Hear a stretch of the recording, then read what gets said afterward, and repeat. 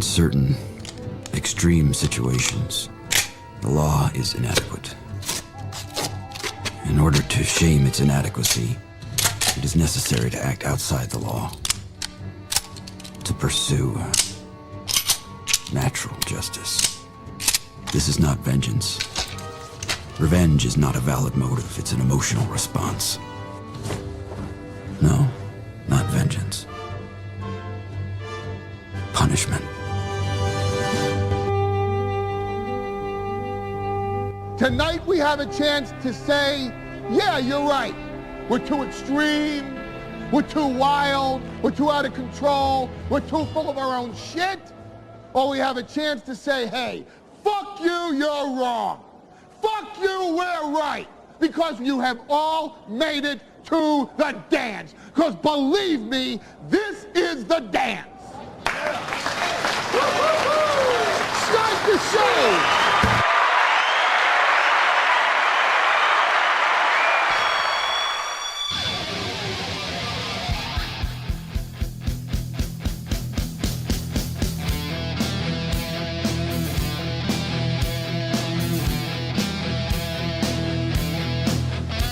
Good morning, everybody, and welcome. It's the Steel Toe Morning Show. I'm Aaron, and as we hit start, there's Johnny. Welcome to the program. Welcome to Thanksgiving week. Welcome to a short week, everybody. A short week punctuated by a Friday show that will simply be a celebration of 4 years independent from the radio business, taking this show on the road and being listener supported for 4 goddamn years. Thank you guys very much for that. We started over on Twitch, I think 700 or so people at a time hanging out. We've grown that now to over 1,000 people at a time hanging out watching the show. More if you count Facebook and Kick, but does anybody count Facebook and Kick? Either way, it's going to be a very exciting week. We hope we knock out all of our goals. No goal on Friday. We're just hoping you guys feel like passing the envelope for the anniversary. Our 2 big envelope shows are coming up. The celebration of the Black Friday celebration of going to the internet, and my birthday show is coming up in a little under a month. I think, what day does the birthday show fall on this year? That would be Monday the 23rd. Okay. All right, then. Monday the 23rd is going to be my my birthday show this year. Welcome. Did you start the virtual camera? Because it didn't on my end. No, but I can right now. Thank you for reminding me. You said a hit start, and I was worried that maybe that's what you did. No, I started it now. Now it started. Now it's good. I'm wearing camo today so I can hide because your boy's a little puffy this morning. I woke up a little on the puffy side of things. We had an inflated weekend. We had a Gopher game. We had a Vikings game. A lot of snacks. When you got 2 different football games, couple of drinks when you have some football games. And I got to, You eat a lot of salty snacks. You retain a little water. You're a little puffy to start the week. A lot of water. Little self-conscious. So I decided, like a high school girl, wear bigger clothing, hide. I'm hiding from I'm hiding from the world today. So I feel a little comfortable. Thank you very much to Brian starting us off with $20 this morning before before the program even started. A nice 20 spot from Brian. 330 is your number today. Let's hit those today. I think we got, 4 or 5 goals this week. Let's hit them all, and let's have a great week. The schedule is going to look like this. Monday morning, Monday evening, Tuesday morning, Tuesday evening, Wednesday morning, and Friday morning.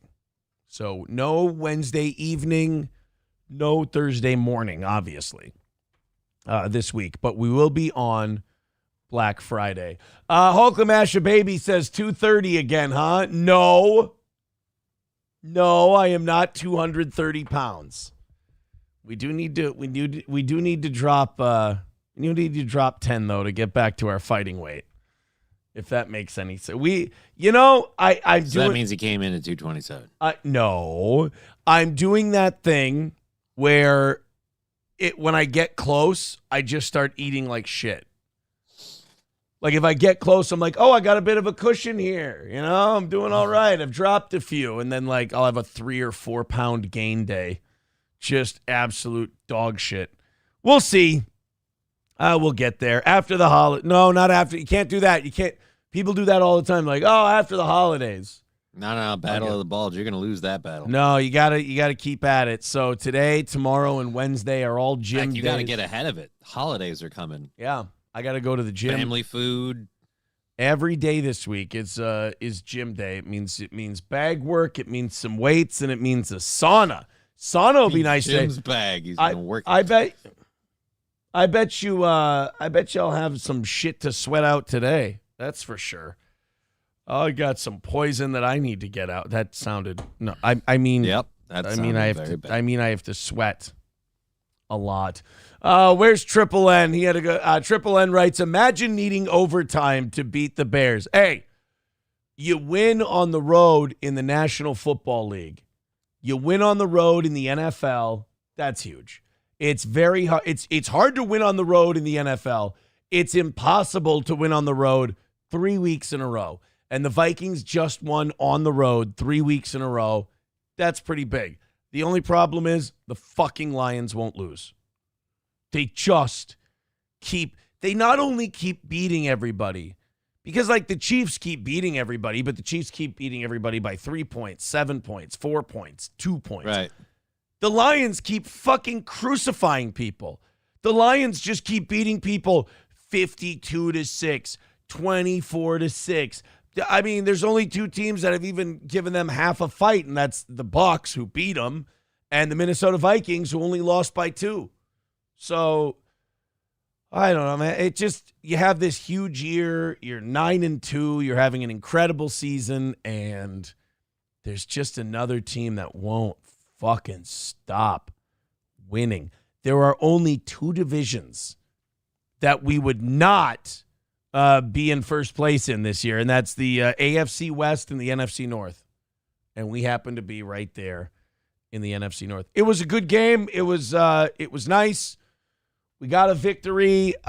Caleb Williams played really well. We had to fight him off, and that's going to happen. He's the number 1 overall pick. He's going to have some. Yeah. He's going to have some really good games one week. He's going to look like absolute dog shit the next. He chose this game to look really, really good. And look, we got out of there with a win. So he's up for a suck coming in pretty soon. It doesn't matter to us anyway. We play him one more time later this year. But yeah, I don't give a shit what he does until we play him again. We got Arizona, who's oddly kind of good this year, coming up at home, and then Kirk Cousins returns to U.S. Bank Stadium in 2 weeks. That'll be a fun one. And then after that, it's just kind of we dick around with teams like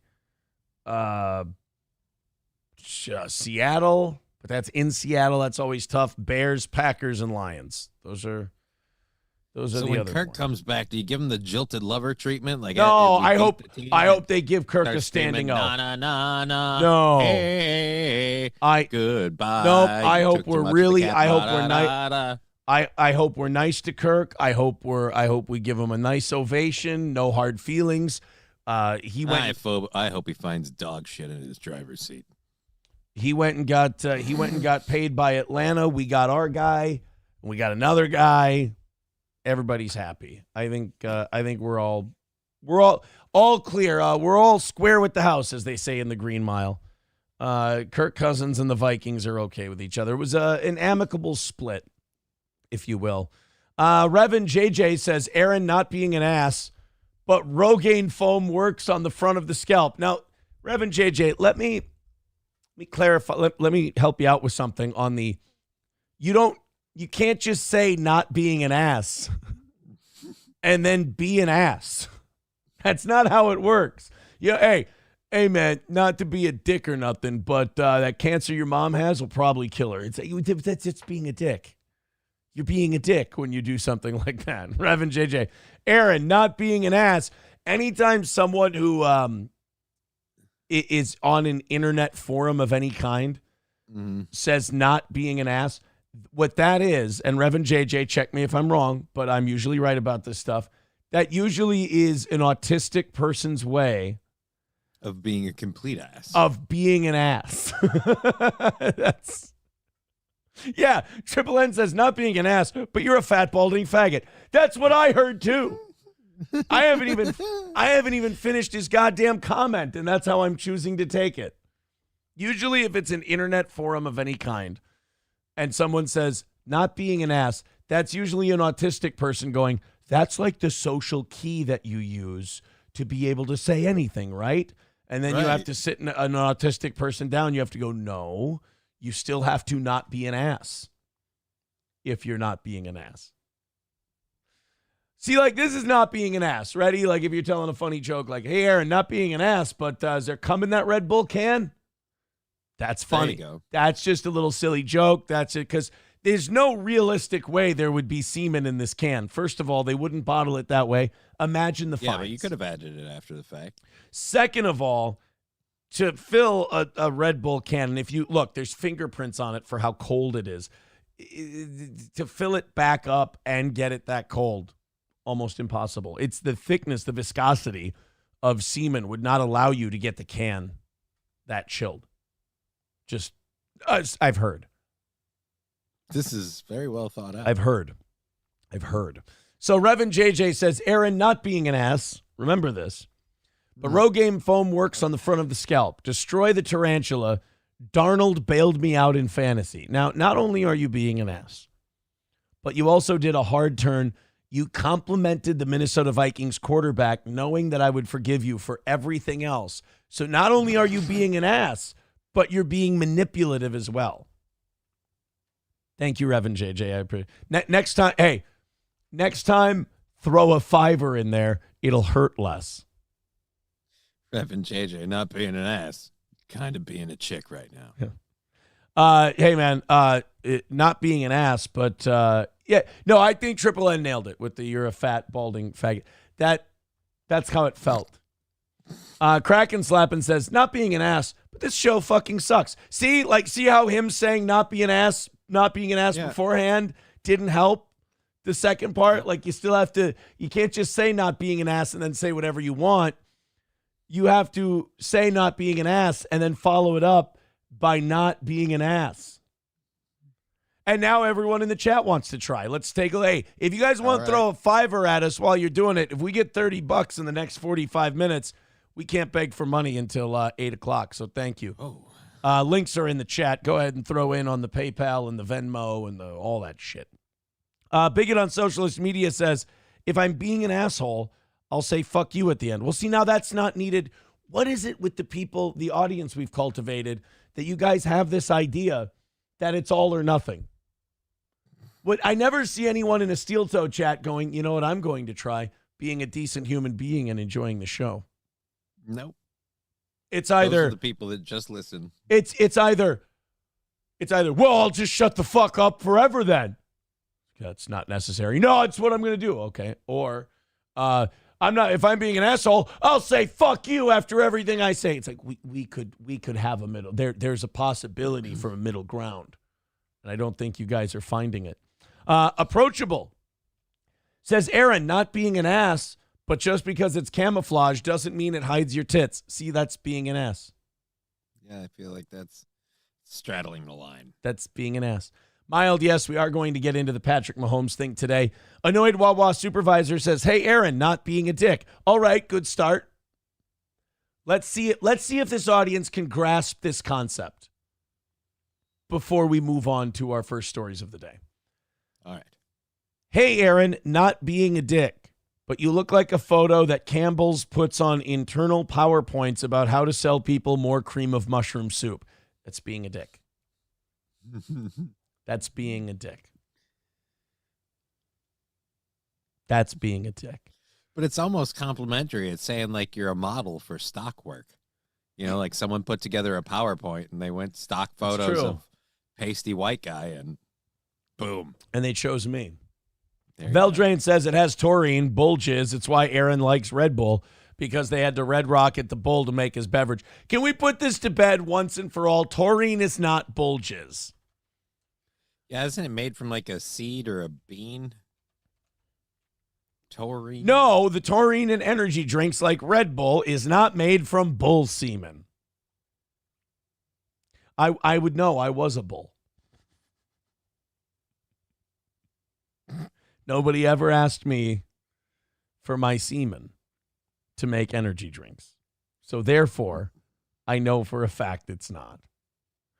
I was giving Reverend JJ says, I was giving good advice. I paid $50 copay for LOL. All right, thank you. A-Team with $1. At least he's paying. Right? A-Team with $1 says Aaron is gay. That's actionable. I'm just letting you know. It's an actionable statement. Yeah, but then how do you, well, never mind. Yeah, you can I was going to say, I how do guess- you prove it? You can't really prove you're not gay, can you? I guess you'd have to like F a chick in front of the judge. Gay people can do that. It's fair enough. There's literally zero way to prove you're not gay. Everyone in this world. Yeah, but you got to be committed to do it without going, ew, icky, stinky, no. Everyone in this world who denies they're gay has no way of proving they aren't. There's a way to prove you are gay. Yeah. Like fucking a dude makes you gay. You can prove that you're gay. Fucking a girl does not prove you're not gay. This proves you're committed. Bro. We've discovered something live on today's show. There is zero way to prove that you are not a homosexual. There's things you can do to throw people's scent off the trail. Aaron's found a few of them. Couple marriages. Yeah. Veldrain says, not being an ass. Oh, here we go. I don't see why more viewers don't go to watch Meme Copium. Hey, that is being an ass, though. Mr. Beat says, I was going to buy a YouTube membership, but there's no perks. You don't do Sunday shows. I do a show every Sunday at 7:00. It's called Members Only. You have to be a member for it to show up and for you to watch it. You know what? I appreciate that Love the Pie is in a way backing us up. He says, do people realize how expensive bull semen is? Aaron couldn't afford that. Thank you. Thank you. See, there's where it's not being an ass. But the people realize how. There you go, because you're not being an ass. Not to be a dick, says Hulkamasha Baby, but have you ever learned self-control, or does your tiny monkey brain not work that well? See, now that's being an ass. Chevrolet JB says, when I snap my fingers, you will no longer be gay. Snap. Where's a dick? See, it didn't work. It didn't work. Clip it. McBuster says, I'm convinced Aaron is correct. There is nothing he could do at this point to prove he is not gay. Los Teos Synthesizer says, Aaron runs on black market donkey jizz. First of all, there's no need to have a black market for donkey jizz.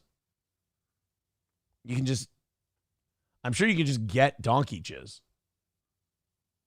Yeah, there's a lot of immigrants coming in. I'm sure one of them have some. Why would they have donkey? Why? I don't know. It seems like it might be an easily tradable commodity. There's no reason. Little bit goes a long way. You're already. I value small product. No, you're not. You're already sneaking across the border. There's no reason to, like pocket sand. Do you just carry a vial of goat jizz? I don't know. Like, what if it's like a high quality breed or something? You're being I don't know. silly. You're being silly. They do that with horses. I don't know. Do they do that with goats? No, they don't. They don't do that with horses. People don't just walk across the border with jizz in them. No, I'm saying people pay a lot of money for horse jizz. Right, but they go to a reputable horse jizz dealer. They Right. don't just go, Who's oh, yours? there's Pablo, fucking dancing in a sombrero across the border. Yeah, so obviously you have to have the paperwork, but I mean, like, there's You literally can go online and just buy horse jizz. Here comes a Google search. Ready? It's okay. They're not seizing my just computer. go to one of your attention. save pages. Horse semen for sale. Right. Superior equine sires in stock semen. Here, ready? Get ready for your screenshots. Gonna email how much for a tasting. Let me. Oh, I gotta move myself. Come back down. Okay. There we go. I come down. It hurts like hell. There we go. Superior equine sires. The future is frozen. That literally says that at the top of the page. The future is frozen, meaning to come. The joke so what is it? Like it's like a lollipop, and you gotta. Well, no, I believe you thaw it out before you inseminate the horse. Yeah, I don't think you just. I don't think that would suck for the horse. I don't know what you know about the reproductive system, but no, a female horse cannot just lick a horse jizz popsicle and get pregnant. Okay. And I don't think you just shove an ice cube of horse jizz inside a lady horse and it just thaws out and works. I don't think that's. I don't know. Again, this is all new ground for me. How do the sperms live? In mansions and Benzes, giving M's to their friends, and it feels stupendous.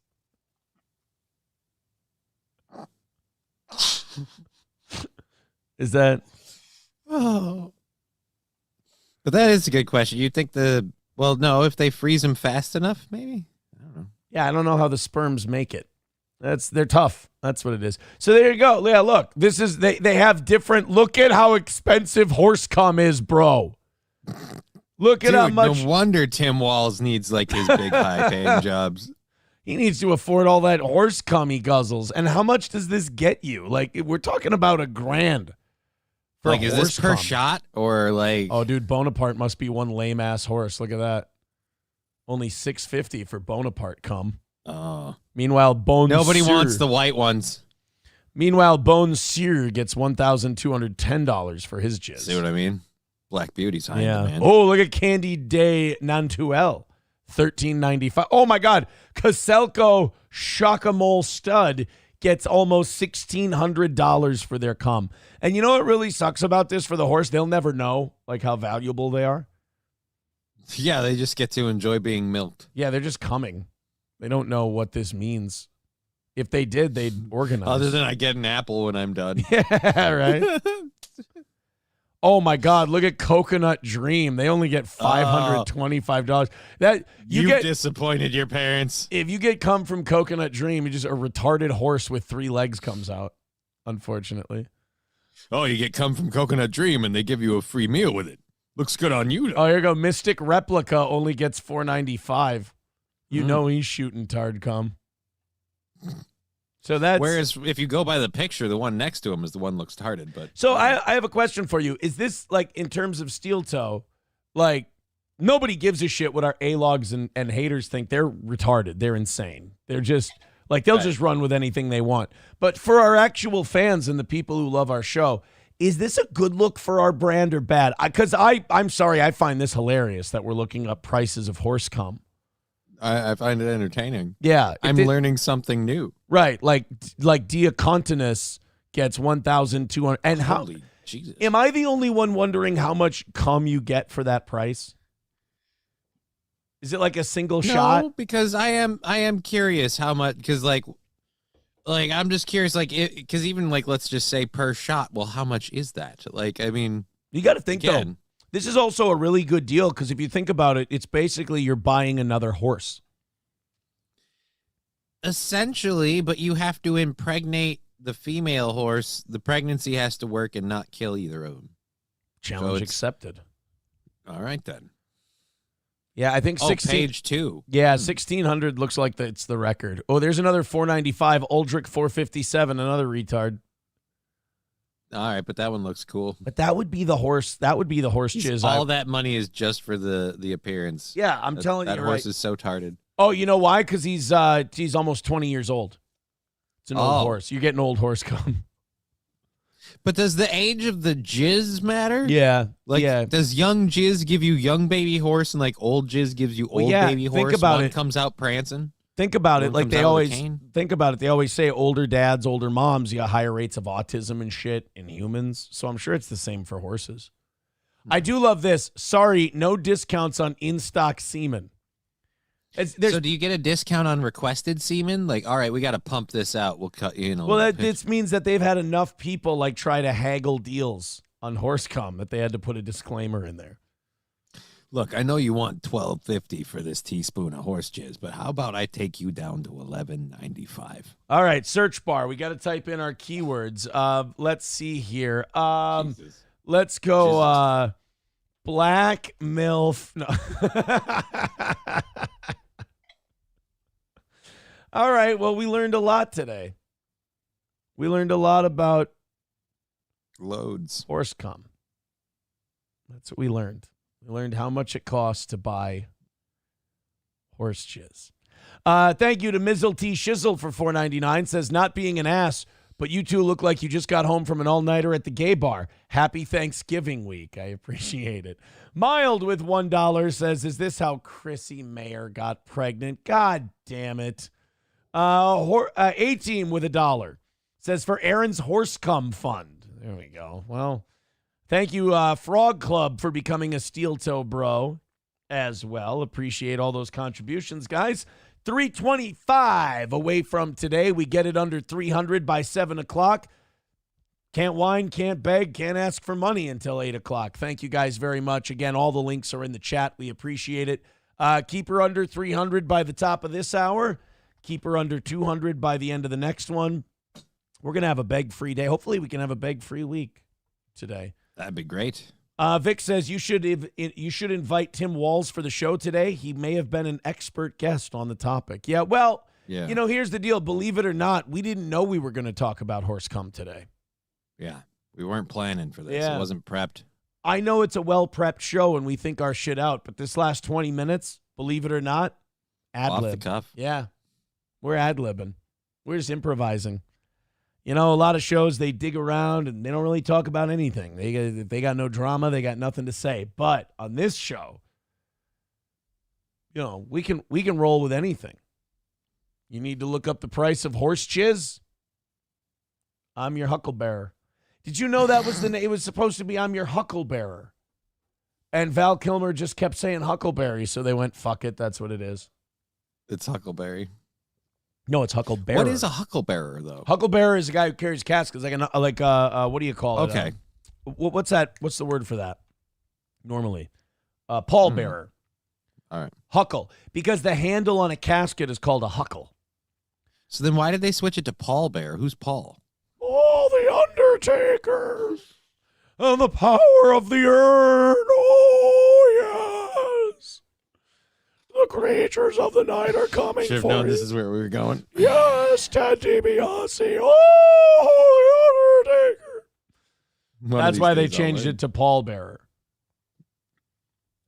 A lot of people think the wrestling manager was named after the person who carries a casket at a funeral. Quite the opposite. Other way around. We used to call it a hucklebearer until Percy Pringle got his job with the Undertaker. That's what happened. Write it down. That's legit. Chico Kina says, show the video of the mayor accidentally killing Stallion during sex. I don't know.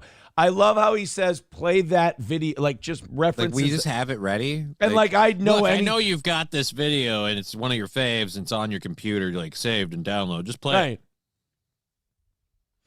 I don't just have videos of horses fucking each other to death. I'm sorry. I don't know. And again, this is not one of those things where me not having it, you go, oh, Steel Toe's gone soft or he's a sellout. That is you projecting what you want me to be onto me. And then when I'm not that thing, you get mad at me. I'm not the guy who just has horse fuck videos on command. All right? I want to get that straight from fucking Jump Street. All right? Oh, God. Well, how long has it been since we've had an out of context drop? One of those needs to happen again. Right? Triple N says this is riffing with the toe. Right. The horse semen websites, all that. That's just riffing with the toe. That's all. Eaton Clam says it was supposed to be a kookaburra. That's not true. No, that's not. It was. Annoyed Wawa Supervisor says at least Paul Bearer didn't make trainees pound out his wife, unlike certain managers that may look like a geriatric Aaron Imhold. Wait, who was that? Wait. At least Paul Bearer didn't make trainees pound out his wife. Who was that? Oh, God damn it. I should know my pro wrestling history better than that. Was that Cornette? Is that the rumor that Cornette had wrestling trainees? I hope that's not true. I believe that, it should be, what's the word I'm looking for? Not residual. What's the, there should be reciprocity. Mm-hmm. Historically, I'm a big believer in, I get, you get. Welcome to the show. It's called a trade. Yeah. Or a swap. Welcome to the show. McBuster just points out Catherine the Great. So we're on a horse kick today, apparently. Horsecock kick. McBuster says Catherine the Great fucked horses. Did she have a page that would help? How does that work? Are we just accepting that Catherine the Great is what she did? Yeah. I don't know. That seems just logistically be incredibly difficult. Color me skeptical on Empress Catherine the Great fucking horses. I feel like you'd need almost a pit crew of people to help you pull that off. It certainly and it seems remarkably unsafe. I don't mean like condom, obviously you're not going to have a centaur, but it just seems like you don't know. It seems like you're going to rupture and tear up things and bleed, and it's just it's not made. That thing's not made to go in a person. It's made to go in a horse. Something to be said for that. Maybe she was just a big lady. MSO letting us know that, you know what? I didn't check my calendar, MSO. I didn't know this. Is this true? He says, by the way, today is Jimmy Shaker Day. Nobody told me. Well, I suppose you told me. I didn't know that today was Jimmy Shaker Day. Congratulations to Gary Sinise on his big day. Los Federales with $1. Says, Aaron, clarify something for me. Was it Ted DiBiase that introduced Purple Undertaker, or was it Brother Love? Remember Undertaker versus Undertaker. Oh, who doesn't? But I think it was Ted DiBiase, and Brother Love was his manager, who introduced The Undertaker. Ted DiBiase introduced The Undertaker to the World Wrestling Federation at the 1990 Survivor Series pay-per-view. There. Now you know that. Oh, I should probably close out the horse semen site. There we go. That was a bit jarring to see. We have, all right, we're all caught up. Good.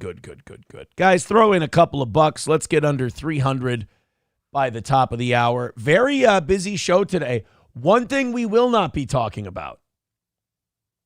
The legend. We talked about this on the members only show last night. There was this, people kept sending me clips and kept sending me DMs on Twitter and stuff about this MLC Chad Zumach, Gino Bisconti thing with this guy called The Legend. And by the way, if you're one of these people who's like, no drama, don't do drama, then you better fucking pony up today, because I had a chance to do a fucking big one, and I took a look at it and I went, this is retarded. I'm not doing this. There's this guy, The Legend, who gave Kevin and Chad thousands of dollars historically. And then just out of the blue, he gives Gino $300 and starts ratting out Kevin and Chad in DMs to Gino. And then Gino shows the DMs after he gets $300 from The Legend. And this is supposed to be some big thing. So then Kevin goes over the top and has this woman on his show who rats out The Legend as some kind of creepy ex-baseball player who does all kinds of sex pest things. And I'm like, guys, we're fucking around doing podcasts. Do we have to get to this point? We got people committing crimes, and we got people outing people and doxing people. And it's just I've been trying to tell you people for years, and you don't fucking listen to me. I've been like, can you just have a good time? Can you just bust some balls and have some fun? See, now I'm curious. You got me wondering. I'm other than the Johnny Somali thing, I've got no other drama stuff I follow. Well, they found out that this guy, The Legend, used to be a baseball player for the old Cleveland Indians. Okay. And that he uses his MLB pension to super chat shows. And he Sounds awesome. Yeah, he calls himself The Legend. Fair. And he just throws out way too much fucking money on shows. And And then this woman came on, Tracy Marie or Tracy Jane or something like that. She came on with Kevin and is just like, oh, yeah, this is what a fucking creep he is. This is how he has multiple phones, or he does this and he does that. It's just like, Jesus Christ, you guys. And like people were writing, you got to see this, you got to see this. And then I watched it and I went, I still don't, what the fuck am I looking at? Like, I don't know what this is.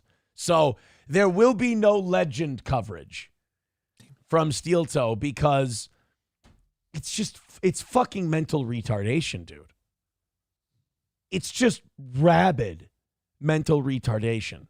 Like if a squirrel bit a retard and gave him rabies, you'd end up with that world of podcasting. It's a rabid retard squirrel with Down syndrome, or a Down syndrome retard with squirrel rabies. One of the two. This is a very weirdly built sandwich. Okay. Reverend JJ says the legendary money waster. Yes, pretty much. Jesus Christ, you guys. All right, never mind. I'm going to get out of the chat for a little bit. It's getting very racist for no reason. It's amazing when you go in to see what people think, and it gets racist. And then you find out. And then, but then you go like, wait a minute, I didn't open up any windows for these people to be racist. Right. And they still did it. Like they did it completely on their own. Like I didn't do anything that could lead to the word, quote, nog being used in the chat. Yet there you go. It's in there. And you go. Well, it's just more proof that we don't lead them in the other places either. They're going to get there one way or another. Yeah. Like people acting like I have control over any of this shit. They do what they want. MSO says, did you see KB on Levy's show? Yeah, another thing I guess I don't really care about.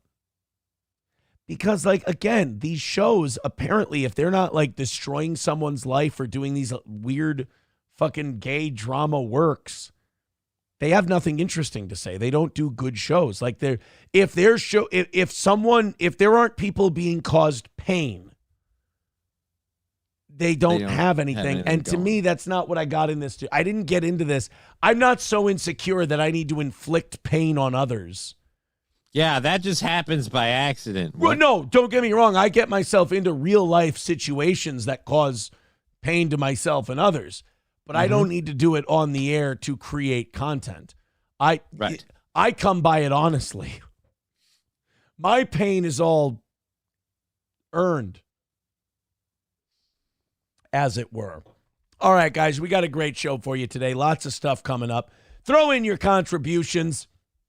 We're trying to get under 300 by the top of the hour, then under 200 by 8, under 100 by 9, then knocking it out. I'm offering 1 hour of overtime for all 3 morning shows this week. Still doing a half hour for the evening shows, but offering 60 minutes of overtime for all the morning shows this week because we got a shorter week with Thanksgiving. And it's 4 years of independence, 4 years of being a listener-supported show, 4 years of begging for your money just so I can get up every morning and pretend my career's ever going to come back to me. So contribute on PayPal, Streamlabs, Rumble Rants, Super Chats, gifted memberships, however you want to do it. Let's make our money this week, and let's be a happy toe, as it were. Okay, guys, plenty to do today, plenty to talk about. I don't know if Elon Musk is actually going to buy MSNBC, but it would be very fascinating. And then put Alex Jones. Is he saying he's going to? Yeah, dude, he was talking about it on his Twitter, on his company, all week. Could you imagine Alex Jones on the nightly news? Oh man. Well, Joe Rogan asked to take Rachel Maddow's job if Elon Musk buys MSNBC. Yeah, I don't know if he's fucking around. I don't know if he's joking, but someone tweeted about, how Comcast is trying to sell MSNBC and CNBC. And they said Elon should buy it. And Elon retweeted the person and said, how much? And then Rogan said, if you buy it, please put me on in Rachel Maddow's slot. So they're scheming. That would be hilarious. I think you should put Rogan, Alex Jones. I want to see that meltdown from her. Well, you know she wouldn't work for Elon Musk, so as soon as he Right, bought but it. where does she go? She has nowhere to go. Well, and think about this. If Elon Musk were to buy MSNBC, cable providers probably just wouldn't put it on their network or their cable service. You know, like DirecTV, Comcast. Like Comcast would probably cut it loose because they're already selling it, so they don't think much of it. So if Elon buys MSNBC, I don't know if it's probably just buying it for the meme more than anything. Well, if you have like FCC licenses and stuff, I suppose you're allowed to broadcast and things. I don't know. You still got to get places to put you on, though. You still have to get places to put you on. Like, you can't just have a TV network and it automatically gets on the air. You have to work with DirecTV, Hulu, but basically everywhere that puts on content, you have to work out a contract with them. Like, okay. This has been a thing with the Minnesota Twins sports teams. They have to work out a deal with cable channels, and then they work out a deal with the cable channel, and then the cable. This has happened to the Twins so much where they pick a channel, they're going to be broadcast there regionally, and then that channel goes, hey, make sure you call your cable provider because Comcast is thinking of dropping Bally's Sports North. So call them and make sure. So they can just drop you if you're Fair a enough. channel. They can just not offer you anymore because of fees and shit.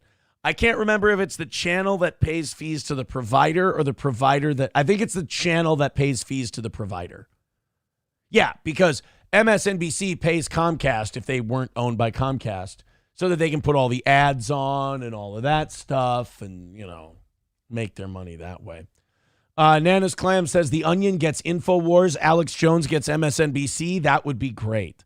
Well, I mean, Alex Jones doesn't have a pot to piss in, so he wouldn't get it, but Elon would buy it. That is funny that Elon Musk is kind of becoming just like the meme purchaser of things. Mr. Monopoly Man in real life. Yeah, he's just like, well, what? Oh, it would be funny to spend all my money on that. Oh, that's funny. Let's do it. Why not? Trump should appoint Alex Jones as press secretary. That would be. Does that? I don't think that has to be approved, does it? I don't think so. I don't think you have to get approved as press secretary. Does press secretary need Senate confirmation? Presidential appointment needing. Here we go. Yeah, click on three things, but undersecretary. It doesn't look like it. Committee on Armed Services. Oh, Jesus fucking Christ. Can you just answer my question? The press secretary serves by the appointment and the pleasure of the President of the United States, does not require the advice and consent of the United States Senate. Okay. Because I was going to say, if it needed to be approved, Alex Jones would never get in. Yeah. They would never put But if it Alex. doesn't need to be approved, that would be a funny fuck you to everybody. It would. He's doing, what's her name? He's going to put, oh, God, I can't remember her name. We talked Lady about that her ran his last. campaign or whatever. Yeah, the press secretary of his campaign is going to be the press secretary, and I'm sure she'll do a fine job. I just want, I don't mind those female press secretaries because a lot of them are really bitchy and confrontational. Well, that's kind of fun. Like Jen Psaki was fun. Sarah Huckabee Sanders was fun. Kayla McEnany was fun. Corinne Jean-Pierre was just sad. Yeah, she was bad. She was just like you. There were times where you almost felt sorry for her. She was so bad at her job. Oh my God! But no, they got some. They got a good one in there. Reverend JJ says the deep state is terrified. FBI agents even leaving the country. Oh, not only that, but like like these government agencies are offering like what do they call it? Grief counseling. I read this yesterday. Government agencies are offering their employees grief counseling to deal with the election and the fact that Trump's coming in to run their departments. They need therapy because he's bad. Oh, boy. Yeah. So, like, the last 4 years of a guy, like, if you work at the Defense Department, You need therapy because Trump's coming in. You don't need therapy because you've been asked to just shuffle billions and hundreds of billions of dollars and weapons of war that will kill children to Europe and the Middle East. That part you're fine with. You're fine with that part of your Defense Department job. But the fact that Donald Trump's going to be your boss, now you need to talk to somebody. He's got like a weird orange tan, and I don't know if that's even a comb over, but I can't take it. Like, really? Yeah. See, this is... You helped murder a village. Yeah. And it brought stability to the region. Now nobody chops off the other person's hand because their grandpas belong to a different tribe. They like us over there, boy. I kind of, act crazy. I'm trying... You know what? Act crazy over on Rumble. I'm trying not to be as black-pilled as you. I'm trying to enjoy myself for a little while. He writes, another 4-year stall. Yay! I'm trying not to think that way. I'm trying to think positive. Thank you very much. Guys, let's get down to 300 before the end of the hour here. We are 15 minutes away from begging territory. Oh, we're going to start begging already this morning? Boo, gay. Make us our money. We'll do an hour of overtime. I'll dance for you if you throw enough peanuts at me. Throw your peanuts. Streamlabs, PayPal, Super Chats, Rumble Rants, Venmo. Let's get on it. Let's get under 300 by 7 o'clock so you can shut me the fuck up. All right. I got bad news to start the day today. Uh-oh. Never again will we be back in 2 and 2. Never again will the audience select whether or not these two are a connection. Taylor Swift and... Wow, nobody even Travis knows. Hill. Nobody even knows. It's sad, man. It's a really sad day. We're not going to be making any love connections here today. I don't know what we're talking about. We're not going to be back in 2 and 2. Wow. Fuck. Wow. You're talking about an old band now, aren't you? Shit. Original host of Wheel of Fortune. Oh, my God. Pat Sajak? Vanna White? No. Pat Sajak was not The original. the original host of Wheel of Fortune. Yeah, I don't know who was then. Thank you, chat. Chuck Woolery died at 83 years old yesterday. How fucking dare you, man? I was watching the Vikings, and even I was kept abreast of what was going on. We lost Chuck Woolery yesterday. He's dead. He's gone, and he's never coming back.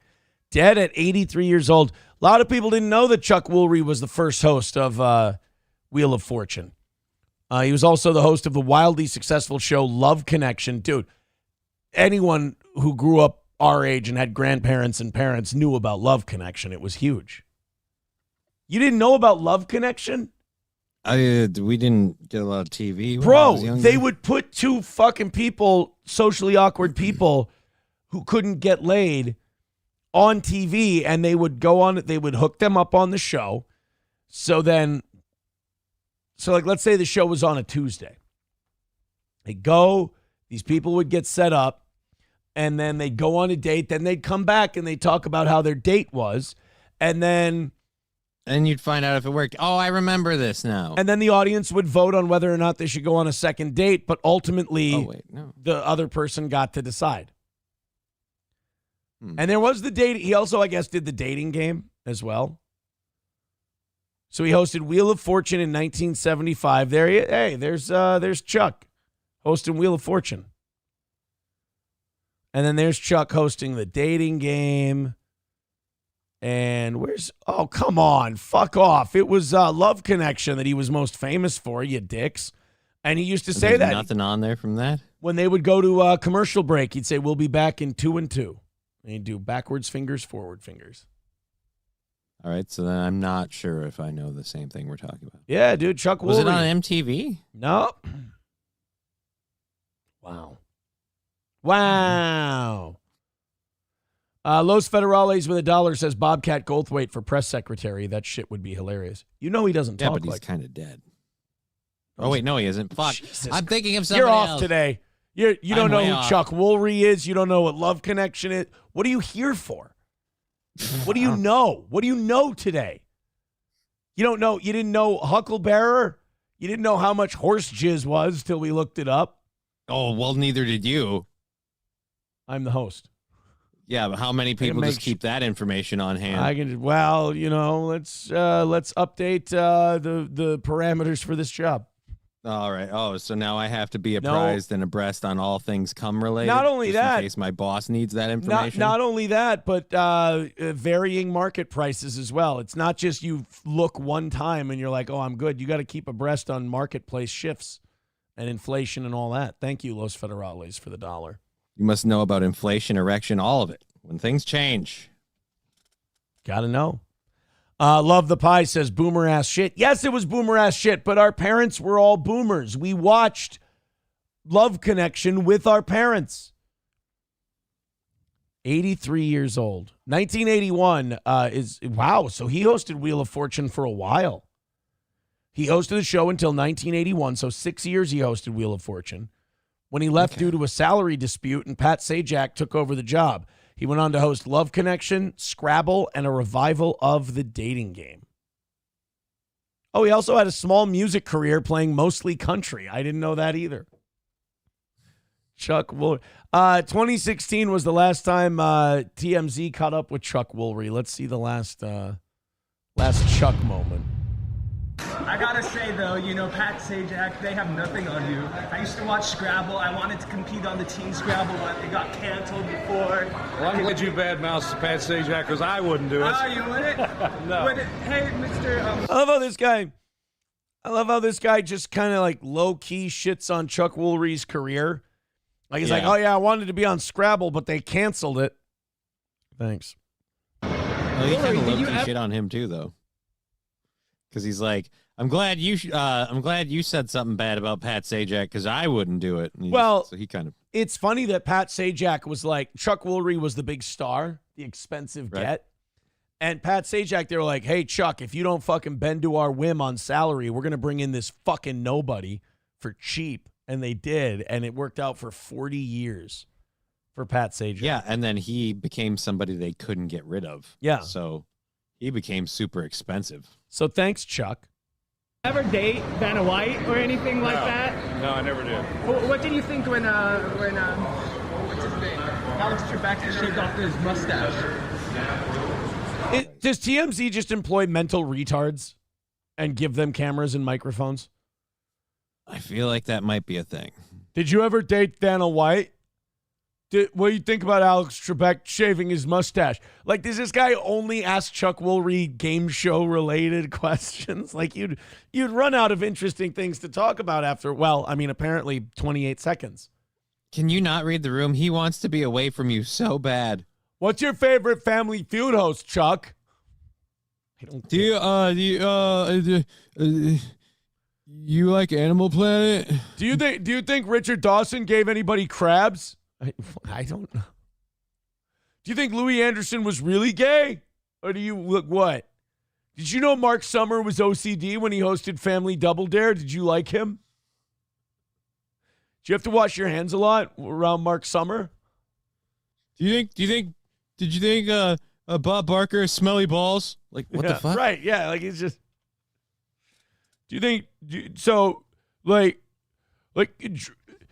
Did Drew Carey, why do you think he lost all that weight?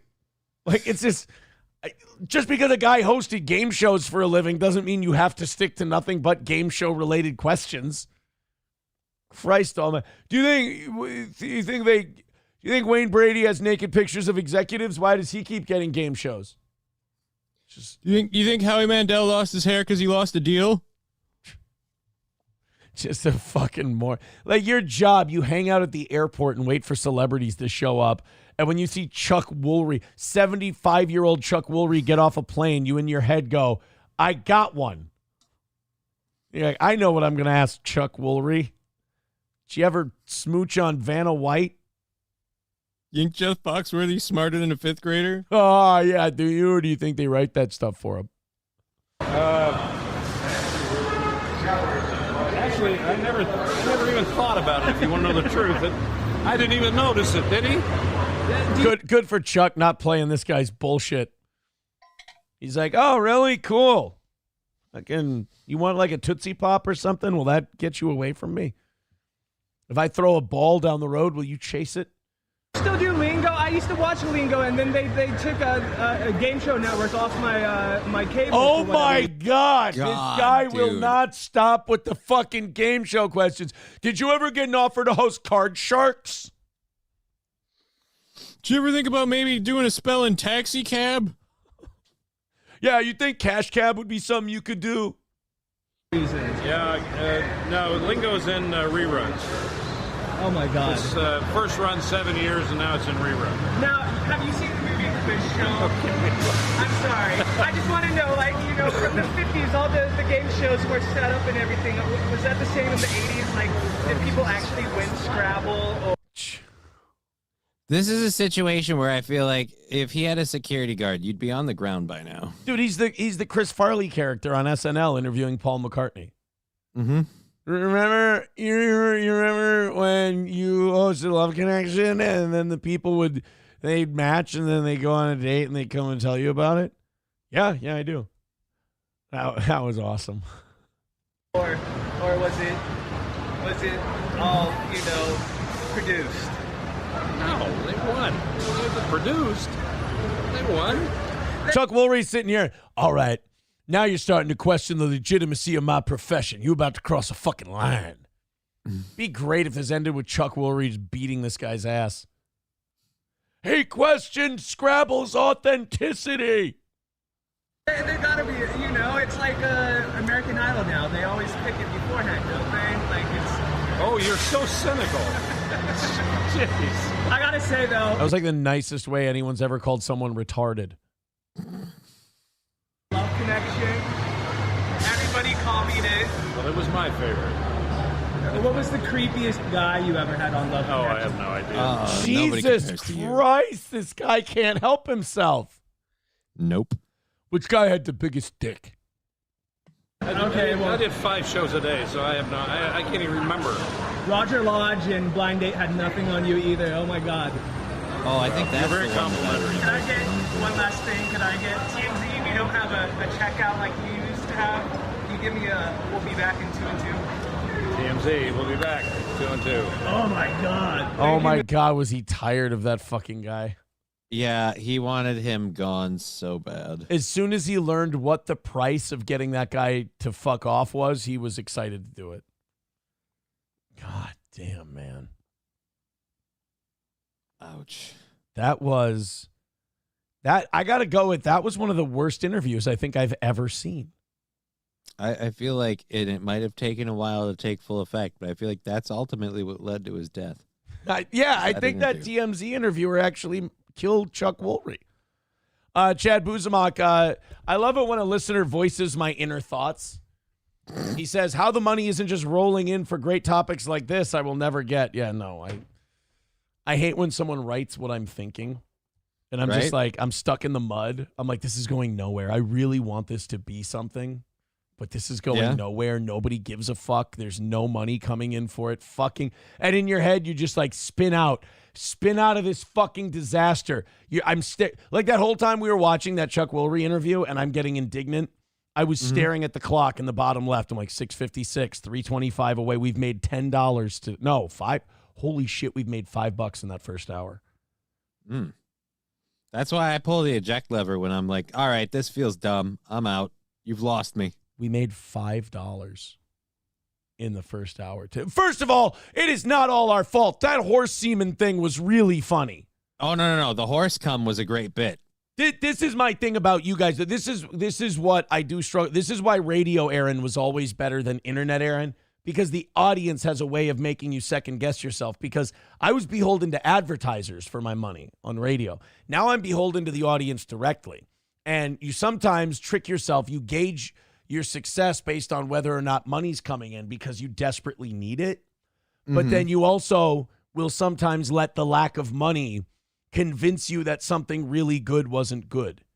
And you'll gaslight the shit out of yourself. So you'll be like, hey, we made $5 that hour. Fucking pack it in. It's over, Jack. Like, your show is done. But then at the same time, I'm like, no, fuck that. That fucking Reverend JJ with the not being a dick thing, that was fun. The horse cum thing was really good. Right. It's just everyone said, no, fuck you. You can do this show for free. I don't care about it that much. Los Federales says Richard Ramirez, the Night Stalker, appeared on the dating game. See, when we struggle around in the mud with a segment for a little bit, sometimes you get a tidbit out of it. Like a serial killer played on a fucking game show. Be even better if he killed someone while he was on it. That would have been better ratings that way. Nana's Clam says, great bit. Okay, now I'm mailing you both dictionaries. Look, sometimes it's your fault. Sometimes it's our fault. The Chuck Woolery thing, 100% I take responsibility for that. That bit was my fault. The horse cum thing, if you're sitting here going, no, it's not a good bit, that's on you. That's your fault. You missed. Whose horse jizz are you drinking? That was amazing. Exactly. Horse jizz bit was great. Chuck Woolery thing was not. Totally understand. All right, guys, it is 7 o'clock. We've hit the top of the hour. Oh, look at that. Gray Duckling with $35 says, not to be an ass, but here. See, now that is not being an ass. You don't have to say not being an ass before you give us $35. But I appreciate it all the same. Right, because you're literally not being an ass. Thank you very much. Guys, we're 290 away from today. Oh, you know what that means? It's 6:59. That means I have to shut the fuck up. Yeah. No beggy until 8 o'clock. Not to be an ass, but you kind of need to zip it. You know what I mean? So now you guys just keep throwing in money. We get to 200 by 8 o'clock. I don't get to say a fucking thing until what, 9? Yeah. So basically, if a donation comes in, then I can say, hey, thanks for that. Here's where we're at now. Chip in, blah, blah, blah. But I can't. Nothing for another hour. You guys bought an hour of steel toe no beggy time. Thank you very much for the 35, Gray Duckling. You know, if more of you just throw in 35 like Gray Duckling did, we're home free. We're good. 290 away from today. Thanks for a good start. We appreciate it. There is a lot of yelling and screaming and agitation, and we're upset, and this is bullshit. Donald Trump's charges in New York delayed indefinitely. The sentencing. This is big because this isn't like charges getting dropped. These are this is the one he's already been convicted of, like the 34 felonies. Mm-hmm. Sentencing delayed indefinitely. They cannot sentence him. Well, I mean, couldn't they just delay it for 4 years until he's out of what indefinitely means is basically until further notice. Like basically, so there's a chance they could try to charge him when he's out of office. Not charge him, sentence him. Or sentence him. They could sentence him when he leaves office, but him winning this election got him out of a lot of shit. Weird. I mean, you'd think if the Department of Justice was, as its name entails, it would just be what's right or wrong. This one is not the Department of Justice. This one is the district attorney in New York. This is an Alvin Bragg thing. This is the New York deal. So you got the New York deal, you got the Georgia deal, and then you have the White Stripes guy, Jack Smith, and his whole deal. So Jack Smith already dropped his federal case. I think Georgia will have to drop theirs, or they have already. That was the one where the woman was fucking the other special prosecutor, and that is where it smelled funky from the get-go. Yeah, well, I mean, look, I'm not here to judge a woman's aura,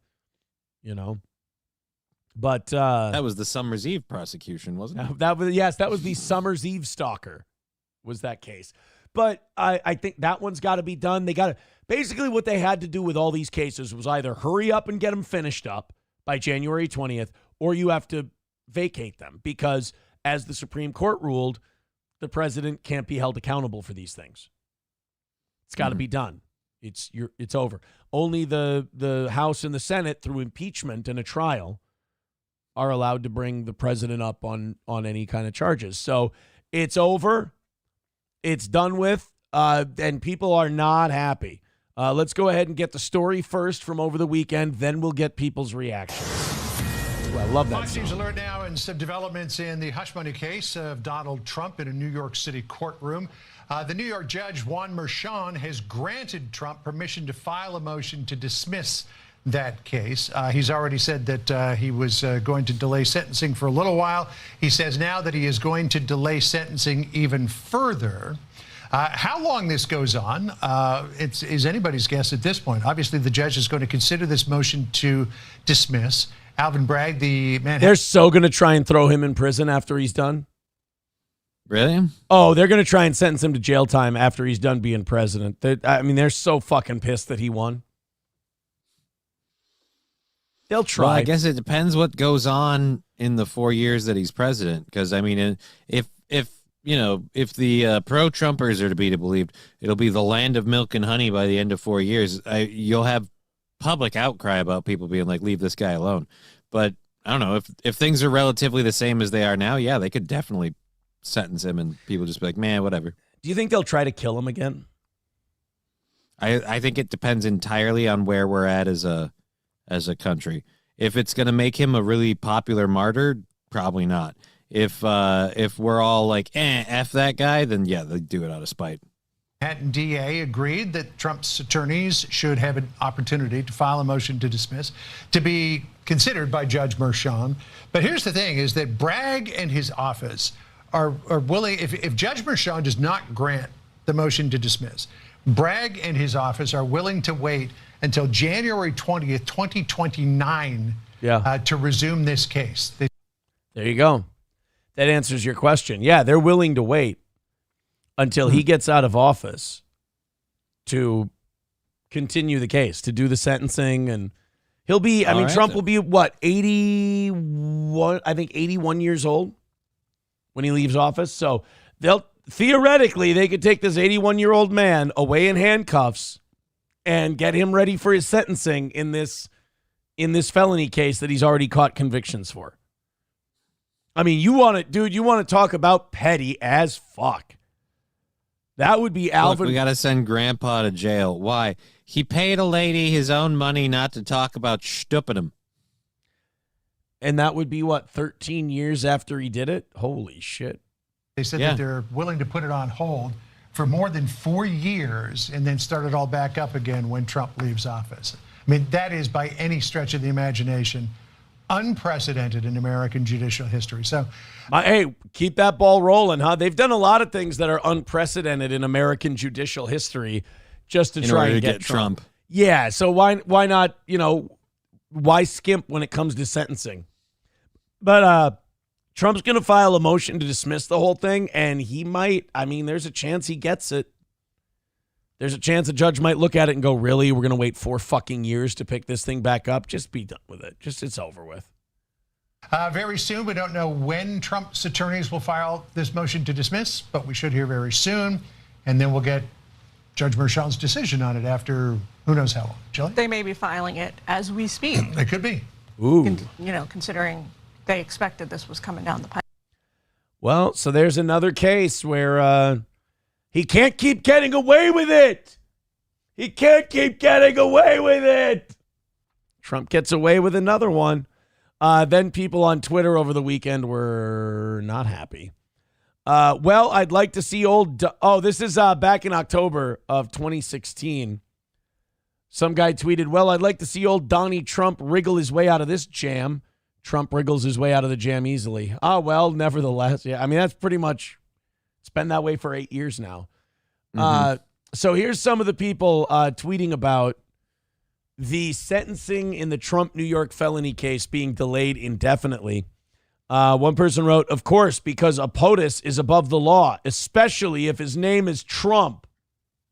Right, because our current one is, so squeaky clean. Right, I would say your name being Trump makes you less above the law than other presidents. You understand the one before Biden and Trump. You understand that guy literally just got to murder an American citizen? And nobody batted an eye. Right. The lefties get all upset. Remember when Trump said that thing where he's like, I could shoot someone on Fifth Avenue and nobody would tell the police. He did that whole thing? And people were like, how dare he say something like that? Barack Obama literally just murdered a guy in broad daylight. He just might as well have walked up to an American citizen and just shot him in the head. And wasn't his kid a bystander of the whole thing, too? Killed his kid, too, yeah. Anwar al-Awlaki and his son, both killed in a drone strike. they were in another country, so it's fine. Right. Oh, by the way, don't worry, we didn't get any sort of like judicial approval to do this attack. We just did it. He just murdered a guy. That was it. Like, well, Obama just murdered a guy. It's like the Norm Macdonald, Bill Clinton thing. He's like, Clinton, he murdered a guy. All right, manslaughter. Just to be clear, when the drone strike happened, it was tilted sideways. Yeah. And, hey, just like an inner city shooting, he got a kid with a stray. And that's bullshit. A lot of people say, like, oh, Obama isn't really black. It's like, fuck that, dude. Not only did he just kill some guy for no reason, no witnesses told the police, and he killed a kid with a stray, too. I mean, the worst part is I can't believe that dude got hit. You would have think from the sub bouncing off of the drone strike, just boom, boom, boom, boom, boom, boom. Someone would have been like, "Oh, what's this?" Yeah, he was playing. This doesn't normally happen around here. Yeah, he was playing 3-6 Mafia when he rolled up on Anwar al-Awlaki and everything. It was fucking crazy, man. Los Federales with $1 says, "Let's start a dark humor rally. What's the difference between a Palestinian elementary school and a Syrian elementary school?" I don't know. I just fly the drone. Oh, so you're going to murder all the children. Suzanne with $2 says Trump will continue winning. It does seem to be that way at the moment. He does have a streak. It does. Yeah, Trump's definitely on a win streak. That's for sure. JH with something interesting before we move on here. He said, Aaron, thoughts on the Keno casino drama? I don't really have any thoughts on it. From what I understand, two friends went to Las Vegas and had a pretty debauched time and had a pretty fucking wild vacation full of fucking and all sorts of other things. Maybe someone can help me out here. I don't see where the scandal is. I really don't. I don't see the scandal on the Andy Worski PPP went to Vegas and fucked some girls. I don't. And this was back in June before Andy Worski was sober. They're like, what if Andy did drugs? Well, he probably did. He was still is an addict. I think even Andy would tell you, if you're an addict, you're an addict. One day at a time and all that. There, but for the grace of God go I, cunning, baffling, powerful, all that stuff. But I'm struggling to see. I looked into it over the weekend. I don't know where the scandal is. Mm-hmm. They went to Las Vegas. I guess they fucked. I don't really know. I know a lot of Keno Casino haters were jumping all over it because maybe they like Nick or something. I don't know. It seemed like there was a lot of Nick Keno Casino crossover. And They were like, oh, yeah, look, no, they're hypocrites. It's like, they're not really hypocrites. I think what people are forgetting is nobody gives a shit if you do coke and fuck people. Nobody really cares. When you do coke and fuck people and there's children involved, that's fucking evil. That's fucking scummy. Oh, Aaron, you were part of it too. Doesn't that mean you're evil? Yup. Have you been paying attention? Evil as the day is long. Bad guy. Guilty. It should be at least refreshing to hear one person say it. Guilty. Bad guy. Did bad, naughty, terrible things. Shouldn't have done it. Should have been a better guy. Would have had a better life had I not done it. But yeah, it's bad. It's naughty. It's terrible. It's awful. But the Keno Casino guys don't have any children. Yeah. The Keno Casino guys have nobody but themselves that they're responsible for. So, they were just having a good time. I fail to see the scandal. I don't understand it. I don't get it. They got home, they looked in the mirror and just went, you disappointed me. Right. Yeah. So I don't really understand what the scandal is, but I'm willing to learn, I guess. Like Los Teos Synthesizer says, spending $23,000 of fans' money to fuck ugly hookers while the fatty watches in the corner is a good look for them. No, that's not. I think you're misunderstanding me. I'll try to explain it again. And the spending $23,000 of fans' money, I mean, if they give you the money, it's your money. Yeah, you don't get to decide where it goes after that. If somebody gives them $23,000 and they buy a car, is that better or worse? Like, I don't understand. Yeah, I bought a car No. with the $23,000. Hey, I went to Vegas on vacation for $23,000. At least with the trip to Vegas, you can use it as content. You can give back a little bit.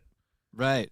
And the only real reason you could be pissed is if they raised that 23,000 crying poverty going, look, I don't got any money. Things are really, really bad. You guys really need to throw this in here. And then you throw in that money and you go, oh, okay, I'm going to go on vacation now. Yeah, Lost Chaos says they invited the fans and had them pick up the tab. Well, that's a mistake right there. I'll give you that. Well, then that's not good. You guys have to remember, I don't spend my life reading internet drama. I know the bare bones of everything. So if you want to fill me in. Just make sure you're giving me the facts so I don't look like an asshole. But they fucked the hookers with their pay pigs. Don't bring your fans with you to vacations. Take your. This is why I always say, and people give me shit for this, but I keep being right. Separate your show from your life. Show life, life. Separate the two. And I will say this, in fairness to PPP and Worski, when you don't have children, that's a little more difficult. Like when you have a family, it's easy to separate the two. Yeah. When you don't have a family, everything's just kind of a party. It's fun. It's whatever. So, hey, there's some of our fans are in Vegas. Should we hang out with them? No, fucking of course not. But you do, because why the hell not? Meet up with your fans. You think you're doing the right thing. But, there's some things that you should keep a mystery, in my opinion. JH says the scandal is because they should have never had Discord. Well, hey, look, you're not going to get me to disagree with you on that one. Discord is fucking cancer. It's awful. Nothing good comes out of Discord. Piss on it and light it on fire for all I care. Okay. They should have never had Discord. They found out one of their pay pigs was a freak pedo degenerate and are disavowing him. Well, that sounds like a smart thing to do, doesn't it? Yeah. Where's the scandal here? They learned something and they went, wow, okay, we don't want anything to do with that guy. Yeah. And we're not sitting here being shitty to you guys when we say, oh, where's the scandal? No, it's the question. We're legit asking. I don't know. Revan says, I can't stand Discord or TikTok. I'll tell you this, SP has TikTok, and I'm never getting TikTok because I know I'll sit there and scroll through that fucking thing.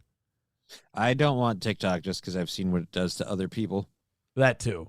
But like, I'll watch those Facebook reels that are basically TikToks, and I'll sit there and scroll and watch some of them sometimes. I'll be like, I'm wasting too much of my time. I don't know. I've gotten into that once or twice, but they don't hold me. It's like they got to be really good to keep going. Otherwise, I get bored quickly. Let's do a couple of thank yous here. We've got them backing up a little bit. Pizza Roll with $20 over on YouTube. Thank you very much, Pizza Roll, for the $20. Wow. Hey, Victor, if you can find a Kevin Brennan, wow, I would like that for $20 and up donations. He says, Aaron, I will have Uber Eats deliver you your breakfast of Doritos and queso. No, don't do that. I'm a little puffy today. We got to drink a lot of water and go to the gym today. That's our job. Los Federales says, I like my women like I like my scotch, 20 to 25 years old and mixed with Coke. Well, she's about 5 years too old, but I know somebody. $1 from Los Federales. Thank you very much. And Kimberly with $15. Thank you. Johnny Kimberly says, I liked the Chuck Woolery segment. Hey, just have a good show for the sake of a good show. When you are having a good time, believe it or not, your real supporters are having a good time, not to be an asshole. Oh, thank you very much for specifying. Thank you very much. That's going to bring $30 off the total. $260. There we go. Hey, look at that, guys. $260 away from today's goal. You guys are on pace. Remember, if we hit 200 by 8 o'clock, I can't beg. So keep the whole begging thing at bay. Thank you very much. There's the links in the chat. Streamlabs, PayPal, Venmo, Super Chats. $260 away from today. Los Federales with $1. Says, cops have a roadblock set up. Two priests pull up, and the cop says, we're looking for two child molesters. The priests look at each other and say in unison, okay, we'll do it. Get it? And then there's also, there's the joke, a Jew and a Catholic, or a rabbi and a priest are walking down the street, and they see a little kid, And the priest says to the rabbi, you want to fuck him? And the rabbi says, out of what? It's one of my favorites. I like that one. Let's go to... No, Clopogram, you can poke a little fun from time to time. It's all in fun. We're all having a good time here, buddy. $15 from Daniel. Thank you. Thank you very much, Daniel. Oh, God, I forgot about this. $15, he says, remember when Zach Halverson started a GoFundMe and then took it all to Vegas? Yeah, that's what I was making a reference to. Oh, is that what that was? Yeah. I said it'd be even worse if you raised the money, if you raised a bunch of money crying poverty, because that's what they did. They're, hey, we've got these legal bills and coronavirus and we're laid up, and they got a news story and they got publicized. Zach got on the news about it, like, oh, Right. poor Minnesota family, and they got a bunch of money in their GoFundMe, and then he took what was left or whatever and went on vacation. I forgot about that. Yeah. And he went to like fucking McDonald's with his boyfriend or whatever. And it was like, dude, you went to Vegas and you went to McDonald's. And then he publicized all of it publicly. I didn't So get he your just- subtlety on that. Yeah, that guy had to hit me over the head with the hammer Yeah. for me to get it. I forgot about that. Who the fuck's Chuck Woolery? Yeah. No, but our former second mic, Zach Halverson. Yeah, he's a behind the scenes guy over at what do they call it? iHeart now. Yep. And he got COVID and he's a fat kid. So he got it really bad and he was bedridden and he did a whole GoFundMe and they got on Care 11 for it. And then after the GoFundMe, he went to Las Vegas and he complained to me privately. He's like, why are you shitting on me on the air saying that I'm taking the GoFundMe money to Vegas? And I read it on the air and I went, because you are, you don't understand that money is fungible. Whatever money you use for one thing frees up money for something else. So let's say our audience gives me $2,000 for groceries. If they give me $2,000 for groceries and I had $2,000 for groceries, now I use that $2,000 for groceries, but I take that other $2,000 and I go on a trip somewhere. It's the same as taking their money and going on a trip.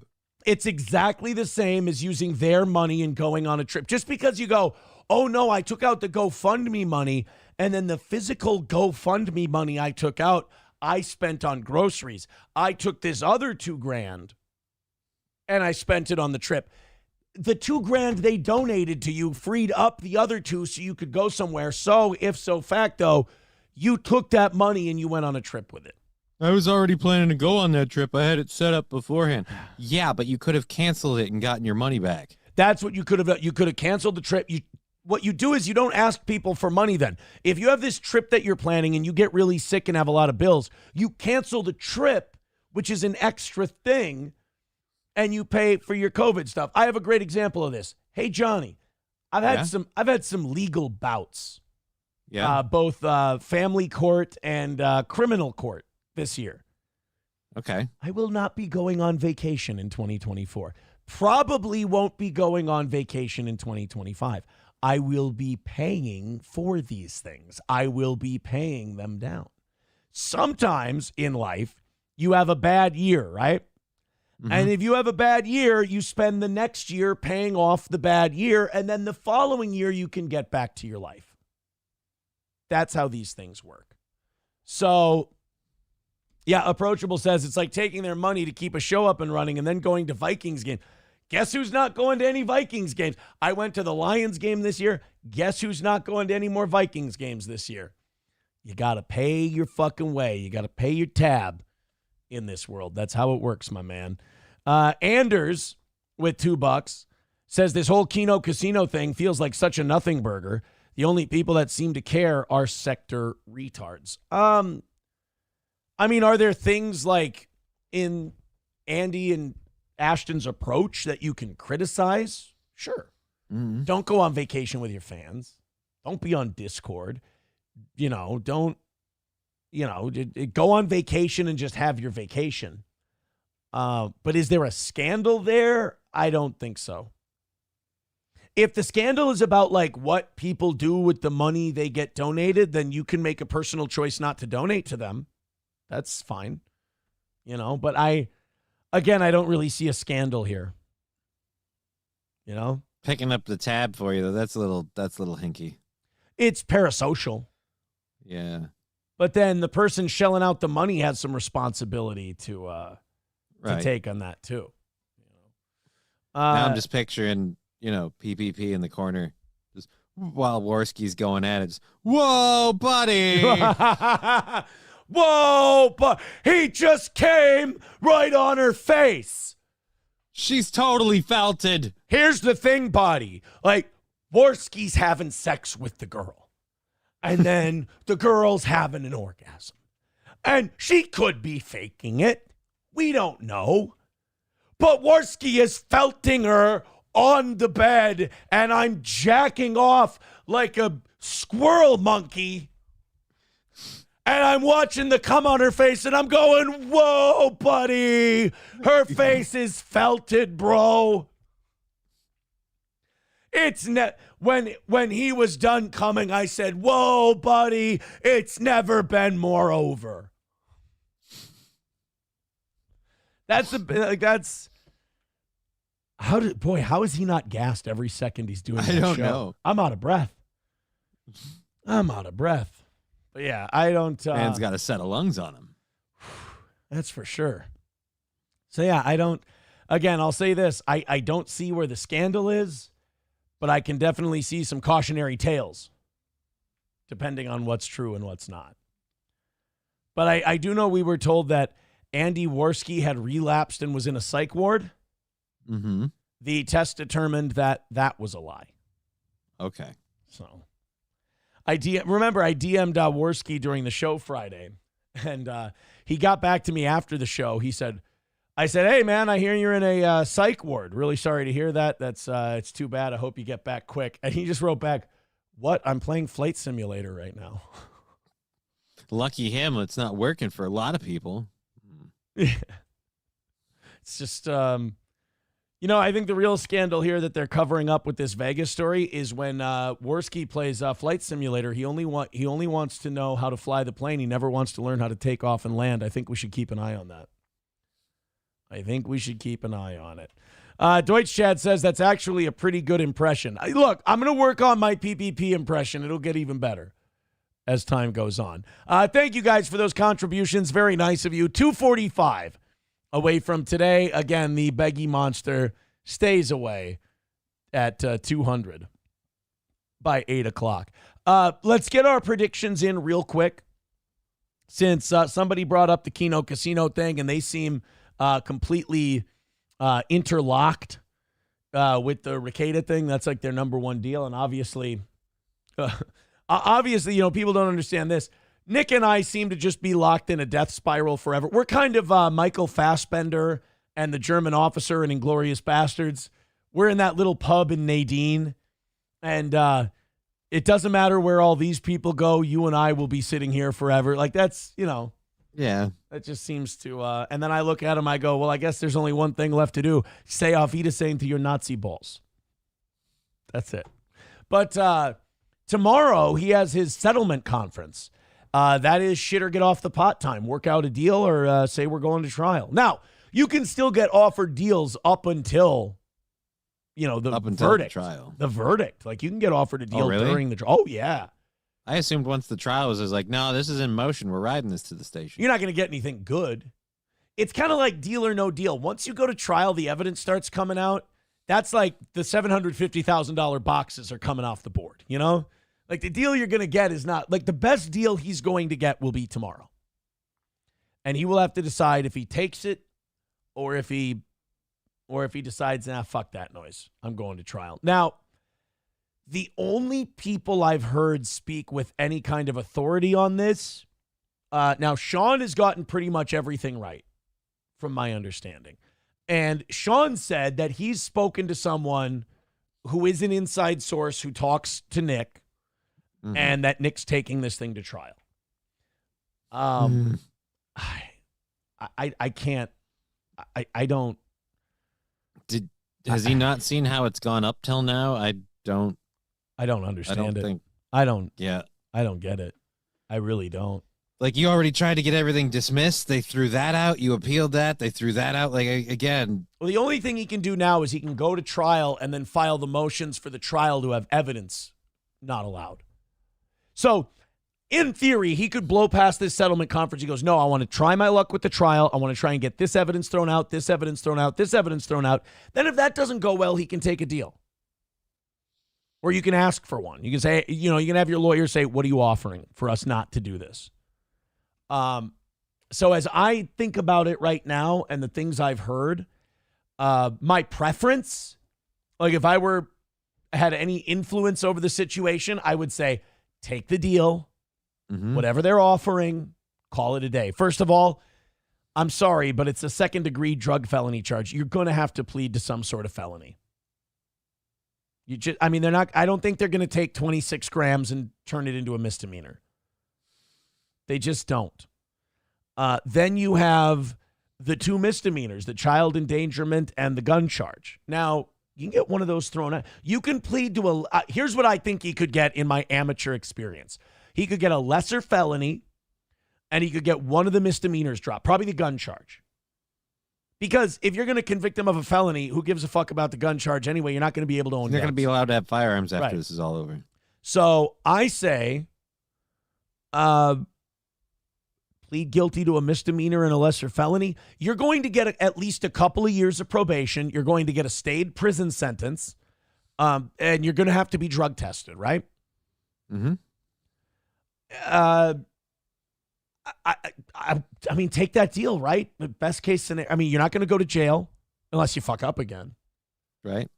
You fail a test. I think if you fail a test, that's a violation and you have to serve the sentence. But they got your nuts in a ball, though. You kind of got to bend over and take it. In a what?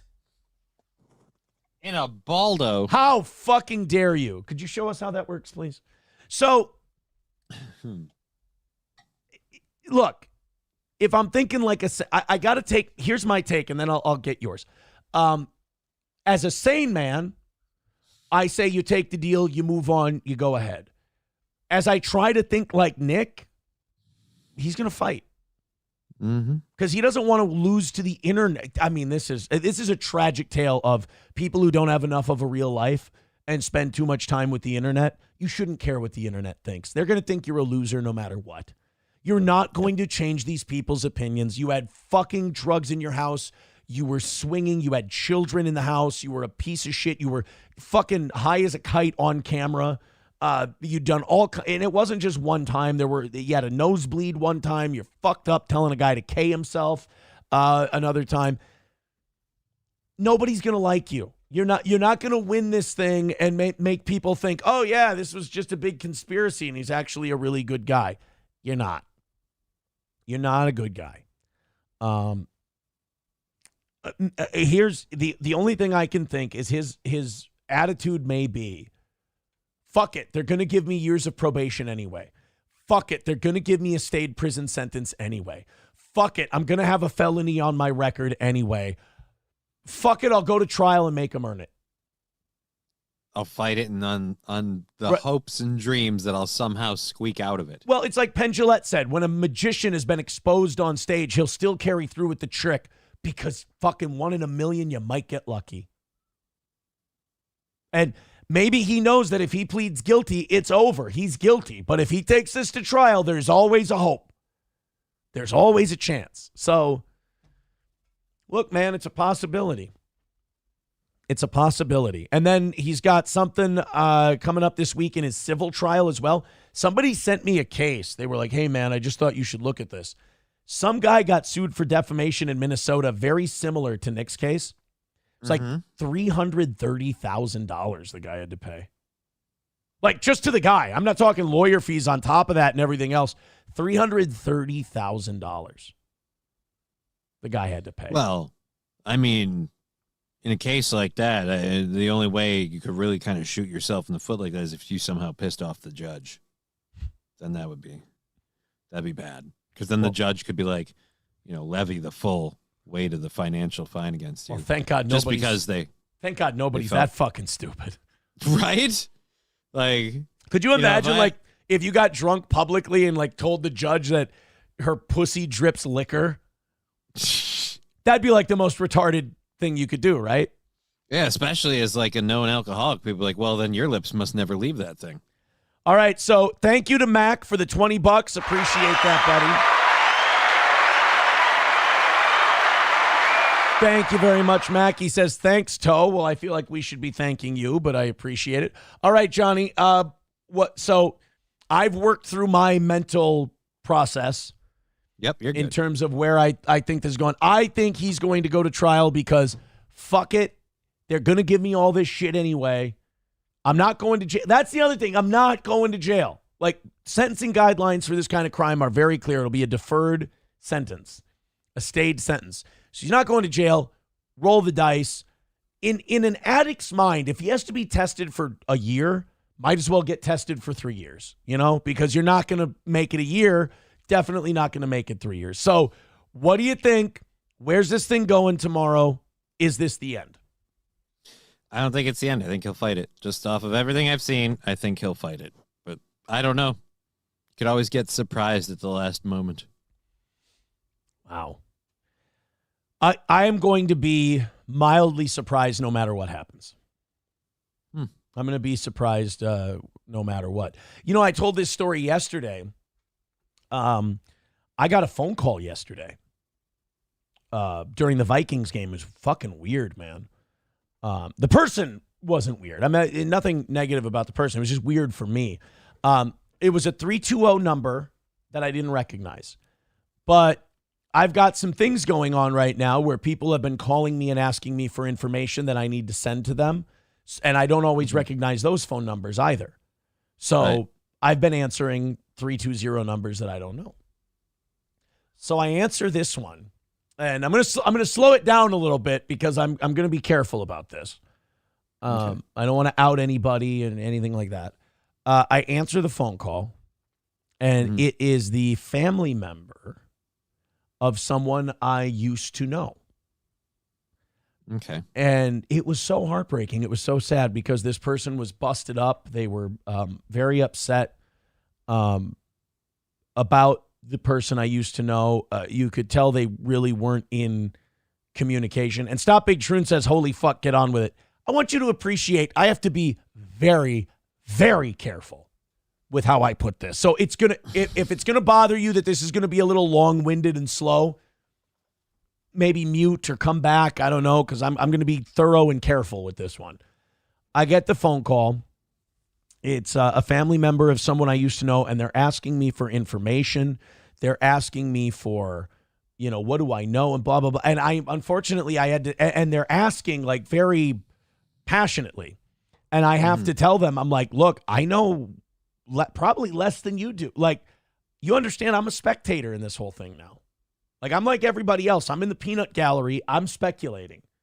I'm out of the loop. Yeah, if it's anything after April 15th or whatever it is, I know as well as you do. And it was really sad. So I'm guessing that there's not regular communication because I should be the last person this person is contacting. So my theory was for them to be contacting me that it has to be desperate, right? Mm-hmm.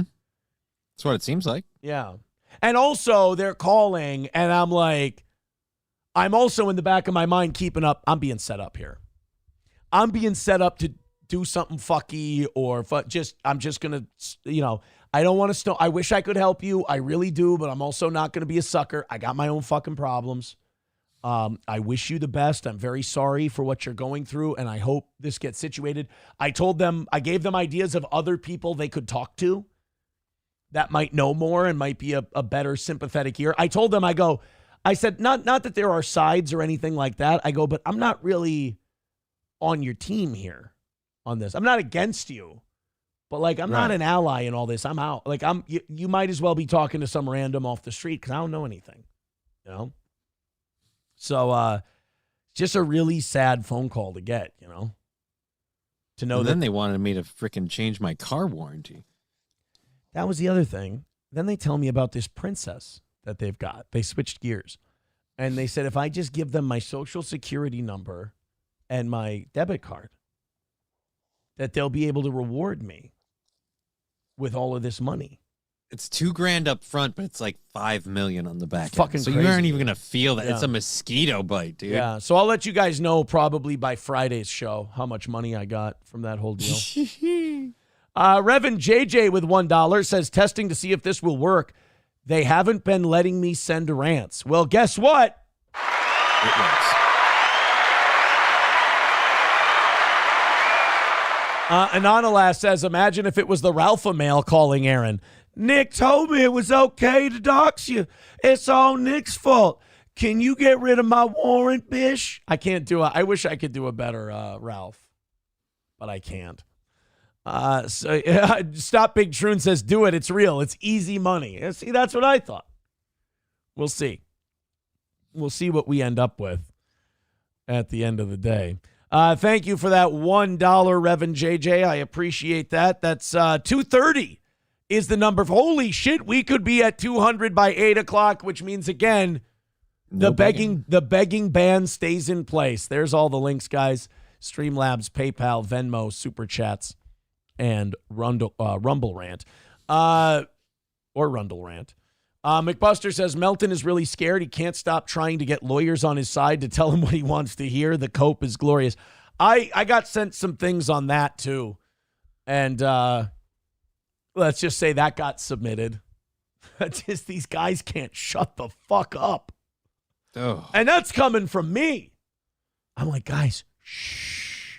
Don't say things like the cops are fucking lazy. The cops are dumb. The cops don't care, especially after you've said, sure, a crime was committed. Sure, something wrong was done, but the cops are fucking dumb and lazy. They're not going to do anything.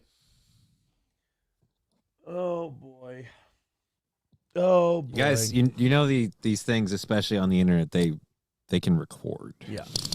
And then someone sent me a thing where they're like, yeah, Melton's clearly lying and fabricating numbers to like show. He's trying to say you were never number one in radio. And he's like showing this piece of paper. And he says it's ratings and the thing says Steel Toe Morning Show on it. And he goes, here's where he is. Guys, I have bad news. Couple of things to tell you Melton's lying. I'll show you what a ratings sheet looks like. You cannot get the Nielsen ratings for day parts unless you pay. Right. You have to pay Nielsen.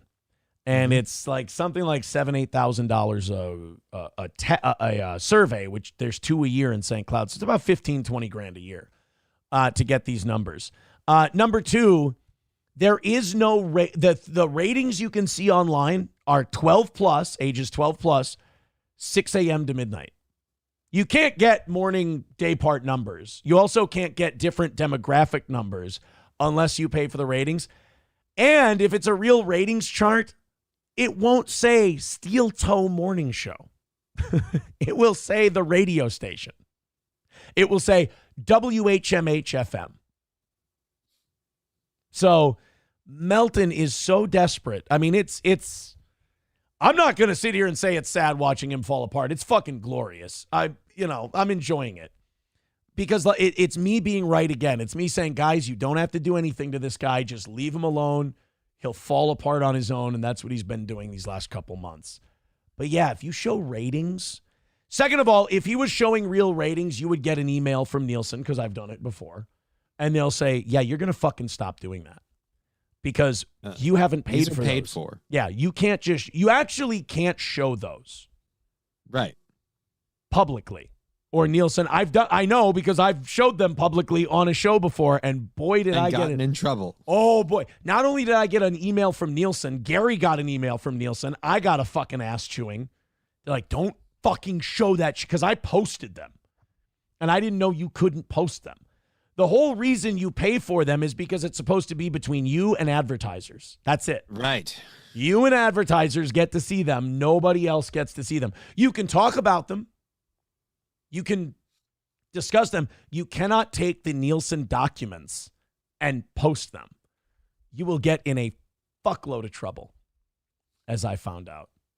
So, yeah, I'm sorry. I know Corn Diff's upset that I busted his boy's lie, but guys, I'm sorry if you're a Patrick fan. He lies all the time. If his mouth is moving, he's lying. He can't help himself. Corn Dip says, surely you have one of those rating charts from back then. Could you show us? I bet somewhere. Probably on my Can you show an old one that's no longer relevant? Yeah. It doesn't matter. Like, if Nielsen gets pissed at me now, what can they do? Right. But I would say probably my old laptop.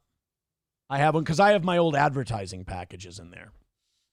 And a lot of those have the ratings. But as far as, I mean, this computer's pretty new. And I actually don't even think I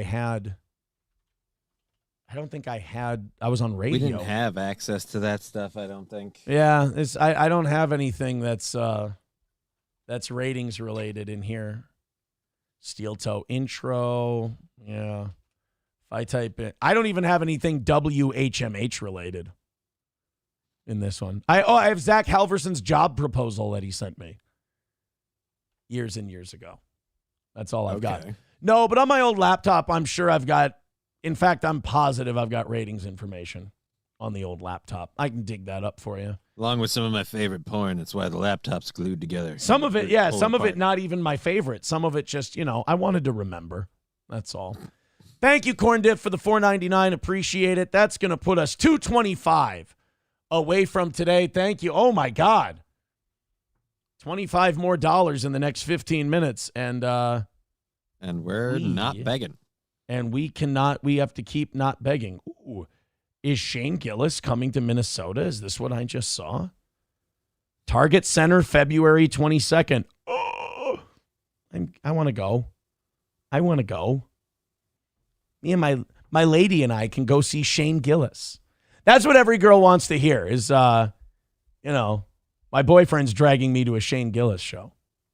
She liked it, though. She liked Tires, and she liked his stand-up special. So, Nana's Clam says you can go over your total general share, but yeah, all the specifics are considered licensed material. Right. All specific demographics and shit like that are specially licensed material. Basically, when you pay Nielsen, you're renting them. You're using their services, their research, and their information gathering. You are not buying the rights to that information. Give me the information, you whore. Not allowed.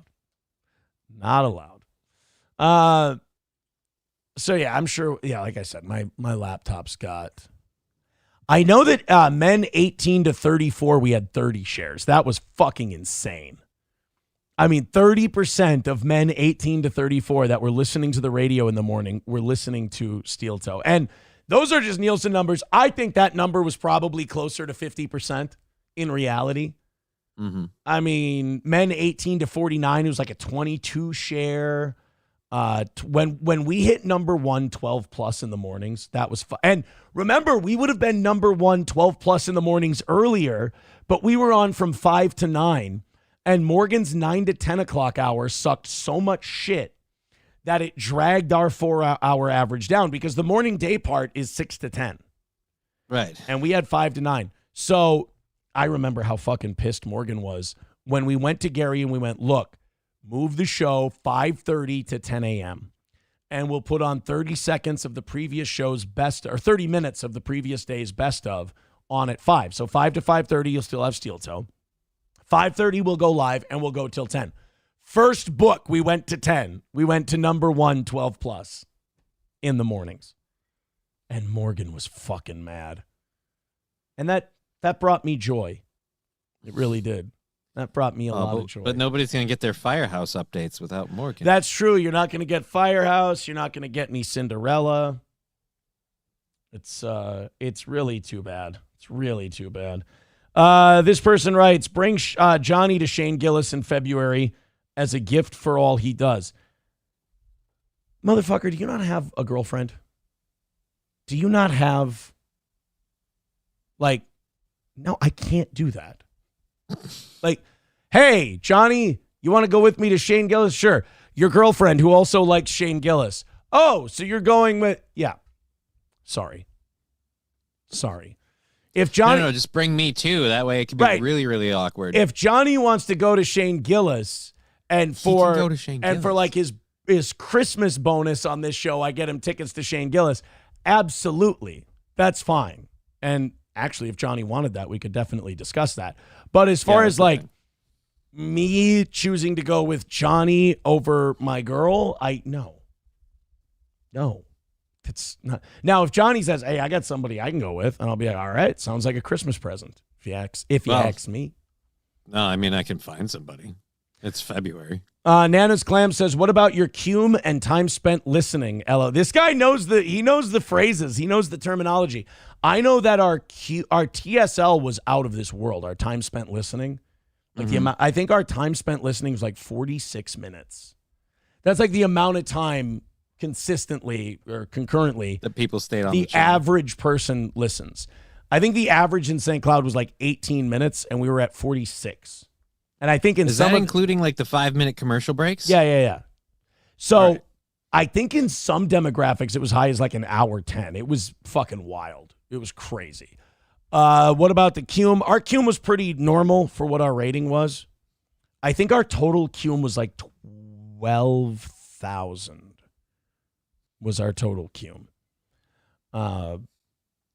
We'll see. Mild says, failing to understand bros before hoes is exactly why you're twice divorced. Listen, I've been doing this for too long to let you guys fucking trick me. All right? Don't give me your voodoo nonsense over here. All right? Don't tell me to buy a minivan and say it's for my better. Your internet people. I could tell you what I'm doing in terms of something, and you will automatically take the opposite side to see if you can get me to second guess myself. Go somewhere else with that shit. It ain't working. Melton would fall for that. Not me. The only advantage to bringing me along is just the nice parking. Which, if you're willing to pay enough, I mean, yeah. you know. Plus, you could be like Steve Zahn in Road Trip, and you could just go up and park in one and limp in. You know, I'm gonna gimp it. We're gonna do this Brian Williams thing in a little bit. This is awesome. I got to take a quick break, and Johnny's gonna take All right. over. Brian Williams was asked why the Democrats lost the election. And I would have Brian Williams pegged as one of these guys who like would make excuses like, oh, they didn't lean harder into this social thing or trans or this or that, or it was racism and all this. I have to say, we're going to watch this Brian Williams clip in a little bit. Stark raving reasonable. He really, I think, kind of knocked it out of the park here. Thank you guys very much for your contributions today. You guys are awesome. If we get $25 in the next 10 minutes, we can't beg. Right. So thank you guys very much. Johnny, take over have for a a couple squirt. minutes here. All right. Well, he moseys off to the commode. I'll let everybody know I am going to be on today at 2 p.m. Central Standard Time, but it's only a 2-hour show. I have an appointment I have to get to, so we have to end at 4. But I will be on. We'll be doing news and whatever else pops up between now and then. Hopefully not World War III. We've been firing nukes. Not firing nukes. We've been firing missiles at Russia. Russia's been fired back. Hopefully they don't go nuclear. I think they got permission, though, so they're a green light to go red. Oh, boy. Yeah, World War III. That'll be fun. I don't know why people are worried about Donald Trump. Like, hey, are we going to try him in 4 years? Are we going to be here? I don't know.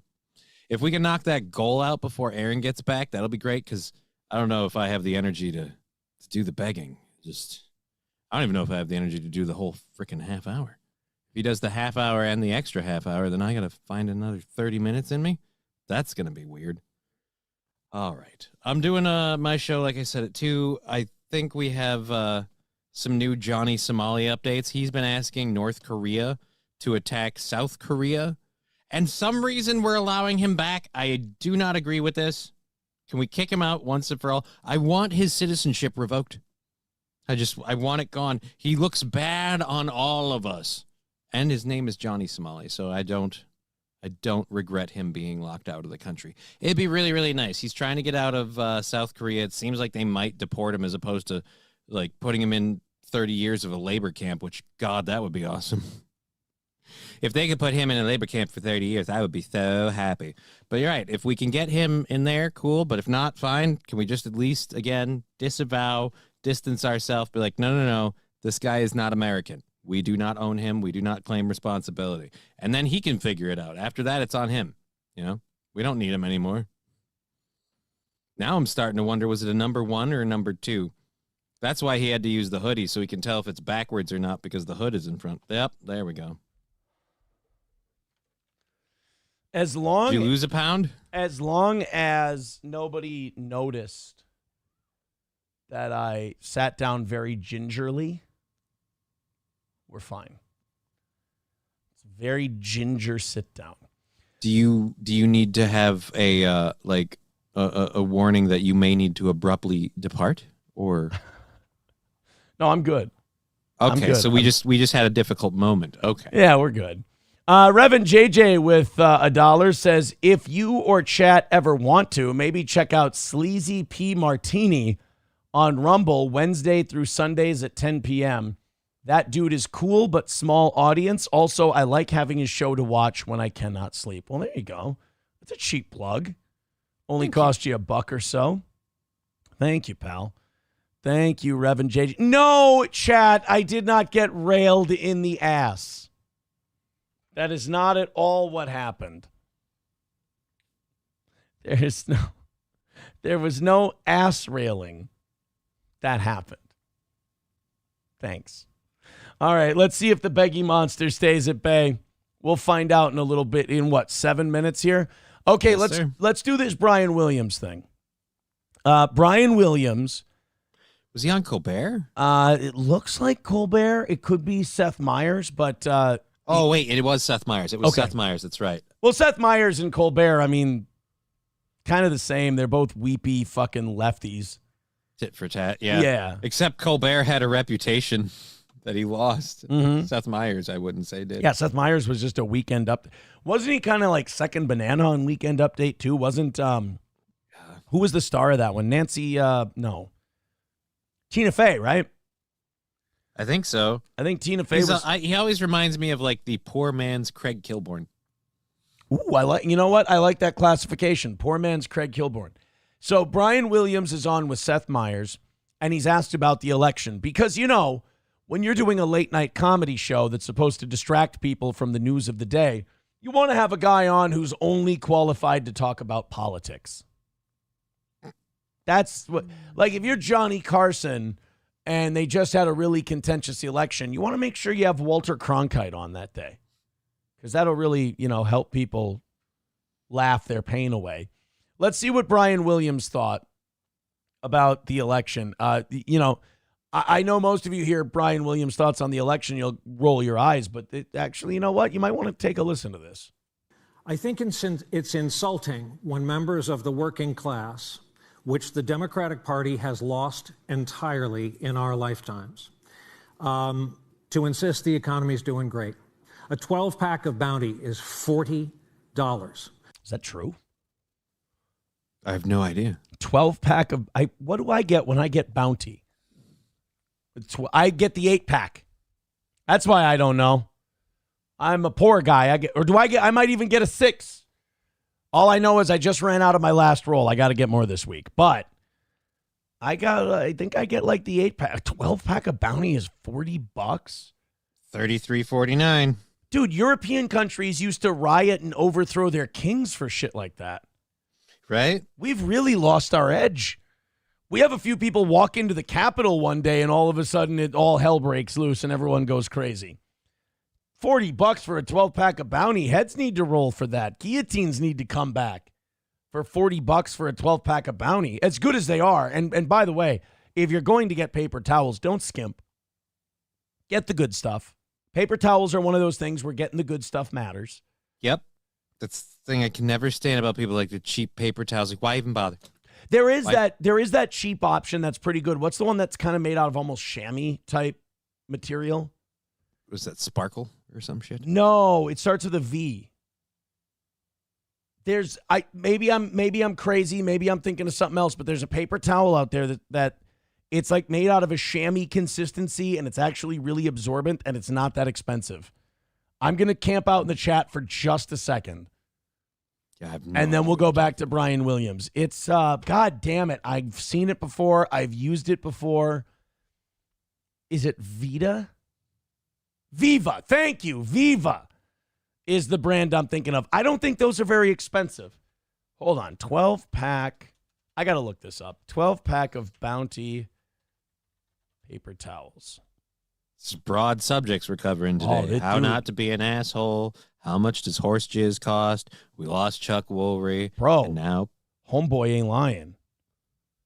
Walmart, 12-pack, 30 roll family roll, $41. Yep.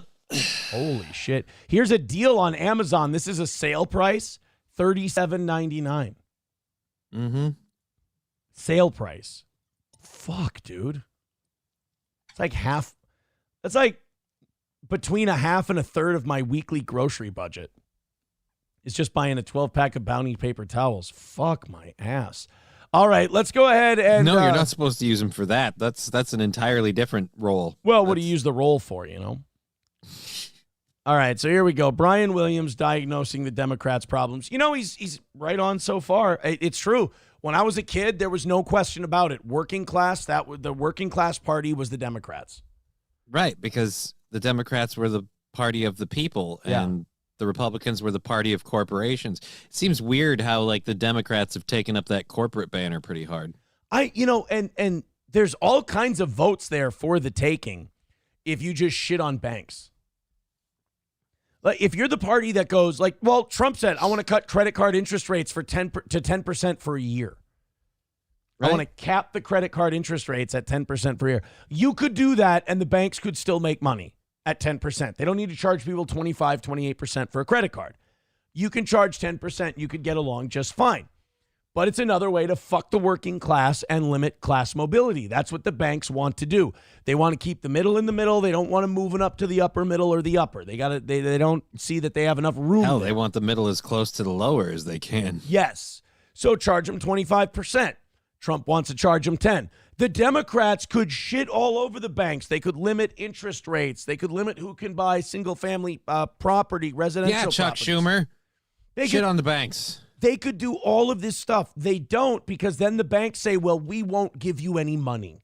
The Democrats are now beholden to their corporate interests, and it's fucked them over.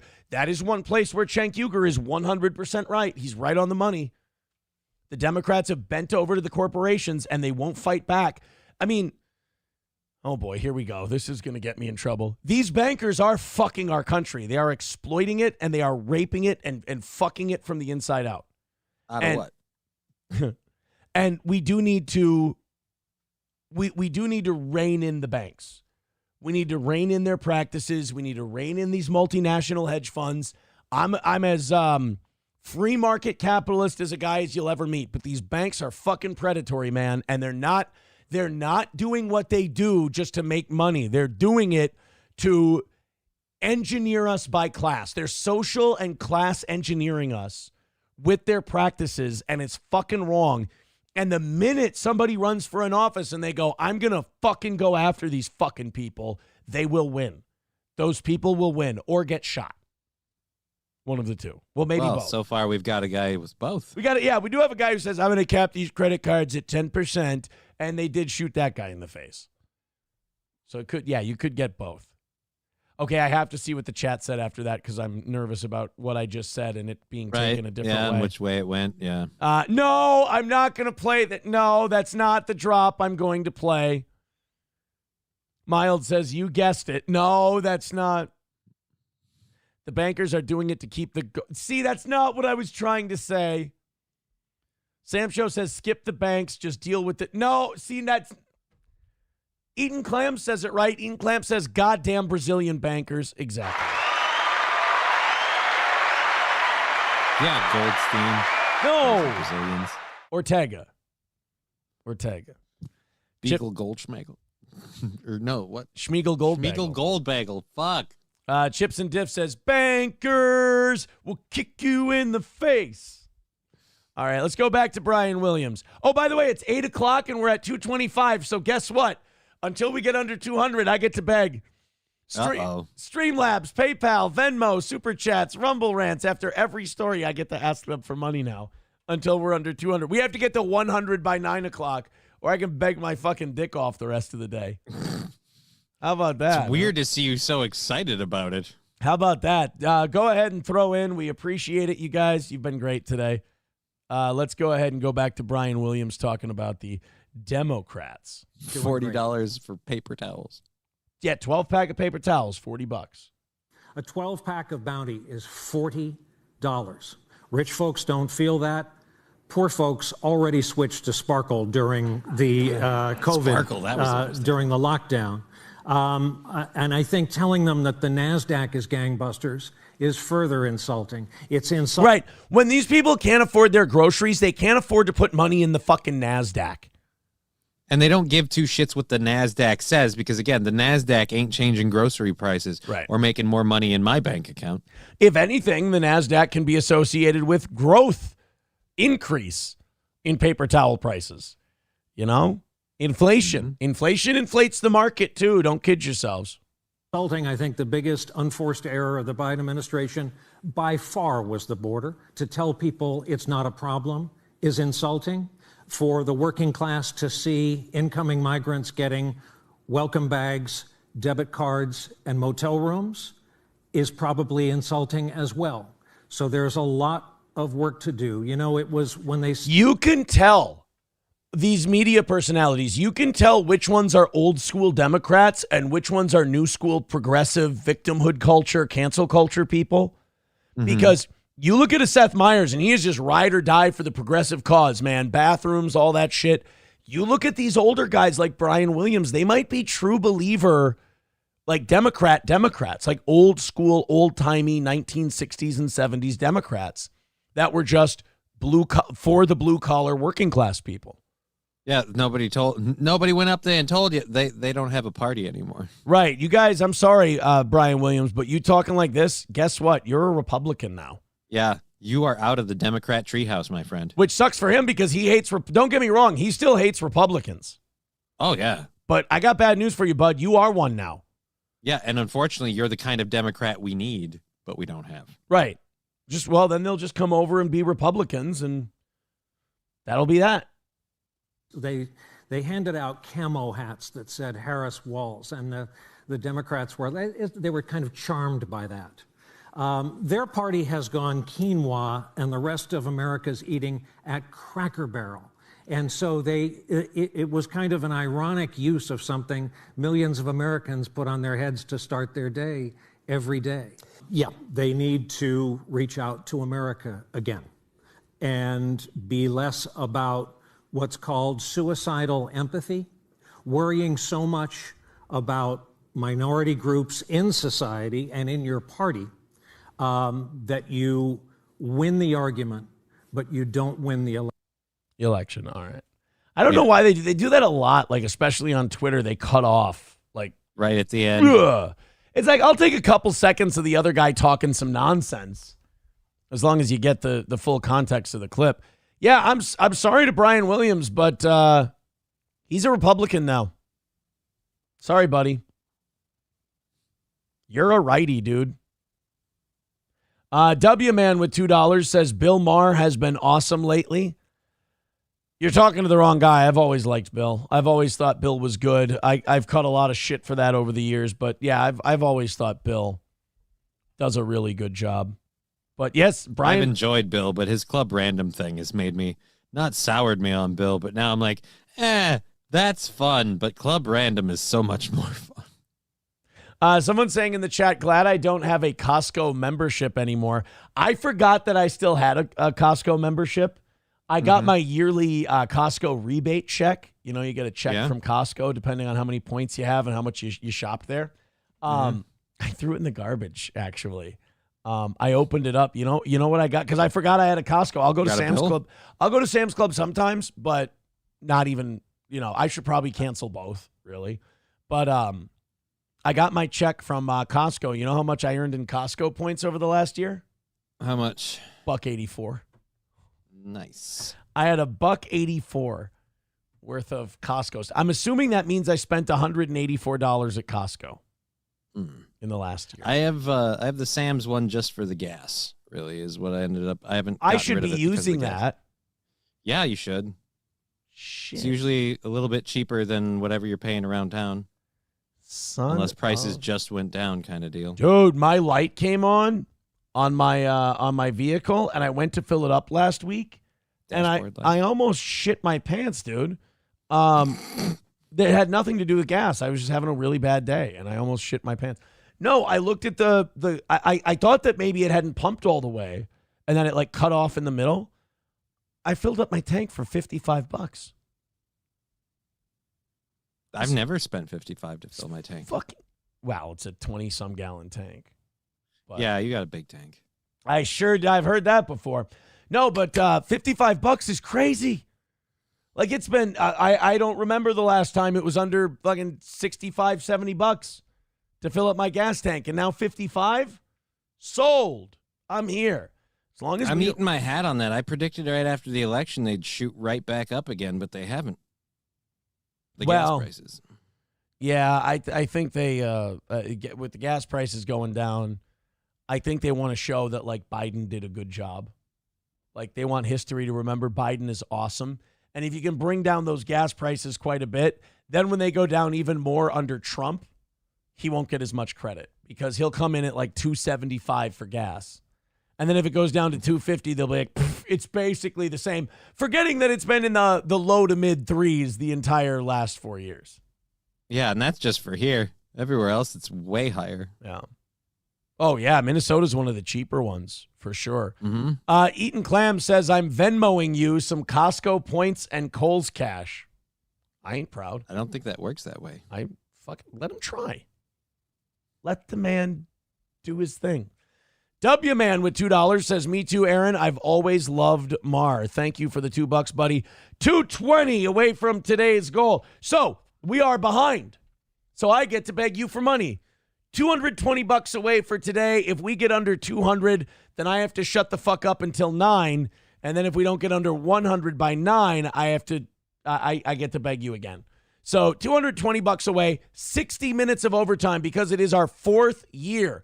Friday is the 4-year anniversary of Steel Toe leaving radio and going to the internet, and you guys supporting us for the last 4 years. So all week long, the morning shows will get 60 minutes of overtime if we knock out our goals. Thank you guys very much. 220 away from today. Let's hammer it out. Let's call it another win for the Toe. Let's get under 200 here. And then I don't get to beg you for money, which is like one of my favorite things. I would like to see what Seth Meyers' reaction to some of that this comment was. Yeah, that's interesting because I've only seen the clip that you've played where, again, he goes off, but you don't ever see what Seth says. They opened this Pandora's box was notable. Yeah, well, the threats do seem to resonate. All right, I'm going to skip around to that part. Years of age and 37% popularity. So then that saddled the party with a British-like short and motel rooms is probably insulting as well. So there's a lot of work to do. You know, it was when they handed out camo hats that said Harris Walls, and the Democrats they were kind of charmed by that. Their party has gone quinoa, and the rest of America's eating at Cracker Barrel. And so it was kind of an ironic use of something millions of Americans Can you just kind of feel, one thing I also notice on these fucking shows is the audience they've cultivated. Can you feel the energy of the audience being sucked out with shit like this? Like, these are late night comedy shows. These people are here to laugh and have a good time. And then they sit here and you got a guy just yapping at them about the fucking election still, which they're still watching every day during daytime television. Now they go to a late night show with Seth Meyers, a comedian allegedly, and they're sitting here breaking down the election 2.5 weeks later, and you can just feel the energy in the room is just depressed. Well, and that's the thing, too. For the longest time, these audiences have been, like, cultivated and tuned to just kind of go with whatever message the host is doing. So now the hosts, a lot of these are very woke people, and so the audiences are woke, too. So nobody's just interested in being there for entertainment value or funny. Everybody wants a message. Bill Maher went on a rant recently on his show about how Democrats are focusing too much on identity politics and that progressive shit. And dude, you could have heard a mouse piss on cotton in that studio. Like, he would make really good points that are usually applause breaks, and his liberal audience fucking refused to clap for any of it. They were still really sour about the whole deal. Their heads to start their day every day. No, at the same time, and I take your point. You know, obviously- Uh-oh, here we go. This is what I wanted to see. Yep, this is where we start going with the coping. I wanted to see Seth Meyers push back and be like, no, we still should get to bitch about bathrooms and stuff. You have Donald Trump, doing a half a shift at a McDonald's and wearing a trash reflector vest and pretending, basically play acting as a garbage man. As one does. Yes, as one does. So it does feel like, right? It's almost like the Democrats have to figure out a different way to message, while the Republican Party has this way that nobody would have ever thought would be effective that Donald Trump is doing. First of all, no, he's wrong. Everybody thought it was. Seth Meyers is wrong. It's not the Republican Party hasn't figured out shit. Trump figured something out. Or more accurately, Barron Trump. Well, Barron, yeah, you're right. Barron Trump was big in it too. Barron Trump told him how to get the younger vote, how to reach the younger people, where to go to get actually seen. They didn't put Kamala out anywhere, but even if they did, the places that they put her were the tried and true tested places where only people you're going to reach are already decided. Mark my words. Undecided reachables were on the internet, podcasts, and different ways to reach them through social media and other forms of media. Nobody on the Republican side was fighting that. Everybody on the Democratic side fought it. Mark my words. If the Republican Party doesn't become the Trump Party, they will lose all these gains in blacks, in Hispanics, in Asians, in Muslims. They will lose all this ground they've gained. If the Republicans get arrogant and decide these are our voters now, that's what did the Democrats in. They thought all these different groups owed them a vote no matter what they did. If they don't become the party of Trump, they're fucking dead. It's over. If you don't let J.D. Vance be the nominee next time around, you're probably fucked. You can keep this Trump coalition together, but you have to be like Trump. Don't be one of these people who goes, oh, yeah, we want that guy. We just don't want the baggage. People want the baggage, too. So for Seth Meyers to sit here and go, the Republicans have figured out this messaging. No, they fucking haven't. Remember, they fought this guy tooth and nail until he got the nomination. They did not figure out a goddamn thing. Trump figured it out. They need to reach out to America again and be less about what's called suicidal empathy, worrying so much about minority groups in society and in your party that you win the argument, but you don't win the election. This is up to them to decide. Are they tired of winning the argument, but not the election? Well, I would argue they're not winning the argument. Right, but you can't get... Look, he can't hit them with too much that's truth true. at once, You know or what? they're going to fucking heads will explode. You're right, Brian. One thing at a time. That's fine. That's fair. He's doing a good job. But yeah, they're not winning the argument. It's not like people are like, yeah, fucking people with dicks in girls' bathrooms, sure. Biological men in women's sports, yeah, let's fucking do it. Open I'm totally borders. cool with that. What, you're not? They're losing the election because they're losing all the arguments. So I don't understand. Like, that's kind of misreading the thing too. They had done well every election since 2016, and so do you think they were wrong to think they were on some sort of winning streak based on the fact that they had outperformed expectations?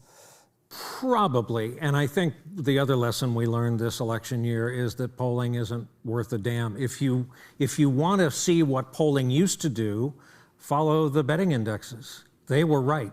Yeah. They were almost all right. But not the pollsters. Well, that's because the betting indexes had fucking money on the line. Yeah, if you want to pay attention to who's getting it right, pay attention to the people who are doing it for money. Yeah, the people in the polling places almost always had a vested interest, and every time they did, they skewed their results to get the answer they wanted. So when the answer they wanted wasn't in keeping with reality, they woke up afterwards and went, What happened? We were supposed to win, you guys. Yeah. We said it was awesome, and it was all ours. For sure. The pollsters have their biases. You're right. But the people who are setting the betting lines, they only want to make money. So, yeah, pay attention to them. Trucker 18-wheeler with $4.99 says, I haul fuel. It's low because it's a slow time. It'll go back up when it's cold again. It doesn't really have anything to do with the election. Fudge. Okay. Fudge. Kirkland Red 100s with $1.99 says, this isn't for the goal. Give this to Johnny. That's not how it works, Kirkland Reds 100. And, well, it does go to Johnny. Johnny just got paid. So there you go. It did go to Johnny. Novacat 383 Novocaine with $1 says, watch Landman, Billy Bob Thornton's new show about oil in Texas. I keep hearing about this fucking show. I'm going to have to watch it. I'll have to.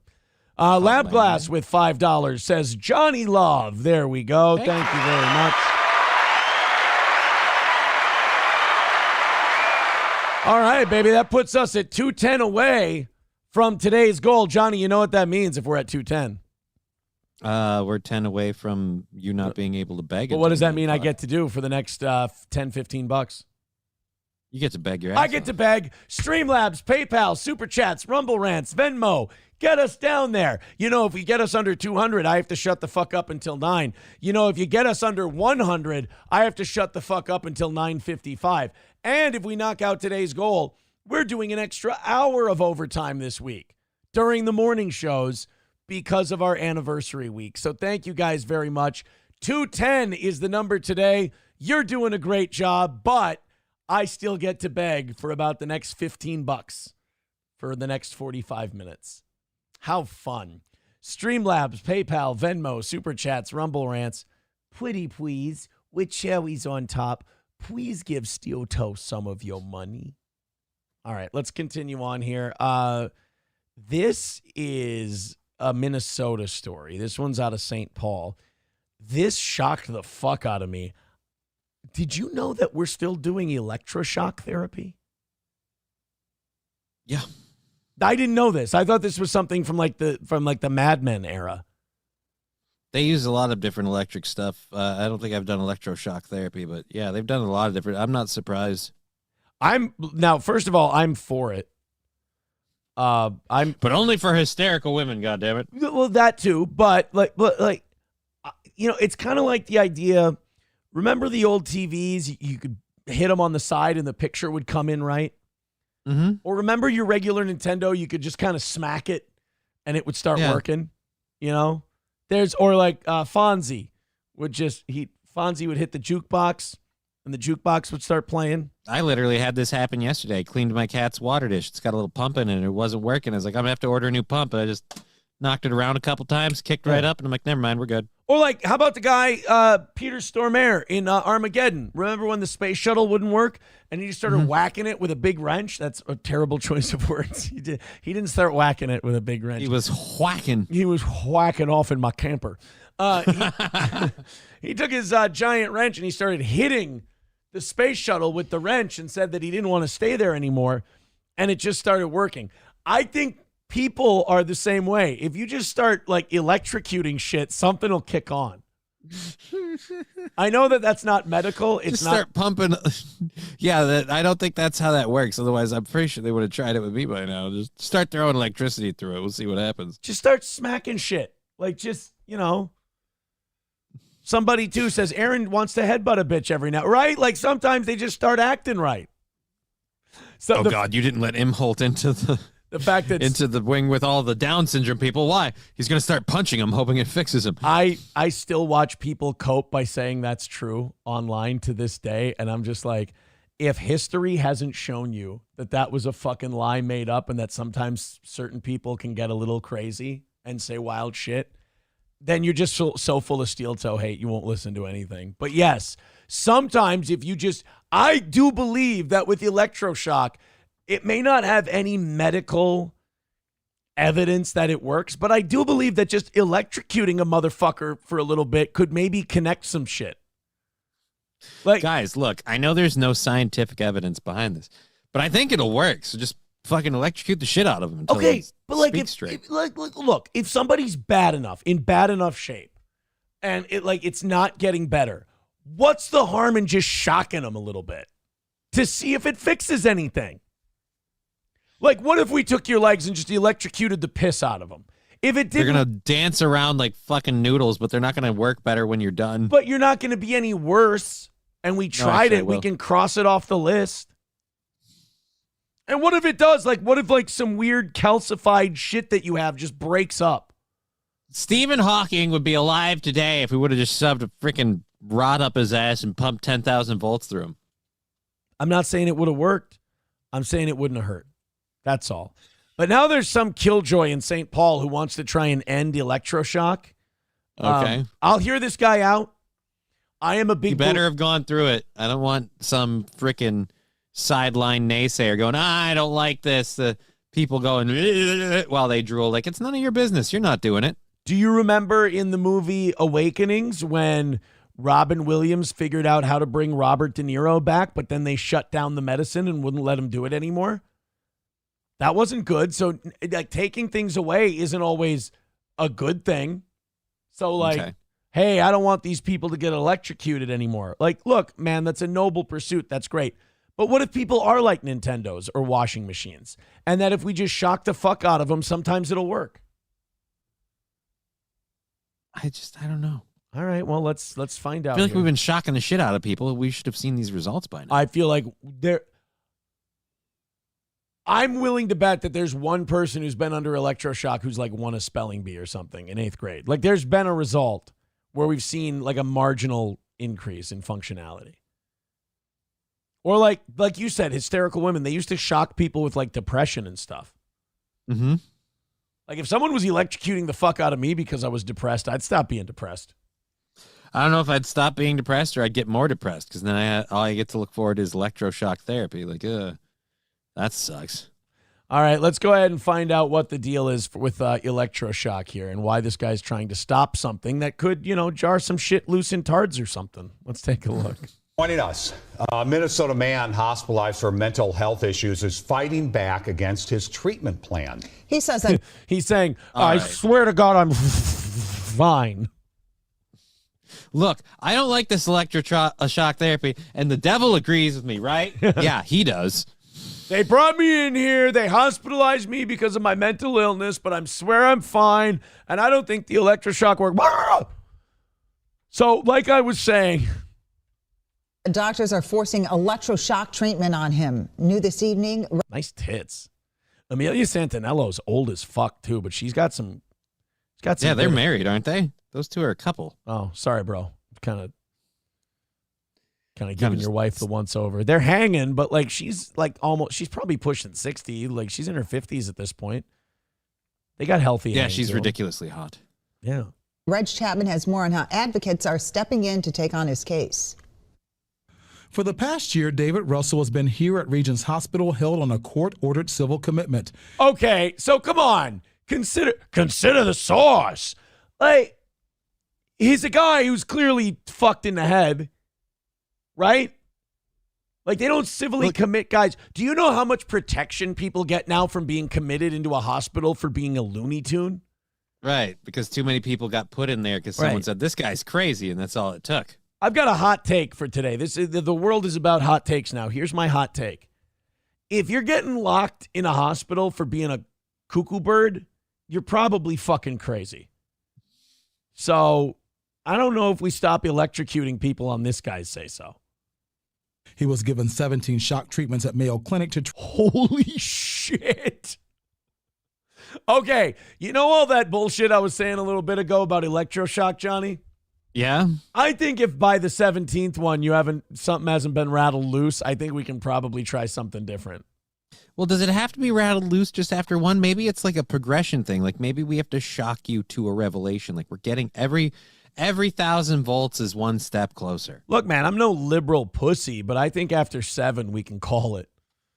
I mean, I don't know how much of a bitch are you going to be. I've taken volts all over the place. Like I mean, how many licks does it take to get to the center of this nutsy pop? Just let him fucking go for another 2 or 3. Solid 20. Round it out. Yeah, how do you know? Treat his mental illness. Now doctors at Regents Hospital are protecting... Don't believe what this guy says about shock treatment not working. He's a nut. What are you going to believe, Doc? Me or the crazy person? Yeah, look, this guy's insane. Remember, it's the guy who's been electrocuted by doctors 17 times who's crazy, not the people sitting there electrocuting a man 17 times. You know, if I'm 7 years old in my backyard and I electrocute someone 17 times, I'm a fucking asshole and a sociopath. But if I do it at Regents Hospital, I'm a doctor. Well, I feel like even if you do it once in your backyard, you're still a sociopath. We still got to do it 17 to match up, though. Like, we got to do the research properly. Right. No half measures. Petitioning the courts to do more. This is the third forced electroshock case in Minnesota that we've put an alert out. Jim Gottstein says the guy who's fucking shamelessly promoting all of his shit behind him. God damn. is an attorney who has spoken with Russell and volunteers his time to fight against forced psychiatric drugging and electroshock. Not only is he committed, but a guardianship conservatorship has been appointed over him. Because of the So he's a fucking lunatic. So this person is not in control of their own life. No. Especially the shitting. Of course they know whether or not the electroshock works. They're an expert. Guardianship, Gottstein says Russell was considered incompetent, and the court can make a decision based on what doctors want. He believes Russell is not a good candidate for ECT. The usual reason for giving electroshock is someone is severely depressed. And Look, I know you're not happy. I know life's getting you down. Things seem shitty. How do you feel now? Worse. All right. Well, if you don't pick up your spirits, I'll see you tomorrow. All right. I'll figure something out. Yeah. That's so we still electroshock people because they're depressed. It doesn't seem like that. Hold on 1 second. Let's Here we go. Oh man, Doc, I'm really depressed. I'm not feeling well. I don't know where to turn. I'm really at the end of my rope. Cheer up, cheer up, cheer up, cheer up, cheer up, cheer up, cheer up. We actually have, hold on.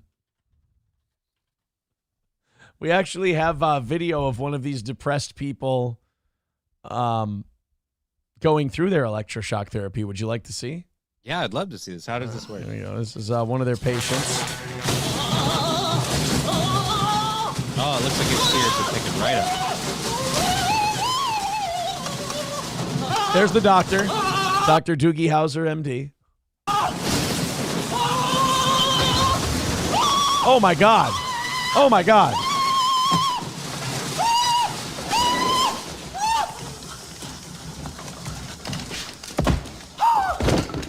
Yeah, he seems like he's doing way better now. He doesn't seem so down. Yeah. No. Kirkland Red 100s with $4.99 says, "Oh, good idea, Aaron. Let's do a rally to get Johnny a Neuralink." This is for Johnny. All right. 2:05 away from today. Hey, it's 8:30. I still get to beg. We're still over $200. Yay. Streamlabs, PayPal, Venmo, Super Chats, Rumble Rants. Go ahead and throw a couple bucks our way. Chevy Fan with $2 says, Landman is dog shit. It's like AI wrote all the dialogue. The first episode, Billy Bob cuddles his 17-year-old daughter wearing tiny panties. Kind of odd. Well, it is Hollywood. Going to have to put up with a small amount of really fucked up things involving, barely legal relationships. That's just kind of how the whole city works. All right, 2:05 away from today. The Beg is still alive. Thank you very much. Streamlabs, PayPal, Super Chats, Venmo, Rumble Rants. Throw some money at us. You got to get within 100 by 9 o'clock to get me to shut the fuck up until 9:55. But if you get under 200, I have to shut up for the next half hour. All right, let's continue. I went from not knowing that we still electrocuted people to find out that we've electrocuted this guy 17 times. And if people have depression, we can still light them up like a Christmas tree. I am amazed they haven't thrown that at me for my depression. I almost have to be worried now. I got to start lying to my doctors. Like, how's your depression? Fine. Not a problem at all. Why do you want to? What do you want to know? And this is supposed to kind of shock them out of that. The FDA. See, I like. Supposed to kind of shock them out of that. No, electroshocking depressed people, I'm for. That's exactly the kind of electroshock I'm okay with. That, like, depressed people, like something's not firing right, electrocute them, and while they're fucking, banging around off the walls, something, syncs up, They knock it loose. Right, we knock it loose or it comes back. Yeah. I'm thinking depression is the number one group of people we should be electrocuting. I mean, antidepressants aren't doing it. It just makes them okay with being sad all the time. How about instead at the very least, it's like a dog. It could be negative reinforcement. Like, I'm not feeling so good. I'm not feeling so good. I'm not feeling so good. And then you just fucking electrocute the shit out of them. They're like, well, I don't like that feeling. So I'm going to associate the bad feeling of electrocution with being depressed. I'm going to be happy. Not being shocked right now. Everything's great. Think about how it cures your depression, because no matter what, when you walk around, you can go, well, it could be worse. And that'll stop you from being depressed because you'll get a little perspective. It's like, it could be worse. I could be depressed and getting electrocuted. Right? Yeah. So it's like, oh, your legs don't work. That sucks. Then they electroshock. You're like, hey, man, my legs still don't work. Yeah, but you're not getting shocked right now. Exactly. See, dude, electroshock might be better than the drugs. I'm for. And plus, like, people with depression can be really fucking annoying. I know, man. I can't stand them. I'm like, just freaking get it over with. Yeah, already. just, like, I always, whenever someone comes to me like, I have depression, I go, well, you try just fucking cheering up. You know? You Shit or get off the pot. You know what I mean? Like, these people come up to me, they're like, Aaron, I have depression. It's like, well, have you started looking on the sunny side of life? Aaron. Depression. Just hop off the chair. We need the wood. Aaron. What? I have depression. Have you tried waking up on the other side of the bed? Something worth thinking about. It actually only approves it for catatonia. But in this case, my favorite town in Spain, by the way. Look, this person is completely unresponsive. Well, tase the fuck out of them until they tell me what they ordered at Denny's. Dude, it really is like one step above poking a guy with a stick. It is. It's poking a guy with an electric stick. Yeah, you just electrify the stick and you're like, fucking do something, dude. Like, still sitting there. Still Terry Schiavo. Like, we could have just hooked Terry Schiavo up to a car battery and every hour just give her a jolt, you know? Mr. Russell is not diagnosed with depression. He's diagnosed with schizoaffective disorder. So we're trying to electrocute him into the cool guy. Oh, if you this will help keep your personality grounded. Yeah. You know, technically this worked for Tony Stark. Really? Yeah, he had an electromagnet put in his heart. I mean, technically always. Like that's different. I mean, technically though, there was electricity always running, wasn't there? So did the electromagnet push the shrapnel away from his heart, or did it connect it to the electromagnet so it didn't go into his heart? It somehow magically kept the pieces from moving further into his heart. So how did it not, like, aren't there other metals in your blood and shit? Like, how did it not fuck with that? Because it's a movie. Oh, see, I didn't realize. Yeah. Okay. Which is not a normal, what they call indication for electroshock. ECT involves attaching electrodes to a patient's head and delivering an electrical current to the brain to produce a seizure. That fucking rules, dude. That really is awesome that we still do that. Holy shit. That's wild. It might sound like a medieval torture, because it practically is. But don't worry, we're still doing it. I mean, that is great. We should be doing like the MAID program in Canada with Iron Maidens. I want Mike Rowe to do a Dirty Jobs episode on electroshock therapists. Oh my God. You just hook somebody up and you shock their head until they start pissing on themselves. And then when the smoke clears, you hope they're better. All right, roll on to. Pull it out. We got fluids. It's a squirter. We got a squirter. Dude, I'm telling you, like, it's had to have worked for some people, right? They wouldn't still be doing it if it didn't work once in a while. Or they're just sadistic fucks that really love watching people freaking spaz out. I'm willing to bet money on either one. I'll bet a little on this side, a little on that side. But why can't it be both? Yeah, we had to have shocked the fuck out of someone until something clicked. Otherwise, we wouldn't still be doing it. It's got to be helpful and entertaining. Yeah.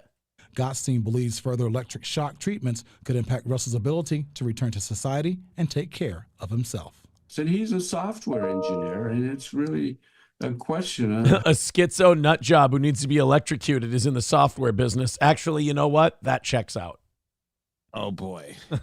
So you're saying the guy that's working on the banking updates is a schizo. Yeah. He's had electroshock therapy 17 times. That guy's hanging on by a taser. That's about it. Dude, every time he gets a static electric shock, he's probably going to have like a PTSD moment. Just shit his pants every time he just... Yeah, dude, just every time. He like, if it's dry out and he's wearing socks on carpeting and touches a doorknob, he shits his pants. Yeah. Just starts crying in the fetal position. electroshock he can endure and have any chance of going back to that. I don't like that guy's Mr. Robotnik-like appearance. Oh, I'm sorry, Dr. Robotnik. Where's my respect? Reg Chapman, WCCO News.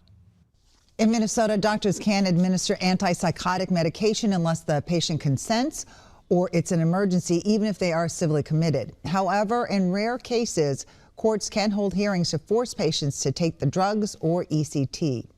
A judge will hear doctors' request for continued electroshock treatment for Russell on Monday morning. Oh, so this morning we get to hear whether or not Russell's still riding the lightning. Yeah. I love that. A judge can make you take drugs, or a judge can say, you fucking pussy, get in there and get electrocuted. Wow. Again, I had no idea that we could. That's the way it is all over the world. I tried to take it back, boss. I tried to take it back, but it was too late. All right, we're going to take you in there for your electroshock therapy, Mr. Delacroix. Yeah, but what about Mr. Jangles?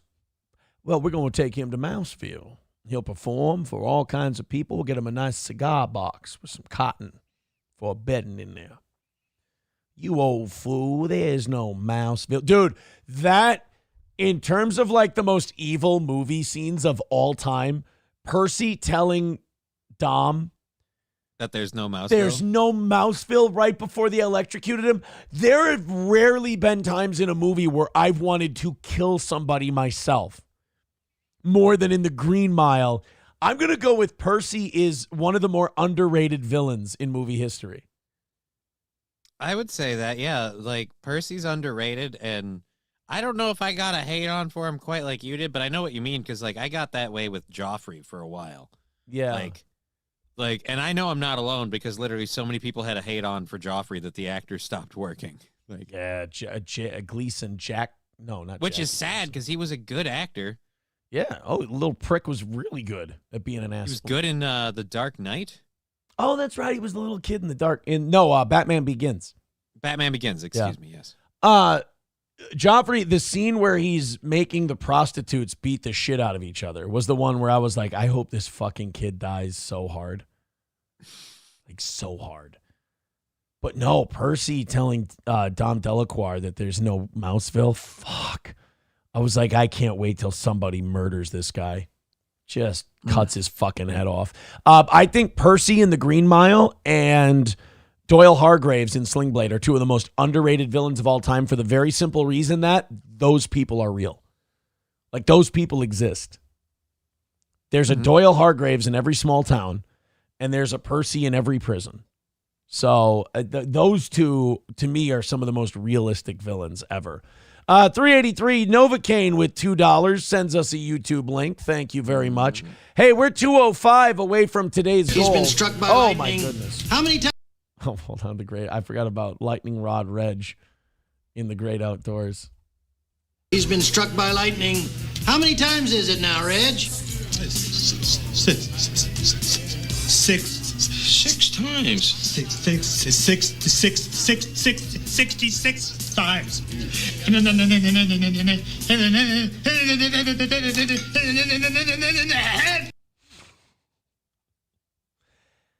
I know this is sacrilege, and I know it's evil. I was not a John Candy guy.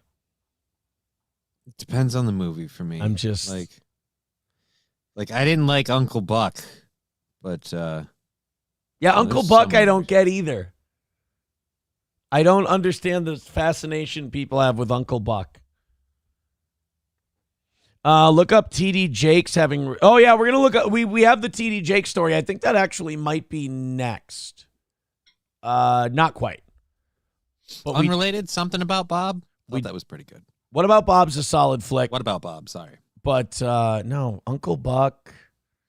Great Outdoors. Now I'm trying to think of a really good John Candy movie. I agree with Boomer Bob Show. Candy was good in Vacation. John Candy was good in Brewster's Millions. That was a good one.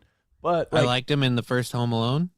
Wasn't he? Weren't they in a jazz band, or was that the second? No, one? the polka band. That was the first one. That was the first one. Yeah, yeah.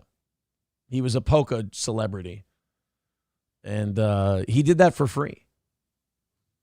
He was just supposed to. For free? Yeah, he was supposed to have one line, And he just came in and did that. Fucking knocked out the scene. They're like, all right, Yep. well, we got to put it in the movie now. John Candy is good in Vacation, Brewster's Millions, Stripes. Okay. And who is... Yeah, but Stripes is the cast entirely. Yeah. And who is Harry Crumb? Okay. Those 4 movies, I think he's pretty good. The rest, yeah, I can take John Candy or leave him, to be honest. All right, 2:05 away from today. I still get to beg. 2:05 away from today, but that's not going to be as funny when we fucking don't hit today's goal. Yeah. Streamlabs, PayPal, Venmo, Super Chats, Rumble Rants. Go on, knock it out, and we will do 60 minutes of overtime today. If we get under 200 in the 8 o'clock hour, I have to shut up and stop begging until 9 o'clock. The Wet Bandits were terrible in Home Alone, one person says. Wow. But the Sticky Bandits were awesome. I disagree with that first take. I thought Dude, the Wet Bandits were hilarious. Especially like Pesci comes in dressed as a cop, sets the whole thing up. Fucking smart, dude. The Wet Bandits were they were bested by an old man with a snow shovel though. And a kid. But the big assist from the snow shovel guy for sure. I have a terrible fucking idea that Jake Paul has come up with. I think Jake Paul and his management are getting a little too, like they're being a little too swayed by the criticism they've gotten for the Mike Tyson fight. Okay. And they're going way too far in the other direction. You know, people are like, you fought a 58-year-old man and he looked old as shit and you carried him for 6 or 8 rounds, whatever it was. You should be ashamed of yourself, blah, blah, blah, blah, blah. I think they're taking the wheel and they're turning it way too far in the other direction because one of the names they've come up with for Jake Paul's next opponent would be a terrible idea for most world-class heavyweights. Let alone 15-year-old who just started boxing. Yeah.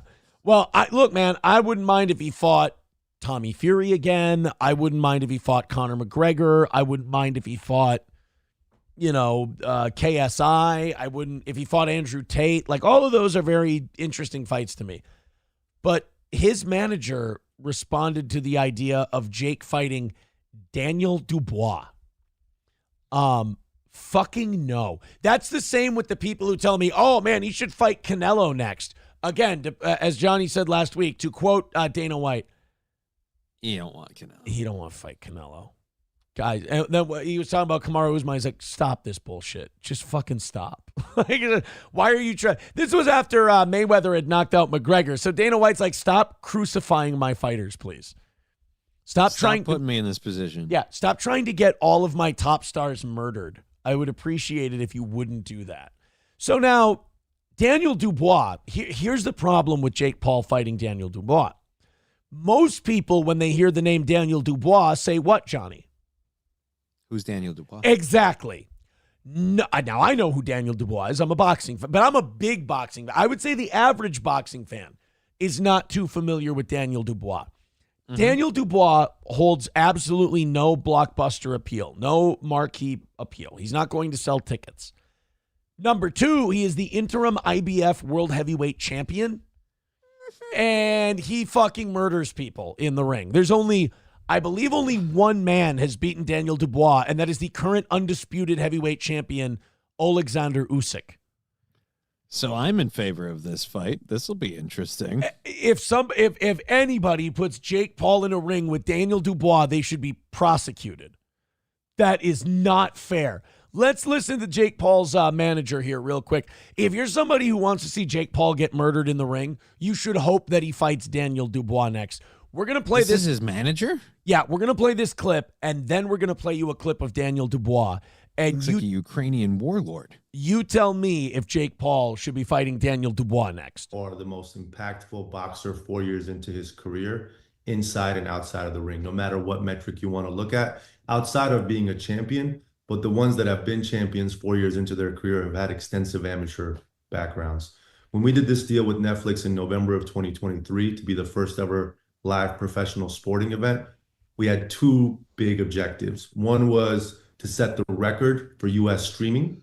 That record was held by Peacock and the NFL for a playoff game earlier this year.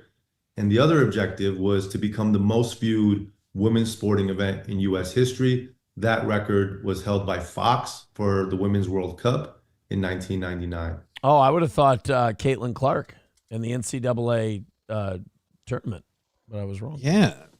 Wow. We obliterated both of those metrics, blew them out the water. Netflix. So much so that Netflix couldn't show most people the fights.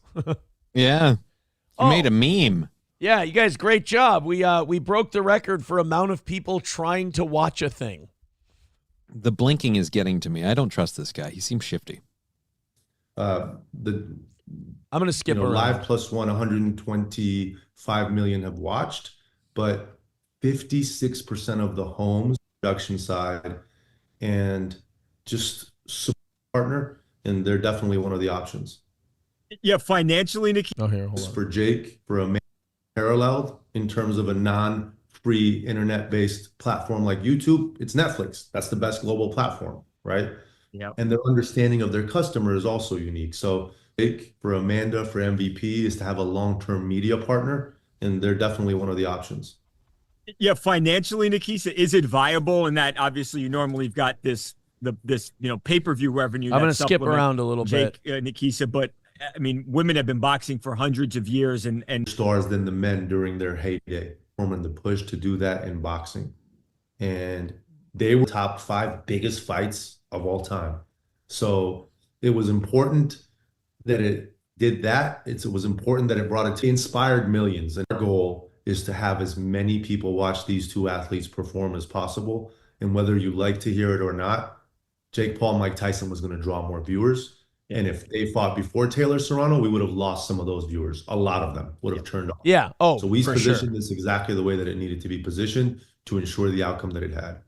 It was perfect. All right, everyone wants to talk about what's next. I wrote down some names here, Nikisa, just of people who have called out Jake or said Jake. All right, this will be interesting. All right, who's called out Jake? Who's called out Jake? Jake's name and expressed interest. I mean, you've got everyone from and not that this is realistic, but Daniel Dubois, who was the heavyweight champion who just knocks out Anthony Joshua. Artur Beterbiev, another champion. You've got okay. Daniel Dubois and Beterbiev would both murder Jake Paul in the ring. Davis, Ryan Garcia, all the way down the line to Andrew Tate. I mean, you've got everybody calling Jake out. See, now Andrew Tate's a winnable fight. The other two, no. What do you... First of all, do any of those names I just named, do they interest Jake and do they interest you at all, Nikisa? And where do you go from here? I mean, do you continue to fight guys who might not have the name but are boxers and build Jake's record up, as is the traditional path? Do you try and find other massive fights like Mike Tyson? I mean, what is the plan here going forward? What's the priority, Nikisa? Jake's plan, and he's best to speak to his plans. He's his own man, and he's, very advanced for a 27-year-old, right? I mean, when you think about other athletes at age 27 and what they've accomplished, it's pretty phenomenal. This guy definitely has the manager's job of sucking his client's dick down to a T. Yeah. He's very good at that. And I will say, Jake's third fight, he made $12 million. Wow. I would bet there's not another athlete in the world in their third fight, game, competition. If you look at their annual contract or their one-off deal, made $12 million. So that guy at age 23 broke records in terms of pay, and he's continuing to do it. So that's the personal, him inside the ring. And then when I think about the path forward, his number one goal is to be world champion. So we will do the right things to get him to that. People will say, how does Mike... Daniel Dubois is the interim IBF champion. I mean, Usyk may be undisputed, but he could get a trinket belt. If he fights Daniel Dubois, he's just got to land one punch, man. What do you say? Tyson helped him do that.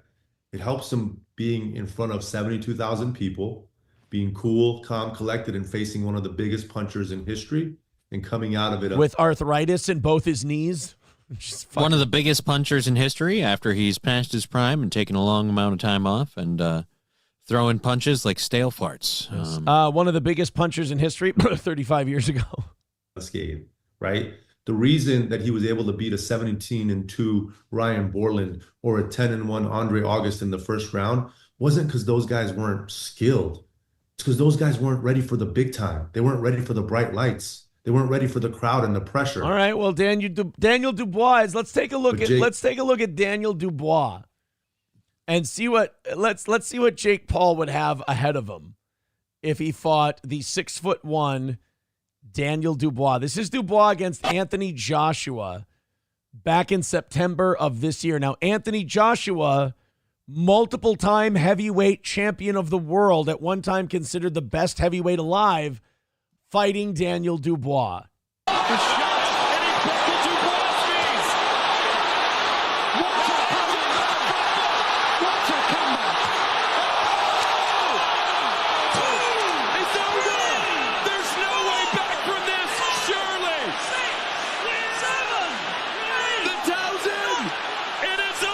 Holy Jesus. He made a former world heavyweight champion do a headstand.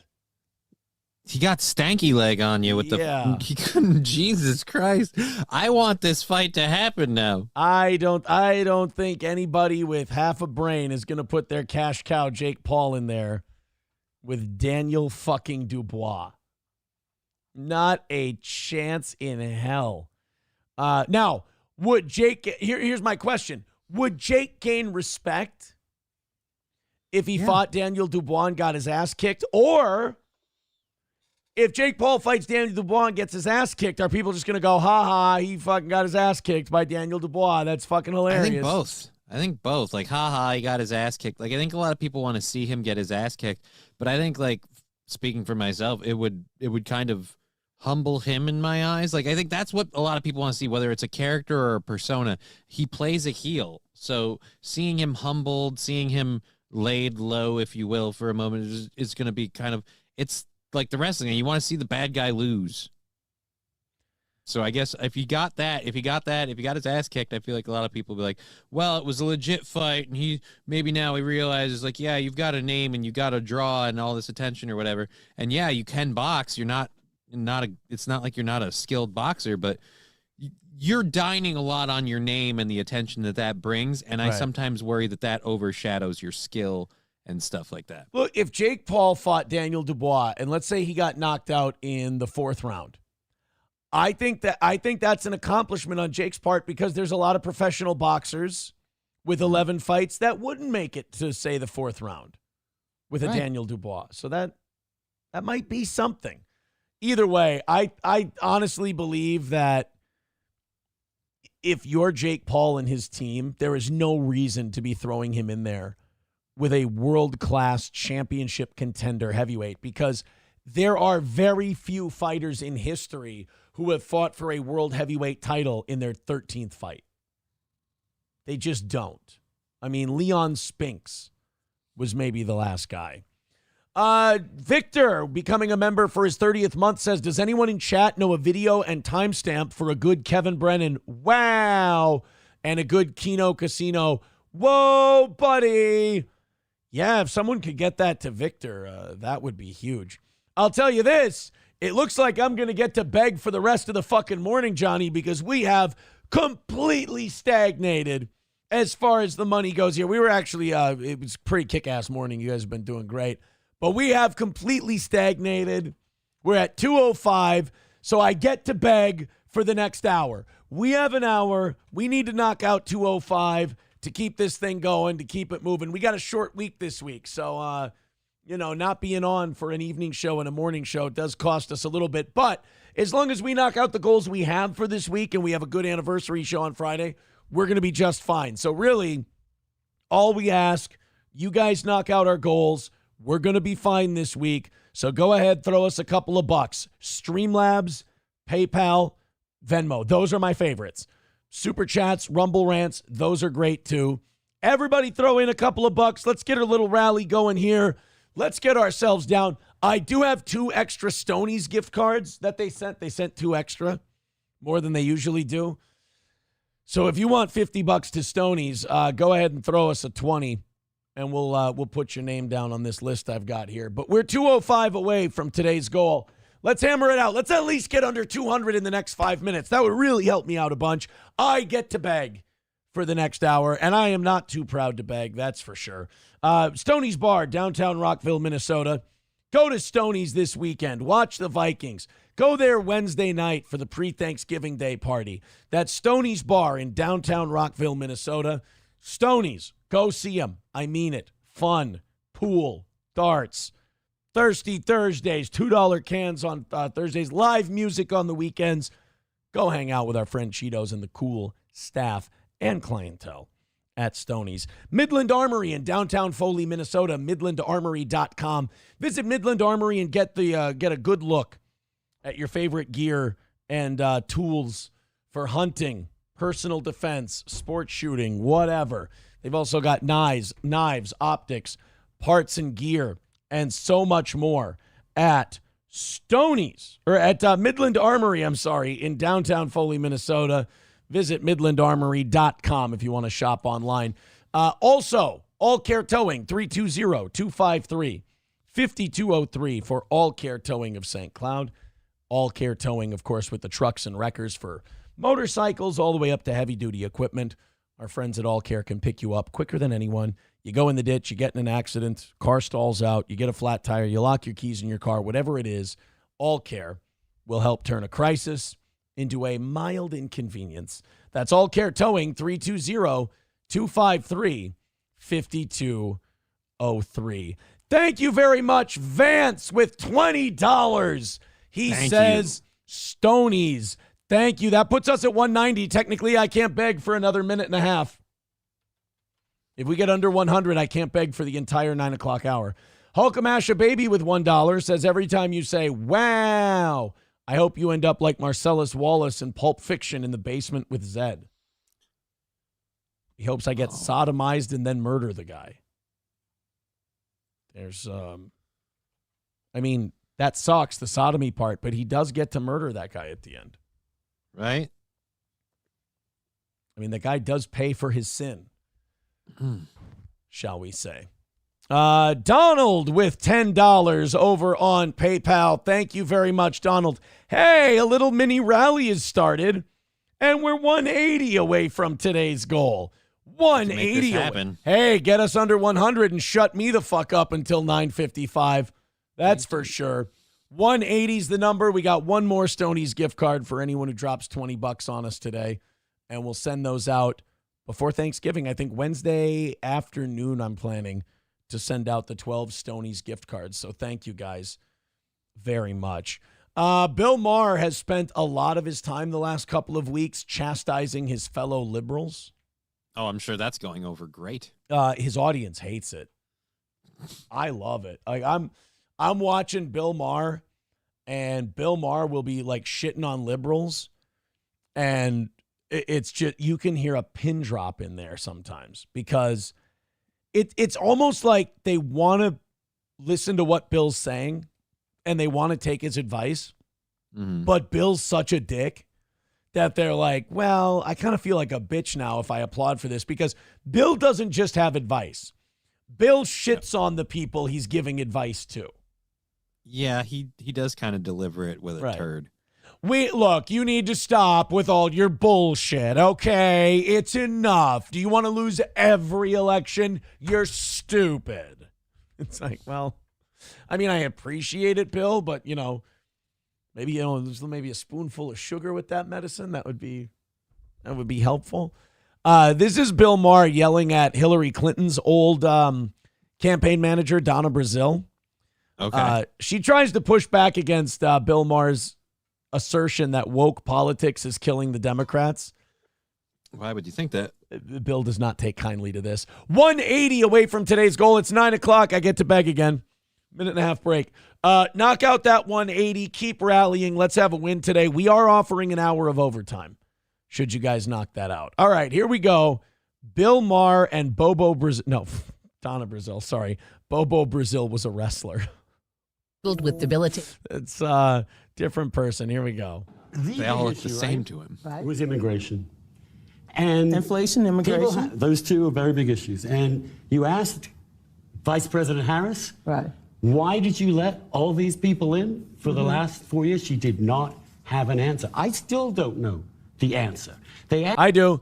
We were trying to destabilize the country and bring in a bunch of Democratic voters so we could turn red states blue, like Texas and Georgia and others. Basically, we were trying to rig the game in our favor while we still had power. And now Trump's going to kick them all out, and Republicans might win every election for the next 10 years. That's why. Like, some questions don't need to be asked. We have the answers. Trust your gut. Why'd you let all these people in? I don't know. Like, why'd you let all these people in? And then we saw a sudden surge in trying to push for people without documentation or without even being citizens being allowed to vote. Yeah. I would say this. If you were a politician and you were trying to pull something like that off with illegal immigration, when people ask you why it's happening, just go, well, I guess we're just doing a really shitty job. We'll try harder. Like, that way you can kind of mask your actual feelings and your actual agenda that you have. Just say you suck at your job. People love hearing politicians say they suck at their job. Why are you doing all this? I don't know. I fell asleep at the wheel, man. What can I say? I'm a fuck up. I'm a knucklehead. Fucking terrible at my job. I can't help it. Actually could, with an executive order, shut it down as they did earlier this year. So why did they not do it 3 years earlier? And I think people felt she did not respond to that in any way. She had no answer on inflation, and she also seemed to represent that whole woke zone that people are sick to death of. And I think those three did it. I agree with the first two, because immigrants... Boy, they cannot bring themselves to disavow that woke shit, can they? Because they know how angry the rainbow bullies get. And they've spent so much time bringing them over, they don't want to force them out. They've got nobody left. But those people are not going to vote for Republicans. You've never had a more captive audience than the blue-haired woke crowd. They will suck your fucking tits dry. They will love you forever. You don't need to kiss up to these people. Fucking scapegoat them. Blame them. Say it's their fault. They're going to complain about something anyway. They didn't get their way. They're going to bitch. That's what they do. So just blame them, throw it all at their feet, and call it another win for the Democrats. That's what you should be doing. You were about to say toe, weren't you? Yes. You're about to say another win for the toe. Yes, I was. Immigration, as I said, well, inflation was something. The Biden-Harris administration, they wrestled with that through the supply chain, through trying to lower the cost, making sure that people could afford their groceries and their gas. But still, they tried hard to make sure that people could afford their groceries and their gas. Holy shit. I never want to see them try hard ever again. I guess they tried to get prices down when all the weird stuff started to happen with like the beef farms and the chicken farms. And You know, Johnny, one time in my house, I tried to get the ants out of my house. Did you know this? Yeah. You think that, folks? Did you hear about this? I tried to get ants out of my house. I just started dumping ice cream all over my kitchen floor. So how did that work out for you? I ended up with a shitload of ants. I couldn't figure it out. Here I was trying to get rid of the ants, and now they're just all over my house with all this ice cream on the floor. Well, at least you didn't do anything to cause this. We got to find out what the issue is, though. I mean, thank God, right? Imagine if we put you in for another 4 years, I bet you can work this out. Yeah, I mean, well, for sure. So child care became a big issue, housing, the cost of housing. So while I do believe that they made significant gains, there's no question immigration became an issue.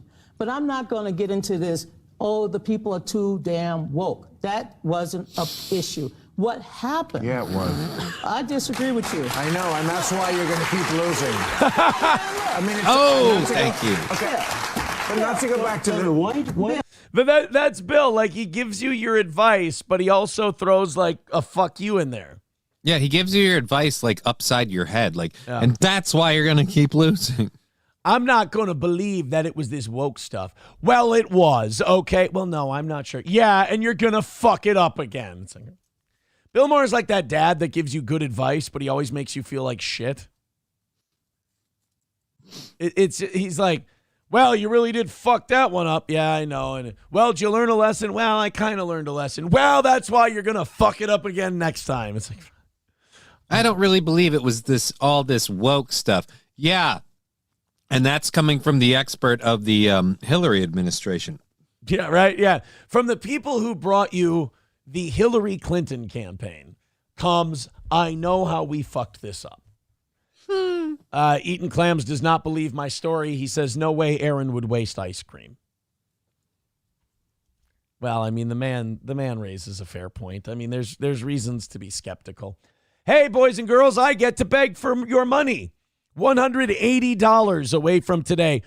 We do need to start rallying up, though. We need to be closer than this by the time crunch time comes around, or we could be headed for a nice steel toe L today, which I don't want. We need to make sure we're winning today or winning this week because we got a shorter week.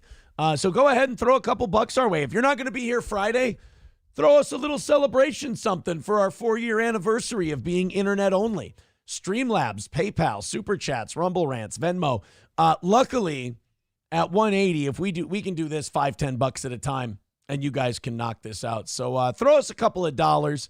Let's get this thing hammered out, and we'll do us a nice, clean show until 11. Get us under 50, and then we can spend that hour of overtime, everyone doing it a buck at a time. I like the buck or two at a time thing. That's fun, too. So just throw us a few bucks. We also have one more $50 Stoney's gift card. If you throw us $20, we'll mail you out a $50 Stoney's gift card to say thank you for supporting your favorite show. Thank you very much. Oh, Stream Deck won't stop fucking doing that. So go ahead and throw us a couple of bucks. We'll get it knocked out, and we'll call it another win for the toe. Thank you guys very much. Let's take care of the ugly part, and then we'll just have ourselves some fun. You ready to hear from the first transgender lawmaker? Yeah. They apparently the bathroom, the Democrats have not learned their lesson about anything at all. They haven't learned a fucking thing. And they want to fight this bathroom war. The first ever trans congressperson got elected this time around. And they want to let this person use the female bathroom. Problem is, biological male. Now, the Republicans get to make a lot of the rules because they have the House. They're making a rule that says you have to use the bathroom of the gender you were born. And now the media is portraying that as, well, it's an attack on this person who Libs of TikTok is calling them Tim McBride. I don't know what their female name is. I know that Libs of TikTok, and this kind of annoys the shit out of me too, is like when Republicans go like, hey, you know what our idea is? We're going to purposely dead name these people. It's like, okay, now you're being shitty. Like there's no victory there. There's no winning there. You're just being a cunt for the sake of being a cunt. Right. It's one thing to be like, look, I'm not going to endorse your pronoun bullshit with this they, them crap. Like, but if someone's like, I identify as a her and my name is Tiffany, like at the very least, you can call them Tiffany. Right. Like, and plus you look at this person, you don't see a Tim. So you just kind of look retarded when you do shit like that. So they're going to talk to this person about the bathrooms thing. I'll be honest. If I'm rooting for the Democrats, I'd rather they just kept this person off TV and didn't talk about the bathroom shit. Because again, these are not winning issues for them. And if this person wanted to win me over, they would address that this issue is complete bullshit and we have more important things to do. Yeah, I'd be a Sarah McBride fan if that was the case. If she was like, look, I'm not going to let my trans identity be the whole fucking thing my career is based on. We've got issues that I want to see tackled in this country, and I think we should get to work on those. Yeah, I would have a lot of respect for her if that was the case, too. This is her on Face the Nation talking about all that stuff. Give us money. I think we are all united that attempts to attack a vulnerable community are not only mean-spirited, but really an attempt to misdirect. Because every single time we hear the incoming administration or Republicans in Congress talk about any vulnerable group in this country, we have to be clear that it is an attempt to distract. Boy, the victim card is strong with this one, isn't it? I just got so much for being a fan. Not a fan. I just got elected to Congress. I'm one of like 435 people. And here I am just going vulnerable. That's one thing I hate about where we're going as a country is everyone's a bad motherfucker. Everybody wants to be a badass. Everyone wants to be like hardcore until it's time where they can get something for being a victim. Then in that case, they're a trampled upon inferior race. we've been celebrating victims for so long in this country now that it's just like, oh, you can be a badass, but to get everybody, you have to be a badass and a victim. Apparently, nobody realized those are diametrically opposed things. Right. I don't know how you do both. It is an attempt to distract from what they are actually doing. Every single time we hear them say the word trans, look what they're doing with their right hand. Look at Probably whacking off to trans porn. I mean, that's what I would argue. You want to have that cut? No. you want to talk about some of those bills? Every time they want to talk about being able to read in front of kids, look what they're doing with their right hand, particularly to the child next to them. Yeah. If you want to see, what are the Republicans doing while they're distracting with the trans shit? What are they taking hundreds of billions of dollars of our tax money and giving long-range missiles to Ukraine to invoke World War III? Are they giving a shitload of money to the Israeli military so they can bomb Palestinian women and children? Is that what they're going to do? Yeah, I'd hate for the Republicans who are taking over the government to do really shifty, shady shit while distracting us and just use with the woke trans stuff issue. to cover their tracks. Yeah, that would really be fucking weird, dude. Like, let's say they were allowing. I bet you the Republicans, when they talk about this trans shit, are going to let millions of illegal immigrants into the country and then just totally fuck with our demographics and our numbers while talking about the trans shit. That would be horrible. You would be one of the worst leaders ever if you did shit that sadistic and awful. At what they're doing to pick the pocket of American workers, to fleece seniors by privatizing Social Security and Medicare. Or like, say, fleecing seniors and working class people by having monetary policies that cause inflation to go through the roof. I mean, that would be fucking wild if the Republicans did that. That'd be like if they put every time they wrote a bill, they gave a bunch of our money from our economy to another country, fleecing America. Really? We're talking about fleecing America now? For a trans person, this one sure does have some balls. They got rid of the top part, but they said they'd keep the coin purse. Yeah, right? Look what they're doing, undermining workers. And here's also what we have to be clear about, because I think the last week has been a prime example of this.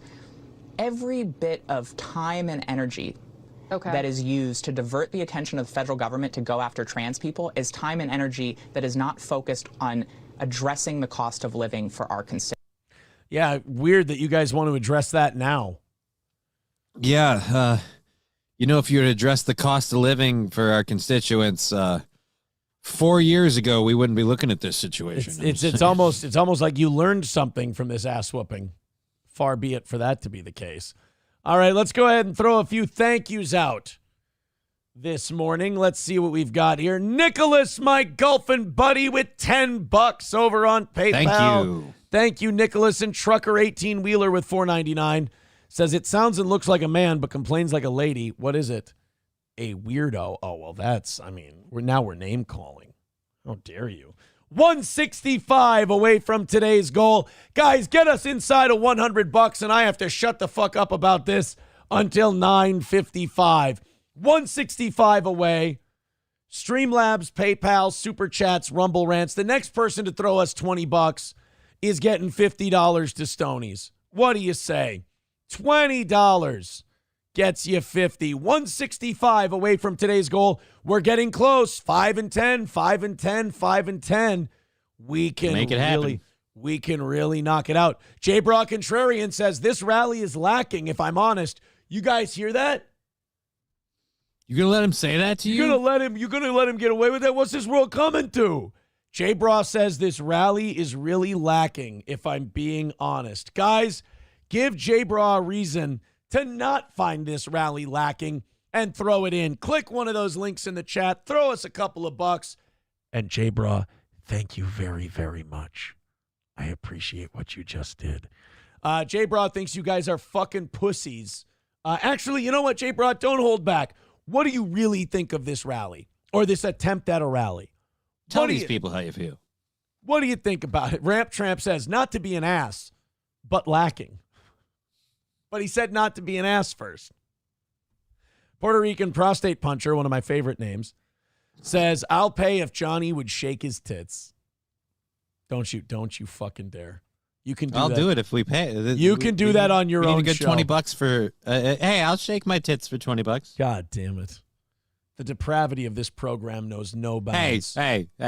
We got to make this goal, all right? If we were ahead, I'd be like, I'm above shaking my tits. But I agree. So let's hit the line here. $20, I'll shake my tits. I understand. Hey, did you know that that Duterte guy is not the president of the Philippines anymore? That was a short term. How did they get him out already? Oh, no, he was there for a while. I just didn't know he was gone. It's, dude, fucking Ferdinand Marcos's kid is the current president of the Philippines. I thought Ferdinand Marcos was like a crazy dictator back in the 70s. So did he just go nuts with his chainsaw because he was on his way out? No, the chainsaw guy's in Argentina. Oh, shit. I'm thinking of confusing somebody else. Duterte was the guy who would like throw drug dealers out of helicopters. And oh, yeah. When he was the governor of somewhere in the Philippines, he walked up to a drug dealer, literally just shot him in the head. That's a guy who's going to be hard on crime. Yeah. So he was president of the Philippines for a while. Now his daughter, Sarah Duterte, is the vice president of the Philippines. And I don't know how they do business in the Philippines, but it's way different from how they do shit here. Why? Well, because she's just threatening to murder the president that she's serving under. Like, not like in a secret document that got leaked, just like openly threatening to murder him. Thank God just open execution isn't something that runs in the family. Yeah, and you know what? When a Duterte says they're going to fucking kill you, buy it. They probably will. They're going to try to fucking kill you for sure. Got a couple thank yous to throw out. Neil, thank you for the $20 on PayPal. Hey, guys, if you won Stonies today, make sure you're getting us your contact information so we can send that out to you tomorrow or Wednesday. You know what? I'll try to get it out tomorrow. That way it'll be there by Friday. People can have it for the weekend. They're $50 to Stonies. Trucker 18-wheeler with $9.99 says, drink more jizz, Aaron. Shake tits, Johnny. The rally is continuing. Just in one go. That's it. You want some boobalas to shake? I gotta see a 2 and a 0 before the decimal point. What do you think, Jay Bra? How's that rally doing now? Is it picking up a little bit? We're 140 away from knocking out today's goal. 140 away. 5s and 10s. 5s and 10s. Click one of the links. We'll knock it out. Again, if we get under 100, I got to shut the fuck up until 9:55 and no more begging for the toe over here. So, no shit, the Philippines vice president publicly threatened to have the nation's president assassinated.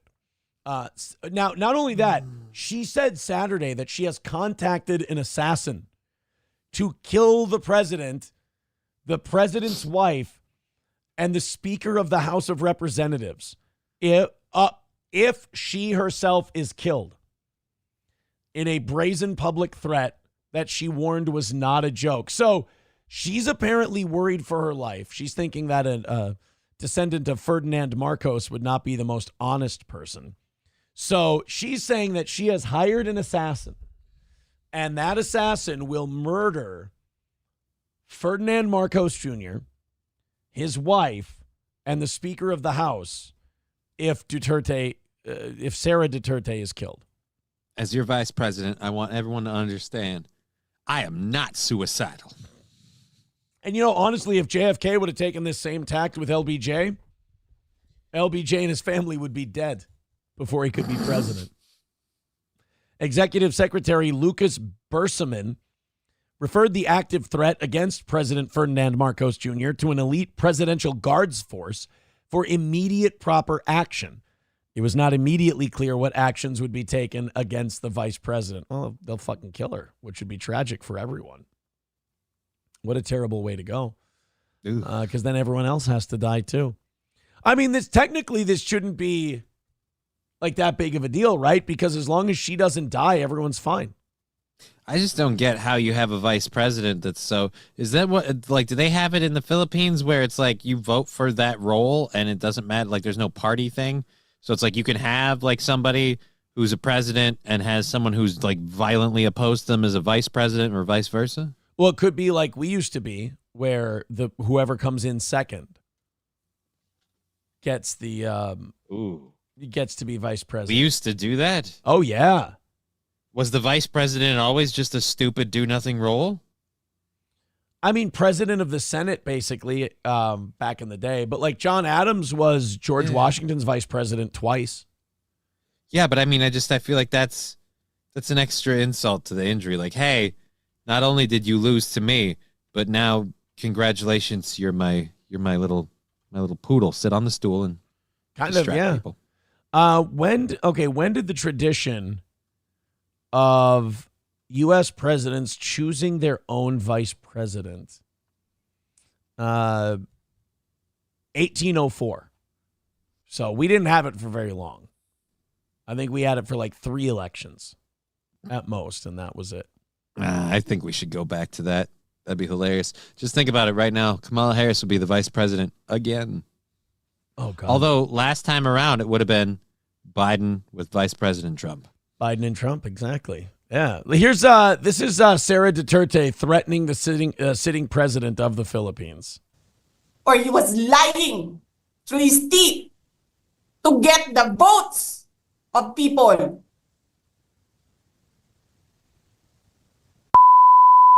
Ina ninyong lahat. Martin Romualdez, Lisa Marcos, Bongbong Marcos. Ali Bomaye, Ali Bomaye, Ali Bom. Wrong country. Sorry. I don't speak that language, but I'm a guess she just gave out names saying they're dead. Doxing a bunch of people.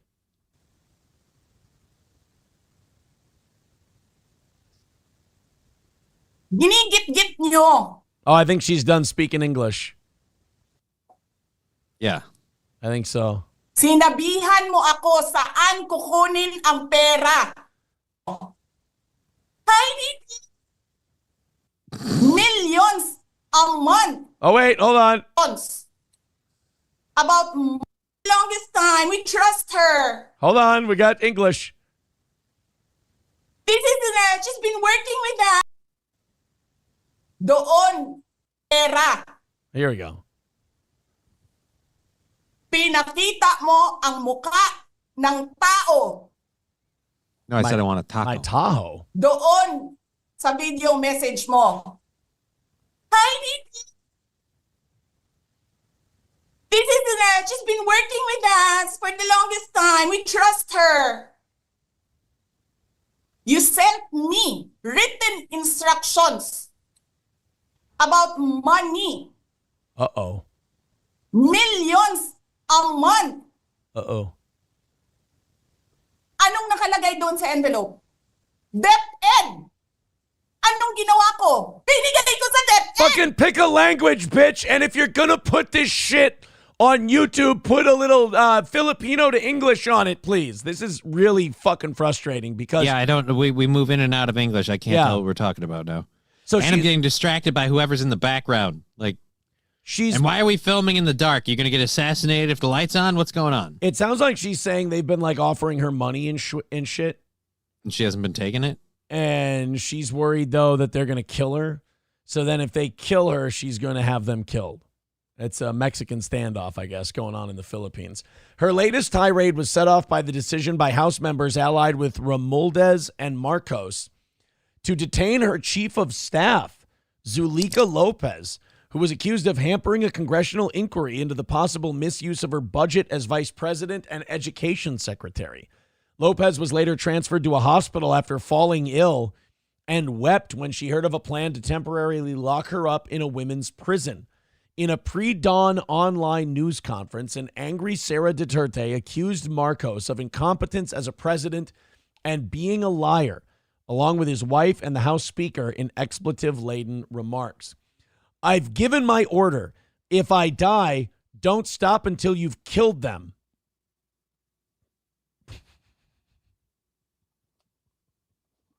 Dude, the Philippines is fucking lit. This is like, people say, oh, Trump is crazy. Trump, our politics is so wild under Trump. Fuck that. I don't know, man. Fuck that, dude. Nobody fucks like the Philippines fuck. We ain't got shit on the Philippines, man. Philippines is way more lit than the United States. Are you kidding me? 135 away from today's goal because Trucker 18-Wheeler just threw us $4.99 and said if that was still a thing, it would be Trump-Clinton in 2016, Biden-Trump in 2020, and Trump-Harris in 2024. The media would have had a heyday. Yeah. I mean, if that was still going on, that would be pretty fucking crazy. All right, we got 30 minutes until I have to really lay in on the begging. But if we get inside of $100, I got to shut the fuck up until then about the begging. 135 away from today. Come on, boys and girls. Let's throw 5 and 10 in at a time on the old PayPal, Venmo, Super Chats, and Rumble Rants. And let's call this first day another win for the toe. And we can't, dude, we definitely can't miss goals on our anniversary week. No, we got to hit him this week. That would be publicly embarrassing for this program. Oh, boy. We got a magazine, The Economist, an international magazine, endorsing. They were looking at Canada's government's MAID program and saying that The Economist magazine now endorses the same idea for England. This is the cover of their latest issue. It's time with an empty bed with little slippers next to it. This is a horrifying picture. Why Britons should have the right to die. And it's an empty bed where presumably a person once was. There are little slippies right next to the bed and black block lettering that just says, it's time. God, man. Oh, do us a favor. Dude, it is, like, this is bad. Like, this death cult that we're starting is not good. I'm all for people being allowed to choose when they want out, but there's something about, like, the rooting for it. I'm a person who believes in overpopulation. If this is how we get the numbers down, so be it. I'm telling you, man, there's something about, like, there's a difference between going, hey, people who have these terrible diseases and are terminal, they should have a right to die with dignity, and they should be able to choose how they go out. Yeah, why do I got to wait? Okay, that's one thing. But totally able-bodied people being like, yeah, it's fucking time. Let's do it. Let's have a thing. Like, that to me, there's a difference between if you get diagnosed with a terminal illness and you decide you want out, you should have that right. There's a difference between that and cheerleading the development of a program. You know? It's just I'm just, the only problem I have is if it's people that are being forced to do it. That's where I have an issue. Like, if you're being forced to, like, participate in this program, like, whether you want to or not, like, the doctors go, no, you don't understand, you're terminal, and so for the sake of, you, like, your comfort of life, we're going to kill you. Like, that's just it. Would be my problem with Canada's MAID program is that they do this. Come on. Wouldn't it be nice if you just had a couple pills and took a nap, huh? Wouldn't that be good? What if we just kill you? I mean, it's like, again, there are veterans who have applied for chairlifts in Canada, and they get sent material on the MAID program. Right. Like, all right, you could use this chair to get you up and down the stairs easier, or we could cut your fucking head off. How about that? What do you think? You said chairlift. We've got this one to this ski resort that's out of business. The best part is there's no platform up top. You just jump off.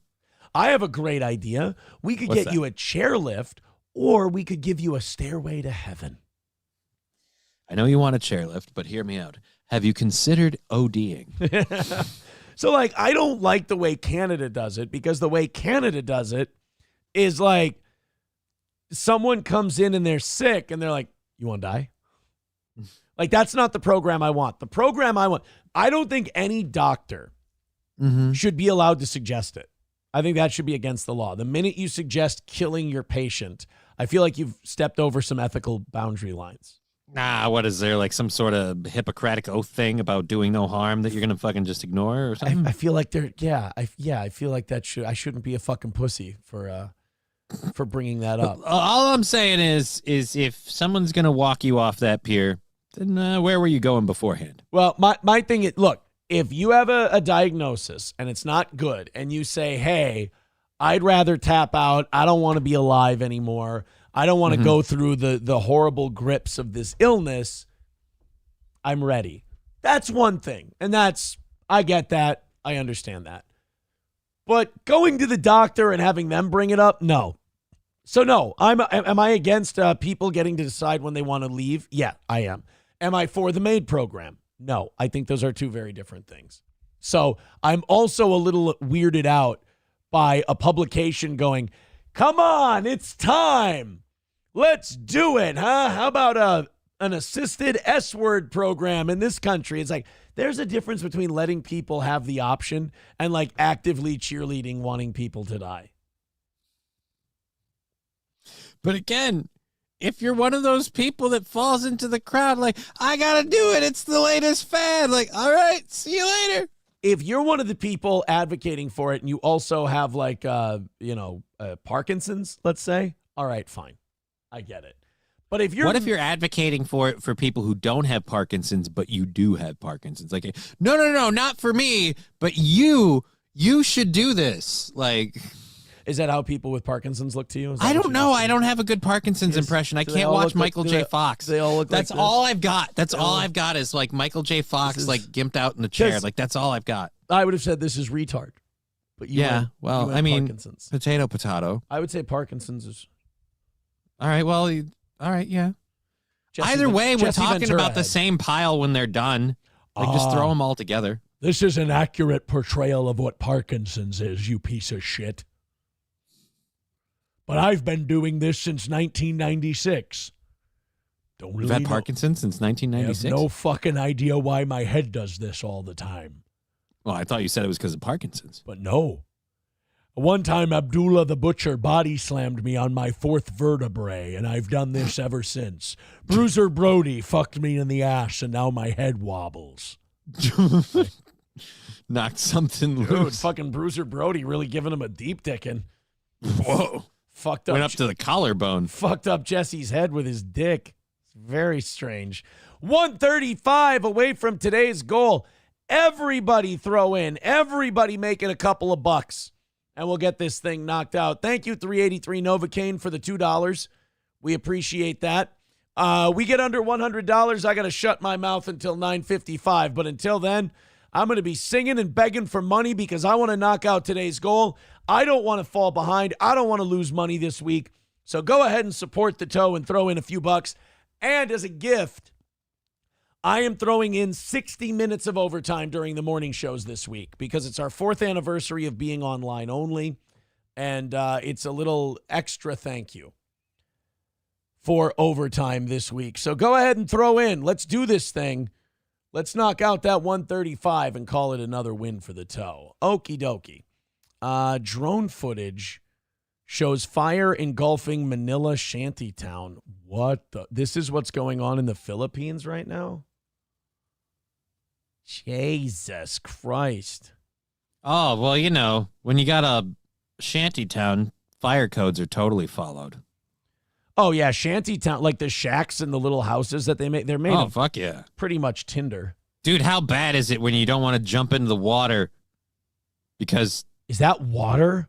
That is technically water. Oh, fuck. Yeah, you notice you don't see anybody jumping into the water? I don't see anybody in the water. Like, people got out of the shantytown, but not into the water. Oh, boy. Fucking looks like Hard Home. I expect the Night King to show up and just raise the dead. Jesus. I was going to leave this shack for my kids. It was waterfront property. Every Now it's time Americans watch like a fire or a tragedy in another country, they just look at it and we go, boy, we've got it pretty good, actually. Yeah. We're doing all right. You guys don't even have not even a yard, huh? Yeah. Like a flower box? Well, you guys are pretty much stacked right on top of each other, aren't you? Holy shit. That, Again, this is where I'm like, maid program, huh? All right. It's also kind of gives you an idea of like how fucking spoiled we are. Because like, we'll be like, my neighbor is trying to build a fence and he is not respecting the property line. Meanwhile, in the Philippines, they're like, if my neighbor burns their dinner, our whole village burns down. His tree is peeking into my yard. I haven't seen a tree my entire life, asshole. Yeah. He is trimming branches that are on my side. That is not okay.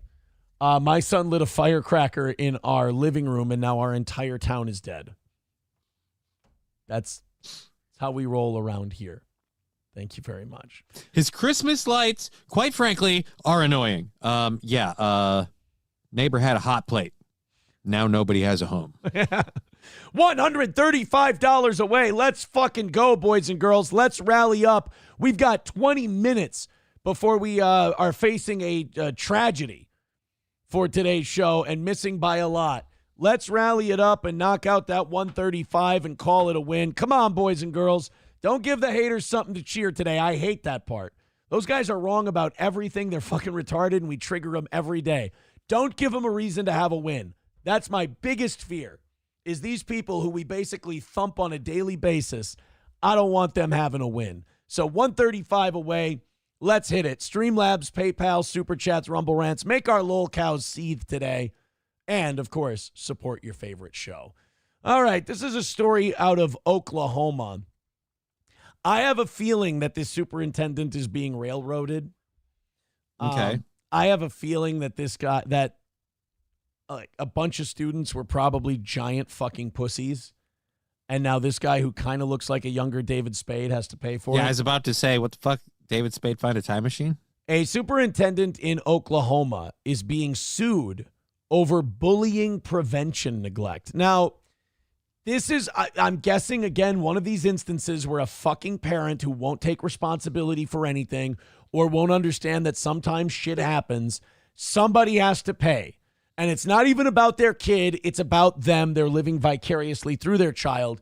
And this superintendent now has to pay them money because their kid had a couple of bad days in school. Let's take a look. Maybe I'm wrong, but I am now fully in the camp of usually taking the teachers and the administrators' side over the parents. It's gotten so bad.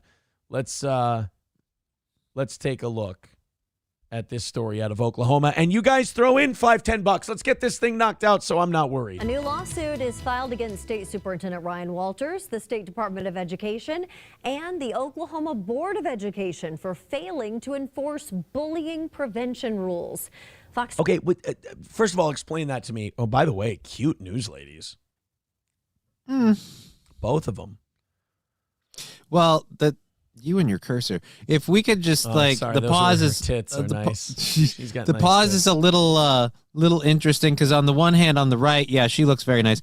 The lady on the left, I think it's just because her face is frozen with her, and so she just looks a little weird to me. But she looks like a girl I had a crush on / quasi dated in school, and I miss her. I miss her, man. 25's Katie Rada has been digging through the court documents today. So, Katie, tell us who filed this lawsuit. Yeah, no, her face is weird. Some fucking bitch, somebody with an axe to grind. Wendy, the lawsuit was filed by the grandmother and guardian of Two Keys Public School Elementary School. Grandmother and guardian. Grandmama filed it. So the kid who has drug addict parents and can't live with them was bullied at school, and now the grandma is going to sue the school because it's obviously the school's fault if a kid gets bullied because bullying hasn't been around forever. And, you know, the school should be able to cater to the needs of every bullied kid 24/7 as testing scores are going down and education in general is shit. God, I was just born in the wrong time. I mean, like back in my day when you were going to school, if you were an orphan or whatever, they'd just be like, ha ha, your parents are dead. Like I wouldn't get any money. Right. And claims a lack of enforcement of state laws by OSDE enabled bullying by both teachers and students in school. The teachers were bullying too. Awesome.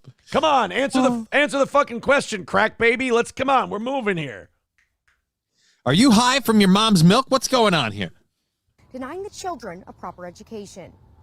The lawsuit filed on I love that Tuesday there's claims bullying against Superintendent the Walters, the State teachers. Department of Education, and the Board of Education have ignored school districts' noncompliance with the Oklahoma School Safety and Bullying Prevention Act. The School Safety and Bullying Act has a lot of hoops. Schools are supposed to... Oh, that's the chief counsel, not the grandma?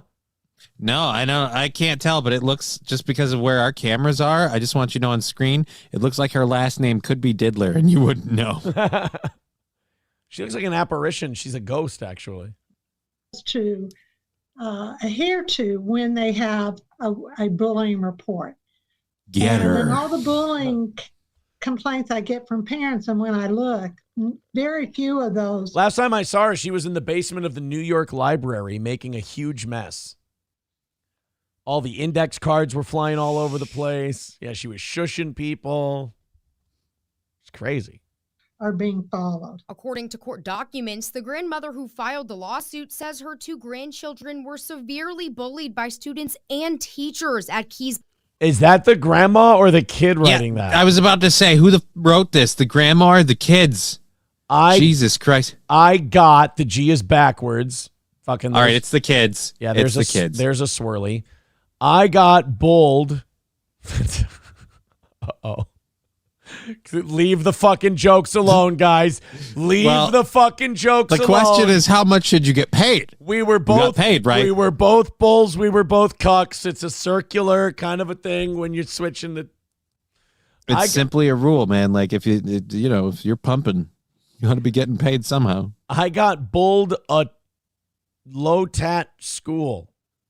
I think you did a lot at school. I'm not going to sit here and give this retarded shit for brains any fucking leeway. He can learn how to spell like the rest of us, or he can get left behind. You're just misreading a space. Igot hit a lad at school. I Scrady at school. At lunch, big kid, grad Yori food, and teachers are mean. Teachers are mean. He did spell teachers right. Teachers are mean to me. The tweez are my friend.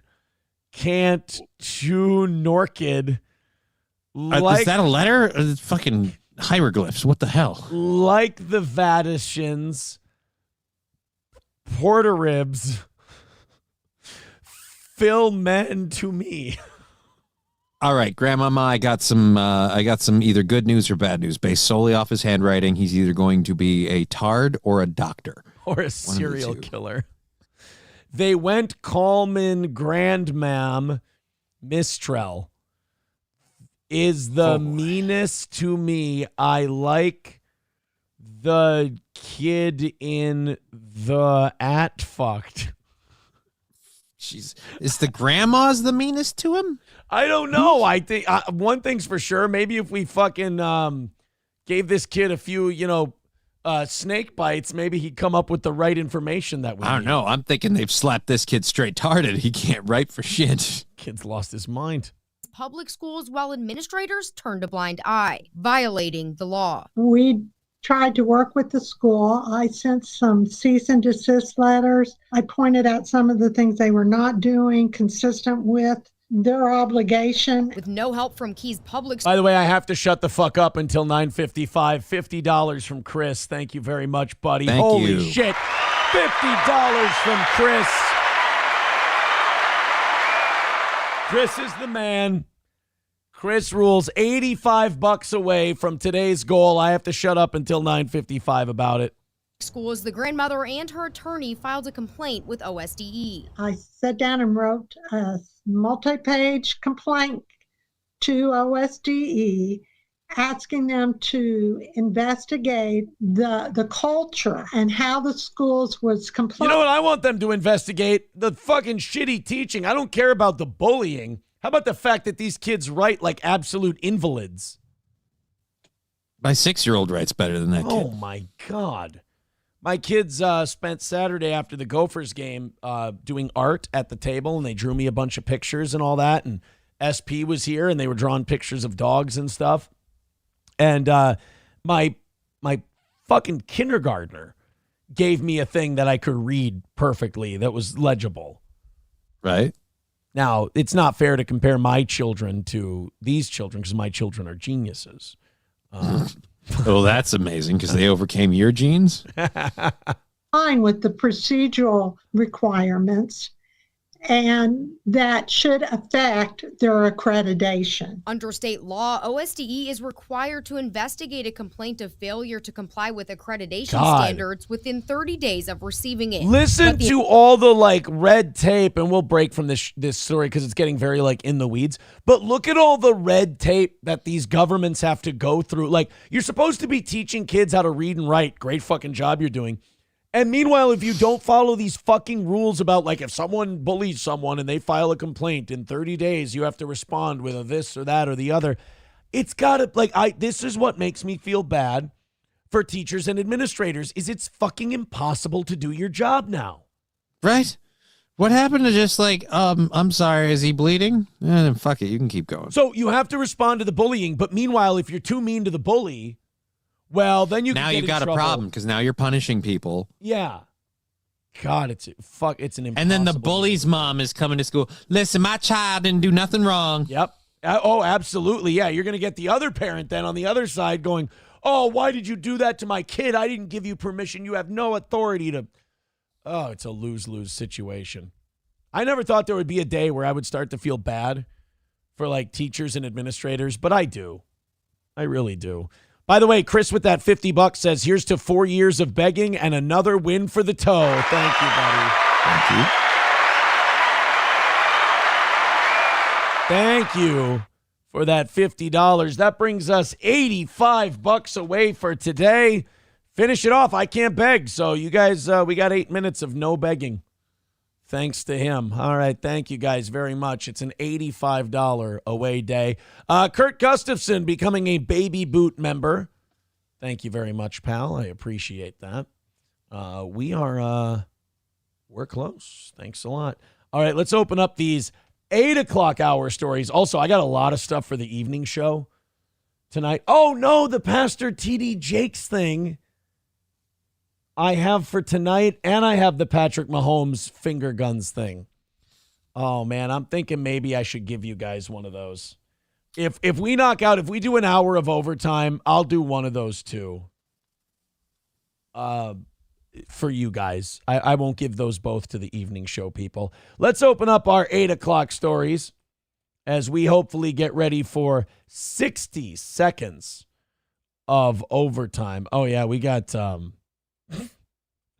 There's a woman in this Georgetown story is so fucking mean. A Georgetown,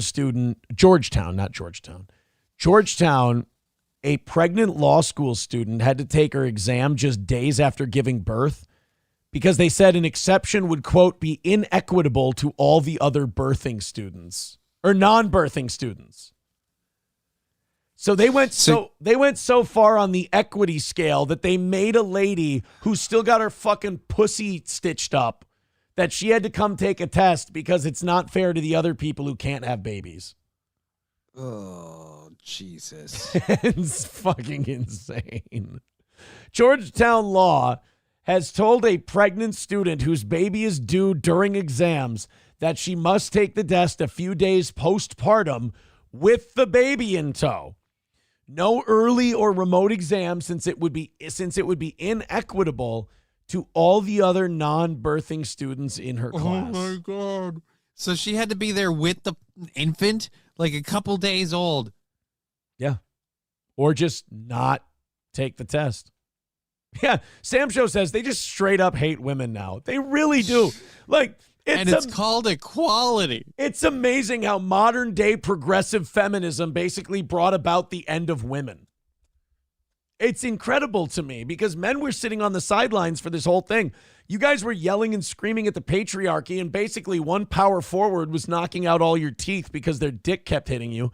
And then you're sitting there going, well, just because you can have a baby doesn't make you special. And I'm like, well, you understand that the male, quote, patriarchy view is that, yes, that does make you special. That makes you unique, and we should give you special considerations. And we take on special responsibilities because you have that special consideration. And again, for that consideration, we simply say there are some things that you might view as positives or negatives that come along with it. Right. But nope, now modern feminism has said, oh, you had a baby? Fucking rub some dirt on it and get in there, you fucking pussy. Jesus Christ. You understand some women, when they have a baby, they cut their pussy and asshole separator? Yeah. Yeah. Oh, they don't cut. Some of them just tear. Well, the episiotomy is the one where they cut, but yeah, they can, like, your pussy and asshole, your fucking taint gets ripped apart, and you got to get stitched up, and you can't fuck for like 2 months. Yep. And you're like, you know what? Why don't you sit on this uncomfortable school chair and take a fucking test? Oh. Good Christ. And you're going to have a baby that needs to be fed like every, 45 minutes maybe when they first come out? It's fucking insanity. A lot. It's really insane. Patty Morton with $13.99. Thank you very much. That puts us $75 away Couldn't from help but today's notice goal. that photo. One hell of a horse. How much? Yeah, no, not for the horse. Just their jizz. Just the jizz. $75 away from 60 minutes of overtime, but I can't beg for 3 minutes. Go ahead, boys and girls. And thank you, Patty, for that $13.99. Georgetown Law suggested Brittany bring her days-old child to campus a few days after birth with minimal recovery to take the exam with more time so she can breastfeed her newborn during the exam. Well, that's mighty white of them. They told her motherhood is not for the faint of heart. Oh. You fucking abortionists have the audacity to fucking tell this woman that she has to come in and take a test. It's unreal. Yeah, guys, it's Donald Trump that's going to bring about Gilead, where he's going to take away all your women's rights. Yep. Men are going to go in the bathrooms with you, and you're not going to feel safe in there at all. Donald Trump is definitely the reason why you gals are going to lose all your rights. It's because he's such a bad, terrible, awful guy. Let me take a look here. Georgetown University, never knew them as a conservative enclave in the educational community. God damn. Non-birthing persons, too. They had to throw that in there. The weird part is the ones who really stand, like, there are a lot of women standing up being like, I don't like this, the way we're defining what is and isn't a woman. But the big people defending the trans stuff are always women, unless they're a trans person. They're always women. You don't see a lot of, like, straight dudes out there like, no, we got to secure these trans rights for these dudes that want to cut their dicks off. Well, and these chicks that want to lop off their tits and be a dude. Except Adam Ruins Everything's Adam Conover, but then again, he's not really a guy, more of a bitch. A robot? I mean, he's the worst, man. He's so fucking bad. I've never You want to talk about a hairdo that makes you suspect. I've never seen someone ruin so much goodwill as that guy. Because, like, when that Adam Ruins Everything first started, people were like, this is fucking fascinating. I even watched it. I was like, this is pretty good. It was a good show. He went on Rogan and defended biological men playing female sports and sounded like an absolute retard and just wrecked himself. And then doubled down with his show. I don't know. All right, I get to beg you for money now. This is the part where we beg, but I can only beg for $25 because we're $75 away from today's goal. And if we knock out today's goal, we do an hour of overtime. So we go until 11 o'clock today if we knock out today's goal. There's the links in the chat. Put 5 minutes on the clock. Boom. Here we go. $75 away. This is one of those $5, $10 a piece neighborhood type deals. Let's all throw in. Let's get it hammered out. We can't rest on our laurels on any goal, though. We've seen small goals like this fucking stand for good. We're trying to win every single goal we've got this week because we are celebrating on Friday 4 years free of radio. That means for 4 years, you guys have been throwing these filthy e-beggars enough money to keep us on the air. And by God, do we appreciate it. Let's push forward a little more. If we get inside of 50, we give you the overtime on credit. We try to knock it down $1 or $2 at a time. Let's get it hammered out. Streamlabs, PayPal, Super Chats, Rumble Rants, Venmo. $75 is the number. Let's start the rally and let's finish strong today. We've got an hour's worth of stuff for you. It's going to be good. It's going to be good, but we got to get there first. So everybody throw in a little bit, And we've got this thing. Bigot on Socialist Media says, and another 4 years coming. Well, we'll see. We will see. We got to knock it out. So far, so not good. We're a minute in. No rally yet. $75 away. Let's hammer this thing out. All the links are in the chat. Streamlabs, PayPal, Venmo, Super Chats, Rumble Rants. Here we go. 4 minutes away from 1 hour of overtime. Let's do it. Ty Goblin says 12-hour stream on Friday. Actually, your donations are going to determine how long our anniversary show goes. And yes, it could go as late as 1, 2 in the afternoon. We will see. All right, guys, $75 away. Let's go. Let's make this thing go. 3.5 minutes to go. Only $75. That is usually a nice and easy win for the toe. But we need your help. We need you to jump in there and get this 75 taken care of. Streamlabs, PayPal, Venmo. There we go. Trucker 18-wheeler with $4.99 says 4 years is sickening. Zen Man builds with $5 says rally up. Let the fake donos flow. There's 5 from Zen Man. Thank you very much.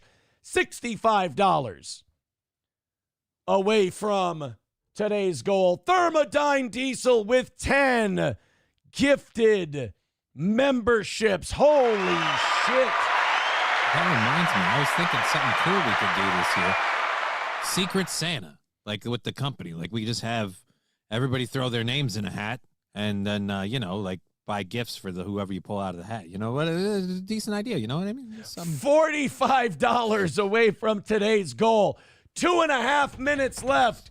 $45 away. Now we're in like $1 or $2 at a time territory. We can get this done really in a variety of very cool ways. We can do the buck bit. We can do the buck bit or, well, hold on. Fake dono from Silverwolf, $50 from Silverwolf in a fake dono. We didn't even get a chance to get started. We didn't get excited about it. Never gonna happen. We're $5 into. Cry now. We're $5 into tonight. Thank you, Silverwolf. Mersh, mental problems in the buck bit. That's the list. That's what makes me cry. I can't take it.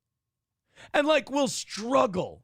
We'll have $75 away for the last 5 minutes is not bad at all.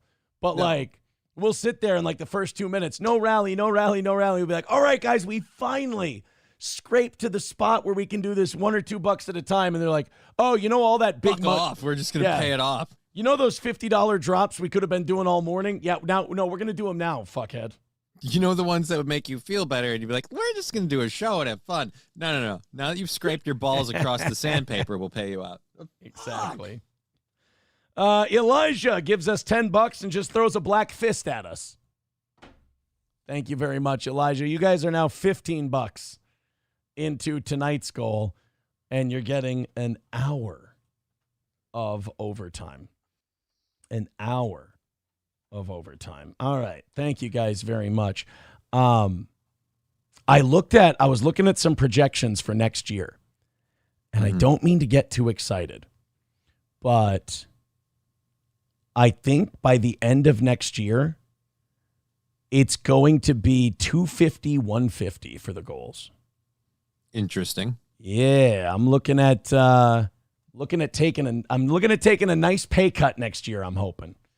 That's my goal is Steel Toe takes a nice big pay cut next year. Trucker 18-wheeler with $1.99 says YouTube chat is seething. Bro, YouTube chat is always seething. I don't understand. If you hate this show, we knock out 99% of our goals. Right. Because if we didn't, we'd be going. Right. So I don't know why. I'll say this to the haters of Steel Toe. I don't know why you do this to yourself. I mean, you've got the worst win-loss record of any group of haters anywhere. 2024 was literally the most wins you're ever going to rack up. And yet, you just keep stepping on the same rake. And then again, like I say, yelling at me about it. And then it leads to these segments where I get to talk shit about you. I just feel like it's a masochistic thing that maybe subconsciously some of them are kind of into. I think they want to be dominated by me. I think it's a domination thing. Well, I wasn't going to word it that way, yeah. Especially to avoid the visual. Yeah. So I'm sorry, guys. I'm sorry.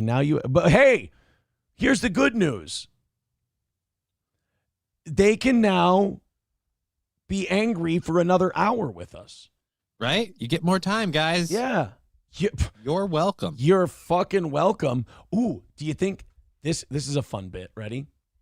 Knock out the evening show goal with $1 and $2 donations. Do you think it can be done? At the very least, get it under 100. Yeah, let's see what we can do. With $1 and $2 donations. Okay, so where are we at? We're at 190. We're at 190 for tonight's goal. And we'll see if we can do it $1 and $2 at a time. That'd be funny. That would be fun. If you guys knock it out, I'll do an hour and a half of overtime. Johnny certainly doesn't even have to do an hour if he doesn't want to. But probably about 45 minutes, and then I need to play a video game. I'll tell you what, we'll do an hour and a half of overtime if you knock out the evening.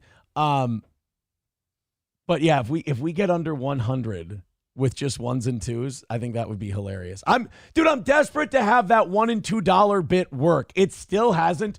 Do you know that the other night we got to $1.10 and some asshole gave us $10? Yeah. Yeah. $1.10. I'm like, dude, this is the one. This is one more $2 drop, and we've got, and fuck it. I think it was Buffalo Jockey did $10 just to be a cunt. For some reason, it makes me feel like it's like The Price is Right, and you're rolling for the double zeros. I know. And it's like, it's slowing down, and it's like, all right, 95, 96, 97, 98. And you're like, this is going to be the one. And 99. Oh, it rolled over to 1. Fuck. Exactly. This is fucking crazy. When I start taking a vacation again, I think I might go to Japan. And I might stock meme copium. But a Japanese flea market had to cancel its best seppuku reenactment contest after an outcry. Why?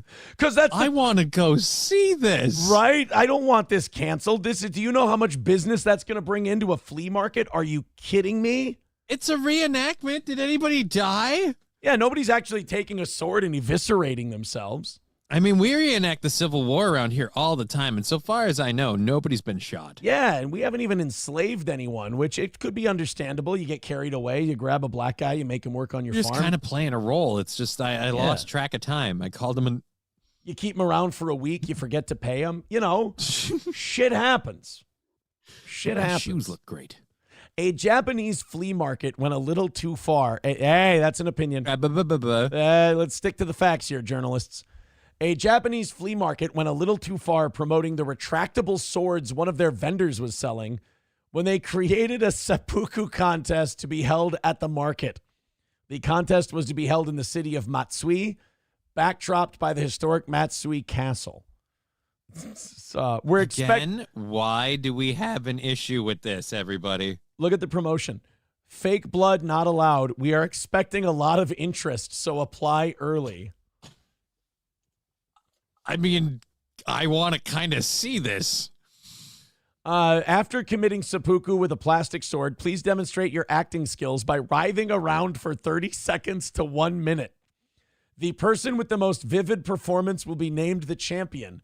The use of fake blood is prohibited. See, but they put asterisks by it. The use of fake blood is permitted. So if I use real blood, we're good. Well, this is what they said when they canceled it. Our core concern for this event was how to attract customers to the flea market.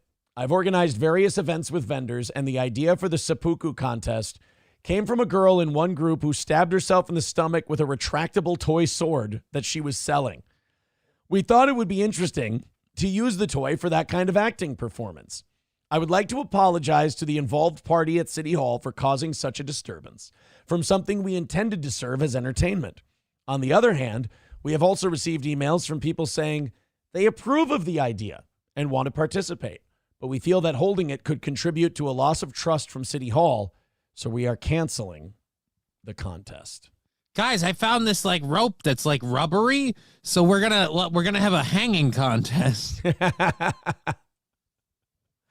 I Fucking love this idea. I think it would be the coolest thing ever, and people just became pussies about it, and they wouldn't let them do it. Come on, Japan. You guys are the ones that had that, like, some crazy fucking game show shit, like the bug contest. Ugh. I saw a clip of two ladies blowing a, like, dead bug back and forth. The loser gets the bug in the mouth. There would be those really good, like, Japanese actors where you would get the, hey, hey, hey, hey, and they'd just overcommit and they'd saw into their guts and they'd, like, fake pull out their own intestines and then hit the ground and struggle. Oh, my God. You know how much fun that would be to watch? Right? Some dude comes in, looks like he's got a massively overinflated sack, and that's just a whole bunch of red rags that he's got stuffed down there to pull out of his pants like a magician as his intestines. Awesome. Yeah. God, they would be so good at it. The Japanese really get into that kind of shit. I was just the whole fake blood thing. I'm like, oh, that means, like, I like this. That means all the blood that we see is going to be real. I guarantee you there's going to be blood. There will be blood. Sam Show says, Meme will take you out on one of his many cringe tours. You'll probably have fun, but you won't be proud of yourself. Oh, and while you're there, you can tell the 200 viewers he takes from us, hey, go back to my show. Yeah, fuckers. Thing is with the thing, it's at a flea market too. So it would have been like, think of the clientele that would have enrolled in that contest. You got to keep an eye on your wallet. Oh my God, just people writhing around on a dirty flea market floor after they pretend to stab themselves. Like, imagine, like, one guy probably accidentally cuts himself because he leans in way too fucking hard, and he cuts himself with a toy sword, and he rolls around on the ground. He gets an infection from all the disgusting shit, and then he actually dies. So retroactively, that guy should technically win the contest. He was committed to the bit. Yeah, but it took him like 3 months to die. Yeah, he fucking Daniel Day-Lewis his seppuku reenactment, and he went full-on method actor. Why are there two of you for this reenactment? Well, this is the person that's going to decapitate me. Which I think that's technically how that ends. I thought that was against the rule. I thought seppuku had to be something you do to yourself. You do it to yourself, but after you have done the disemboweling and you've removed the organs, Wow. You're a purist, dude. You're a purist. Let's go. People are trying to $1 and $2 the evening show goal at a time. Right, Patty with $1.39. Thank you very much. You. Trucker 18-wheeler with $1.99 says YouTube chat is gay. Well, it's impotent seething. You know, what do you want them to do? And then I pick on them and then they seethe more. It's a lot of fun. No, Aaron. Shut up, bitch. You're mine. Dr. Silverwolf with $2 says they really did lose any fun they had after 45. Well, I mean, some would argue they went too far. You know? Maybe we did it with all the radiation. Nah, don't ever blame yourself.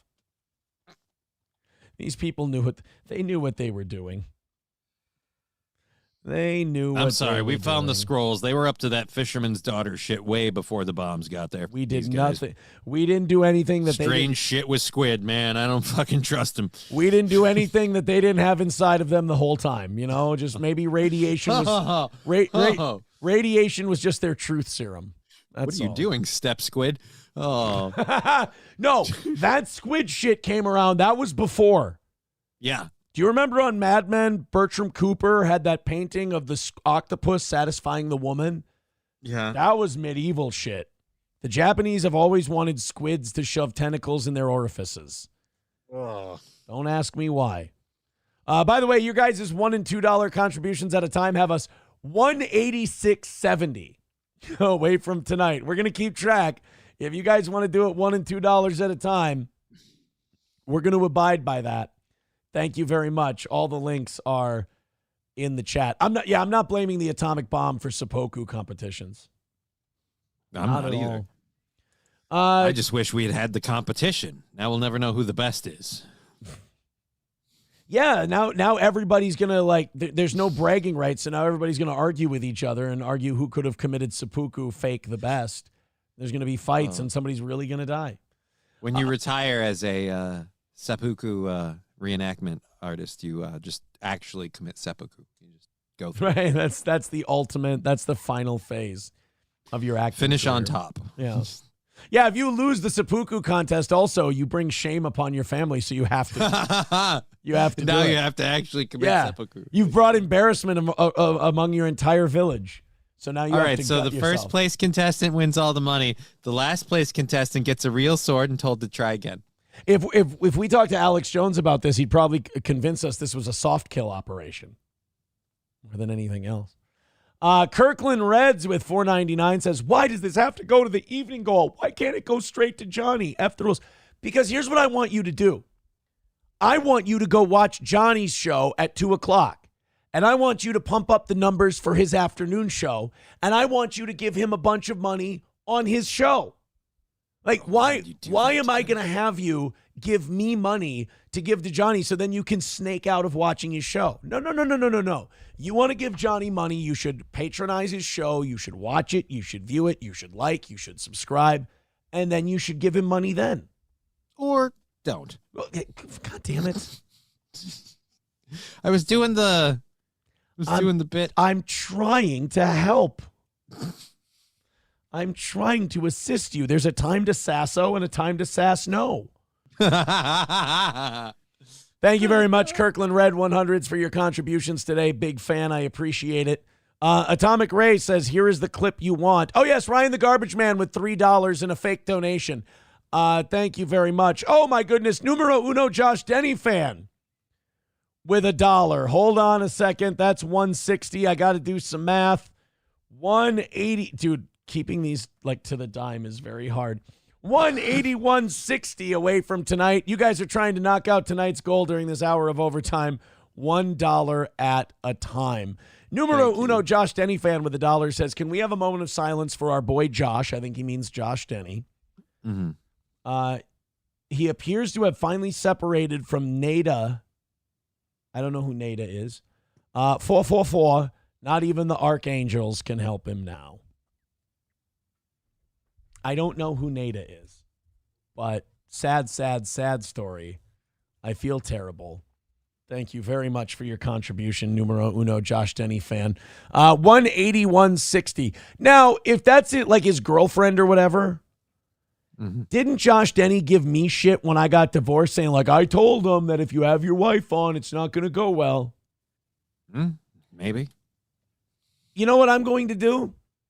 I'm going to be the bigger man, and if that is his lady and they did break up, here's my number. I'm the bigger man. Oh, no, thank you.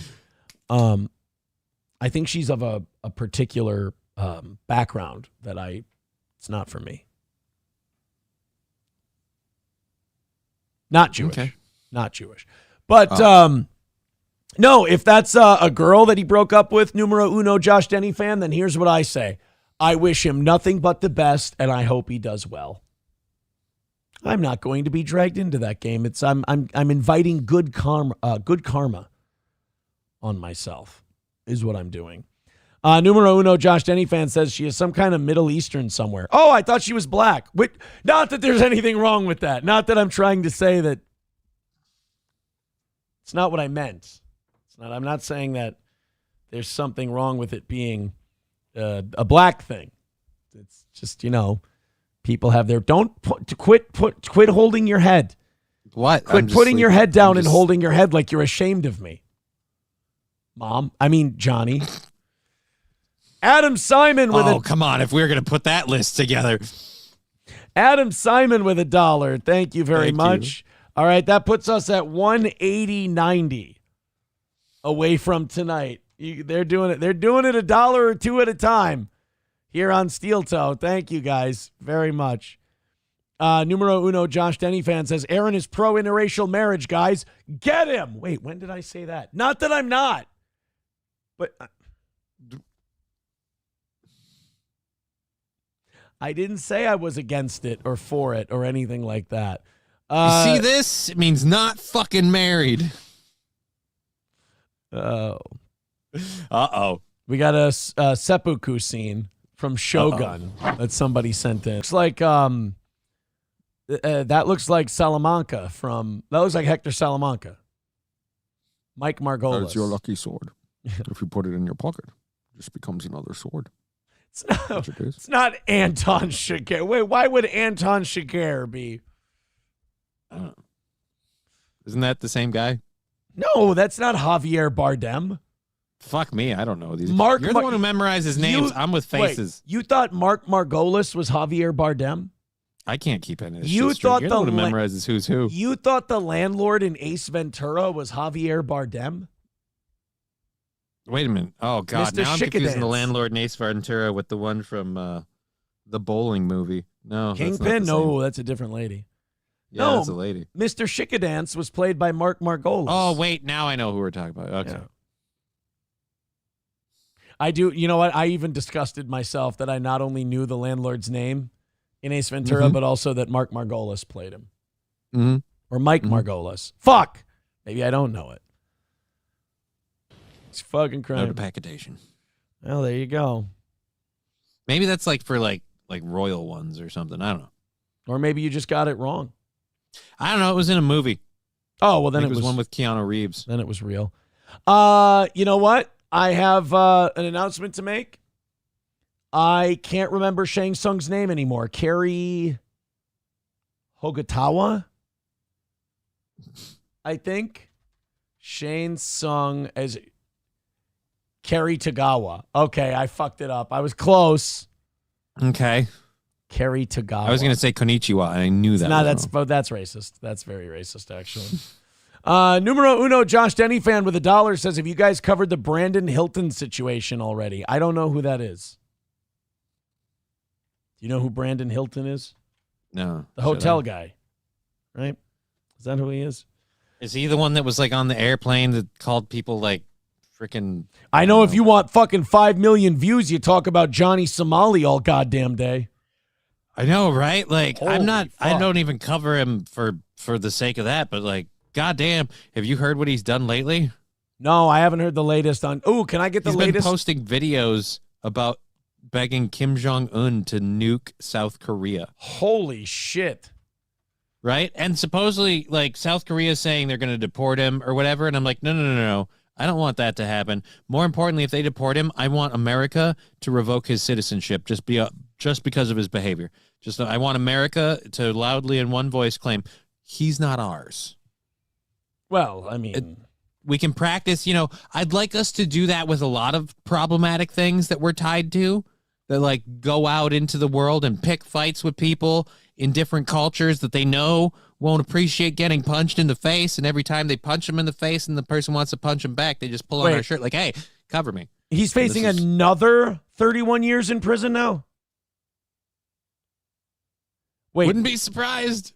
Breaking news, Johnny Somalia escapes to North Korea? This has to be a bit, right? That has to be a bit. If he escaped into North Korea again...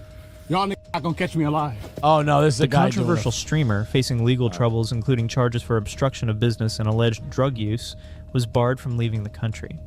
However, he recently showcased an emergency passport in a video, suggesting possible... Which we learned from Andrew, Legal Mindset, that doesn't do shit.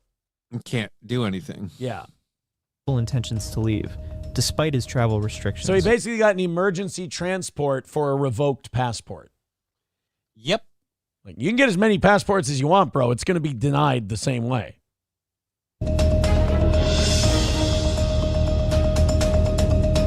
And he's real remorseful. As of now, South Korean authorities are closely monitoring his situation, yet he allegedly crossing the border and escaped South Korea. Some days before he said that he is not facing the punishment, he has not faced 29 You understand that sneaking into North Korea is going to be met with a much harsher punishment than whatever the South Koreans do to you. That's why I have no problem with this being a bit or real, because he has pissed off South Korea with the begging North Korea to attack them stuff. And if he really, really tries to retreat into North Korea, he fucks himself in the ass infinitesimally harder, because there ain't no way we're not negotiating to get Johnny Somali back. He has no value. Right. You know what? You know what North Korea loves? Crazy black kids sneaking across their southern border. They'll totally let you disrespect their leader. No. Just go up there and dare Kim Jong-un to fart. Just tell him, I heard you don't shit. I dare you to fart. Let's see that happen. Go up to a statue and hump. Go to North Korea and go hump a statue. Yeah. See how that works out, because I believe they just shoot you in the head right on sight. years prison. Costs too much money to feed you in jail. I'm going to laugh like a maniac when I beat the case like OJ. Hashtag Johnny Somali, hashtag Soul, hashtag Nick Rekieta School of Legal Management. Hashtag Korea, right? If this is the comments here, Trump is not saving your ass. And then Johnny says, I promise you I won't step 1 foot in jail. So he is now telling the judge, I'm not going to jail. He is telling the judge, I'm not going to jail. What do you think that's going to, do you think that's smart, guys? We thought that there is... Yeah, checks out for me. It sounds good. Let him keep going. Yeah, bait the judge. Yeah. When's it ever gone wrong? Now, if you masturbate the judge, you might actually get a decent deal if you do a good enough job. But baiting the judge, no. Terrible. If you're lucky, you'll both get off early. Yeah. It's kind of gay, though, dude. If you jack off a male judge and he comes really fast, like that means you're good at giving hand jobs. That means you're gay. Hey.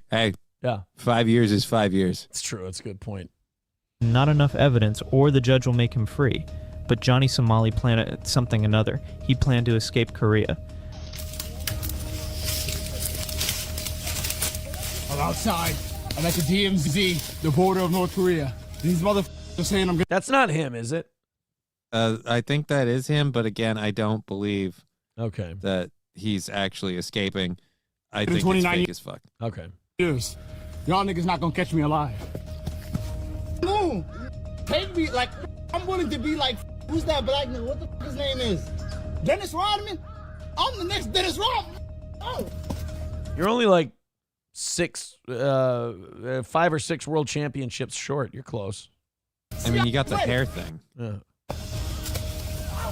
Korean! Shout out Pion! Yeah! Y'all niggas gonna catch me, nigga. Peace out! After seeing his escaping video, Amen commented that, I hope and pray you're on your way to North Korea. Be sure to confiscate a poster of the leader while you're in there. Also, don't forget to continue your antics there. They'll get a kick out of you. Oh, yeah. The North Korean government will be real. They'll get to know him really well. See, that's the funny part is the South Korean government, they're out to get you, and you can't escape them.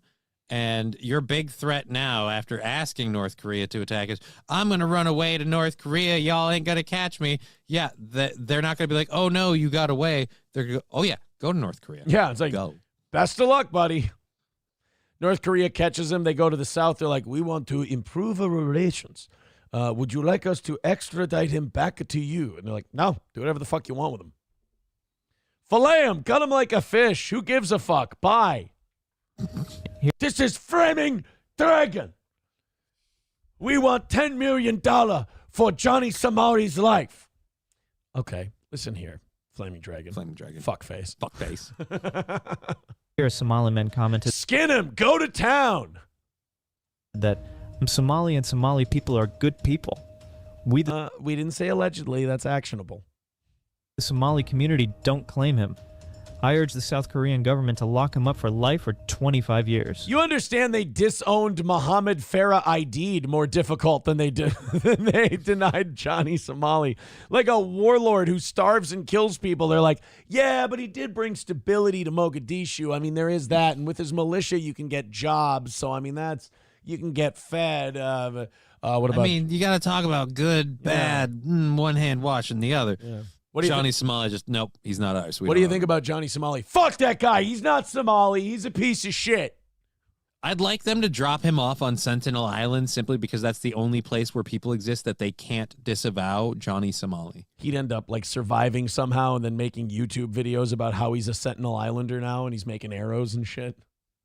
That's like, fine, yo, these fishermen better not come fuck with us, yo. We're going to shoot rock spears through their hearts, motherfucker. Yeah, and then his phone eventually dies. Well, that's true. They don't have chargers on Sentinel Island that we know of. Yeah, the Somalis disown pirates more difficult than they disown Johnny Somali. And he is now on the North Korean border. Oh my God, it's Blackfoot. He is in North Korea. But here's a main important thing. Escaping Korea is not so easy, because every person in Korea knows him, and in this situation, it's quite tough for him to escape Korea. I can't imagine why. What makes him stick out in a country like that? It certainly wouldn't be anything visual, right? Yeah. Like, I'm sure there is some big hand involved. Why anyone help him to escape from the Korea? Because they thought it would be fucking hilarious to watch him go to North Korea. Yeah. I'd help him escape to North Korea for sure. And then when the South Koreans arrested me, I'd just be like, guys, do you know how fucking awesome this is going to be? You realize the South Koreans wouldn't arrest you. They'd just be like, no, dude, we're They cool. don't. The only time it's like a crime or whatever to help somebody flee the country, I think, is if they're actually a Korean citizen to go to North Korea. Oh. They're defecting. America help think him it because matters we know otherwise. American government are not accept that other country charge their American citizen. The U.S. government often prioritizes due process and the safety of its citizens abroad. However, it does not generally oppose other nations charging or prosecuting U.S. citizens for crimes committed in those countries, provided the legal... Especially, well, I think that one of the big rules is as long as it's a crime here. Right. We respect it. We're like, yeah, that's totally fine. proceedings align with international norms and human rights. Countries like South Korea, known for their robust legal systems, often see U.S. authorities cooperate rather than intervene in such cases. Or he's an undercover agent from America, and maybe he gained some information about them.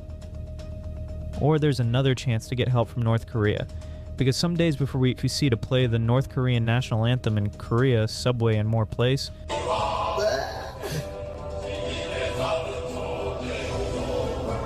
Oh, so he was playing the North Korean anthem in the subway? Yeah. Oh, boy. Oh, I can't do that. Use the Roman salute. and at a point he says to North Korea to press the red button. In this video, you can clearly see him saying he wants Kim Jong-un's North Korea to destroy South Korea with a Oh, is this what you were talking about? Is this where he tells the North Koreans he wants them to nuke the South? Wow. Yep. Which he even says Kim should wait until he escapes Korea and then destroy it, comparing it to Japan's Hiroshima and Nagasaki. Jesus. Even advising Kim Jong-un to destroy Korea by pressing that red button. I'm not sure which red button he was referring to. Until Kim Jong-un nuke this, I just don't want to be here when Kim Jong-un press that red button. They nuke this, so shit turned to fall out in Vegas. No, please, Kim Jong-un, press that button. Press. And recently he uploaded a story on Instagram where he played a North Korean national anthem. Jesus. And this is a crime to play North Korean propaganda in South Korea. That's the North Korean anthem. That's the national anthem of North Korea. There's something called a National Security Act in Korea, and it is a crime to promote, propagate, or otherwise disseminate North Korean propaganda, etc. in South Korea. It really does give you, like, when you go look at what other quote-unquote democracies do, it really does give you a little bit of an appreciation for our First Amendment. Right? And not enough people here have that. But also, this dude is dumb on a level I've never seen, and I really, really Andrew, want him he's to... a good guy. No, not Andrew. Andrew's his own level of... No, Stupid asshole fucking lawyer. Didn't do it. Lawyer fucked me. Yeah, Andrew. I will just say this: he makes it to traffic court on time, so I got that. that's a W in my book. But I just, like, you go, like, if the South Koreans were to look at America and our rules, like, most of the world looks at our rules and goes, you guys are fucking insane. Because, like, we look at South Korea and we're like, you do some don't, shit. like, you don't let people play other national anthems in your subway. It's fucking crazy. Don't you have a First Amendment? Those countries look at us and they go, like, the First Amendment is the craziest fucking thing I've ever heard of. That's ridiculously retarded. You guys shouldn't do that. This could be very dangerous for South Korea, as Kim Jong-un, the leader of North Korea, doesn't listen to anyone in the world. Anything Johnny Somali does while staying in South Korea could be... I don't think Kim Jong-un is going to nuke South Korea on the orders of Johnny Somali. Nope. I think we're okay there. Yeah, but you're not doing yourself any favors by trying to get him to do it either. Dennis Rodman, now, he would nuke South Korea on the orders of Rodman, but I would hope that Rodman wouldn't, snake us like that. I would hope that Rodman would say, hey, oh, God, now what is numero uno Josh Denny fan doing? Says, I know a closet full of merch that could tell us different, $1, and he puts up an April Twitter status. Oh, boy, what now? What now? I'm not into laziness, so I don't identify with those people. Oh, she tweeted, where did the books go? Doesn't anyone sell books anymore that isn't Barnes and Nobles? The internet can't deliver on this one. I still value holding something of value in my hands. You can get fucking books anywhere. Yeah, dude, Amazon started as a bookseller. You can still buy books on Amazon. Otherwise, Barnes and Noble can usually order if they don't have it. Yeah. What book are you looking for that you can't find? Oh. Paradise Lost. Paradise. Just the Canterbury Tales. General, yeah, just wanted to do some light reading. All right. Well, and then our boy Terry, a fan of our show, was in there. He and April used to work together. They were going back and forth on Twitter. Yeah, I had some weird shit happen to me. Speaking of Twitter. Okay. I talked about this on Friday's show. April and I communicated for the first time since her arrest back on Thursday evening. We had a little issue with Verizon. I didn't want her contacted about it. They charged me twice for my devices, one on her account, one on my new account, because I wanted to separate everything, get it all outski. So I've been on the phone all day with Verizon. I'd even gone to 2 Verizon branches, and I'm just like, could you just refund one of them for me? Like, I don't give a shit which one it is. Just refund me one of the, I got double bill. And they go, yes, you got double charged. I'm like, okay, cool. Can we? Nope, we have to access her account. Oh, well, there's a password on it. Well, we have to call her. And I'm like, please don't call. I don't want to be involved and whatever. So they call her and they're like, she feels terrible. She feels really awful. She's upset about the whole, she feels bad that you had to pay twice. And then Verizon goes, she's willing to pay you the money if you give her a place to send it. I'm like, no, I don't want her money. I want your money. You double charge me. You pay this. And I said, tell her not to feel bad. It's okay. It's fine. I'm not upset with her, blah, blah, blah. I go on hold for like another 10, 15 minutes. The guy comes back. He goes, well, she felt really bad because she thought you were mad at her and she didn't want you to be mad at her. And she's, we let her go. And I told her that we would give you the refund and everything. I'm like, Jesus fucking Christ. So then we have an apology. I'm sorry. I didn't want to get you involved. I feel really terrible about that. I threw that off on a DM on Twitter to her. And she wrote back and she was like, oh, good. I just didn't want you to be mad at me. I'm really sorry. I hope that all got straightened out. And I'm like, don't ever worry about what I think. Like as I wrote, don't ever worry yourself about what I think. It doesn't fucking matter what I think. Just take care of yourself, blah, blah. It was really cordial. Like it was a cordial interaction. Don't worry about what I think, you dumbass. You're making enough problems in your own life. No, so it was a totally cordial interaction. And the next day I'm blocked on Twitter. And I'm like, yeah, I'm like, somebody Keep your own boat afloat, bitch. Here's what I'm thinking. I'm thinking somebody told somebody that there was a cordial, decent interaction, and somebody got upset and somebody had to go ahead and block. Because otherwise, like, through all of the shit that we've said about each other over all these months, nobody had blocked anybody. Right. But the minute that there was an issue where we had to directly communicate about something, it was cordial and nice and professional, and I'm sorry, don't say you're sorry, it's fine, no big deal, don't worry about it. Then all of a sudden the block. That's weird. That's odd behavior.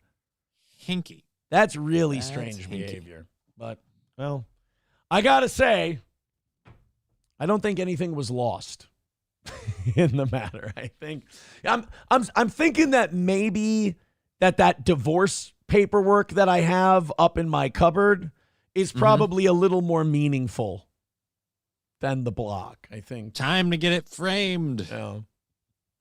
Or maybe it's more like if it's all negative and terrible, then you can stick around. But the minute it goes positive, I don't understand what that means. Block. So I got a kick out of that. I feel good. This is wrong. When I saw that, well, because Breaking Baldo News had sent me a DM, and he goes, It's kind of weird that April just followed me and then unfollowed me. She just kind of followed and then unfollowed. I'm like, oh, that's strange. And then I went to I'm like, well, because we just, we had to work out this phone thing, and it was actually really professional and nice. So I'll go check it out. And I go look, and you can still see their tweets. Like when people block you, you can still see their tweets. You just can't interact with them. Right. And I'm like, shit, I think I'm blocked. I think I got blocked. I'm like, it's fucking wild, huh? So I would say that somebody was not happy that there was any kind of, and again, like, who gives a fuck? It wasn't even an interaction. It was literally, we need to separate these accounts. Thank you very much for doing this. And me saying, I didn't want you involved at all. I'm sorry they fucking bothered you. Like, that was obnoxious to me. I was like, just refund me. We're set. We're good. You don't need to involve her. And then when they came back and they told me, like, yeah, she feels really fucking bad. Like, she's worried you're upset. I'm like, first of all, that's the beauty of divorce. Neither of us needs to worry if we're upset. If she's upset, fine. If I'm upset, fine. But don't worry. So I felt like shit about that. I'm like, no, tell her I'm mad. I told the guy, tell him I'm mad at you guys, not her. I don't give a shit what she's doing. You guys are pissing me off right now. But yeah, it's just, that was a funny deal on Saturday. Numero uno, Josh Denny fan with $1 says, can we just do a live watch of Fish Tank for every episode till it's over? That's Sam Hyde's thing. Yeah. That Fish Tank deal. Is that still going?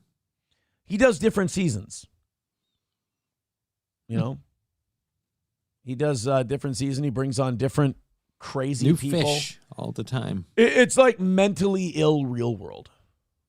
Yeah, it's really, really messed up. Yeah. Let's go ahead and do a couple of more here. We got about 20 minutes left in your extra hour of overtime. Plus, you guys, $1 and $2 at a time got us down to $1.80 for tonight. Nice. So thank you guys very much for that. That's very nice of you. We appreciate the support. Oh, boy. This whole thing about Donald Trump deporting illegals and all that,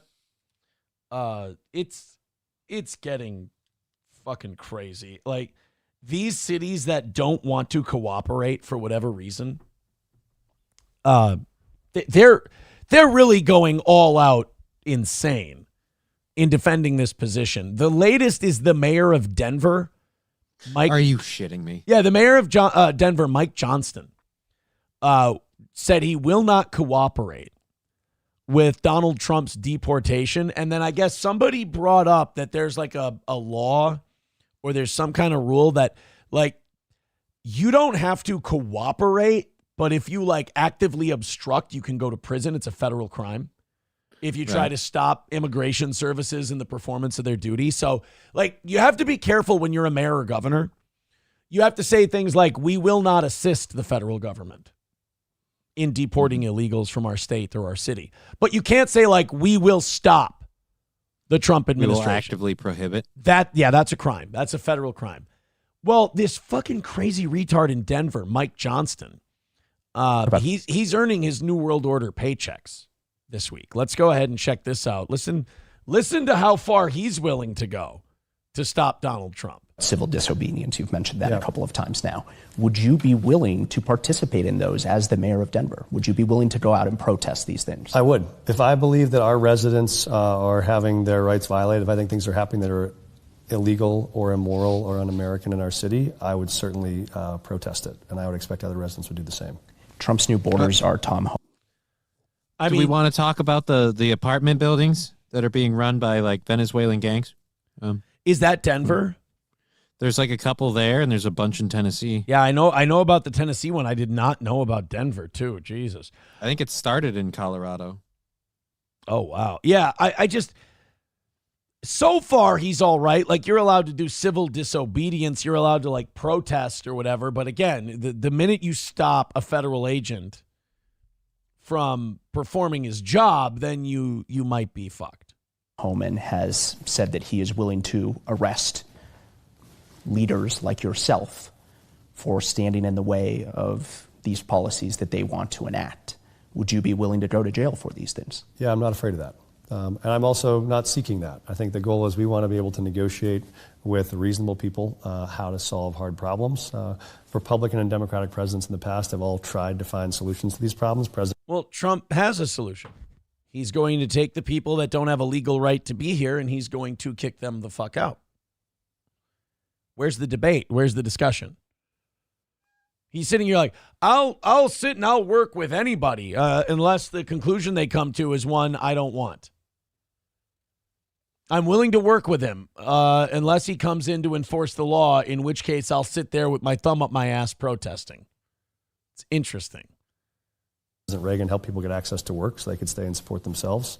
Biden and Harris worked on restricting entry at the border to close down. There are a lot of ways. What? No, they didn't. One more time for the people in the back. The Biden-Harris what? People get access to work so they could stay and support themselves. Biden and Harris worked on restricting entry at the border to close down. There are a lot of ways. Really hard. I mean, they worked really hard. That's why we're seeing such a huge flood of migrants coming over right now, because they're trying to make it before Trump gets in. Yeah. They really locked that border down. Yeah, right. We don't think it has to come to this. But yeah, I think when you look at, Ralph Carr has always been one of my heroes. He was the governor who in the middle of the internment of Japanese Americans said this was the wrong thing to do. And he stood up. It was unpopular. People were mad at him about it. That was in the middle of wartime. If the president or any of his actors are going to do things that we think are illegal or immoral or un-American, we'll stand up against those. About civil. Well, enjoy jail, I guess. I mean, do you not see the difference between locking up your own citizens because they share the ethnicity with a enemy we're at war with, and allowing people just into this country? Like, you think that's the same thing? Like, I double checked it, and this is hilarious about Google. So there's a bunch of stories about the Venezuelan gang thing. Up at the top, it's police that deny, and that's from September 5th. Venezuelan gang, what we know, it's been, this person denies, this person says there's no evidence. You scroll down and down and down. September 23rd, Aurora shuts down apartment complex so owner could take back control. Aurora threatens to shut down the second troubled apartment complex with known Venezuelan gang activity. So in the beginning of September, no, this isn't real. This isn't real. And if you Google search the issue, they put those ones up, the early September ones. This isn't real. This isn't real. By the end of September, look, we got to shut down this one because now they're in control of 2 buildings. So it's just, again, this is like the Vance thing. It's a couple of apartment buildings. It should be none. And these are the same people going, look, guys, we need to protect all these illegal immigrants because there is no downside. Like, what? It is funny, though, like the way the news covers it, like the way Google does it, too. You're right. It's like you search for Venezuelan gangs and shit that's happening right now. They push it down quite a bit. Yep. And, yeah, they don't give you the results you want. Cuckoo for Coconuts with 199 says, where did all the books go? Yeah, I'm going to check this because that tweet that, like, nobody's selling books anymore. Where have all the good books gone? Here we go. Yeah, look at that.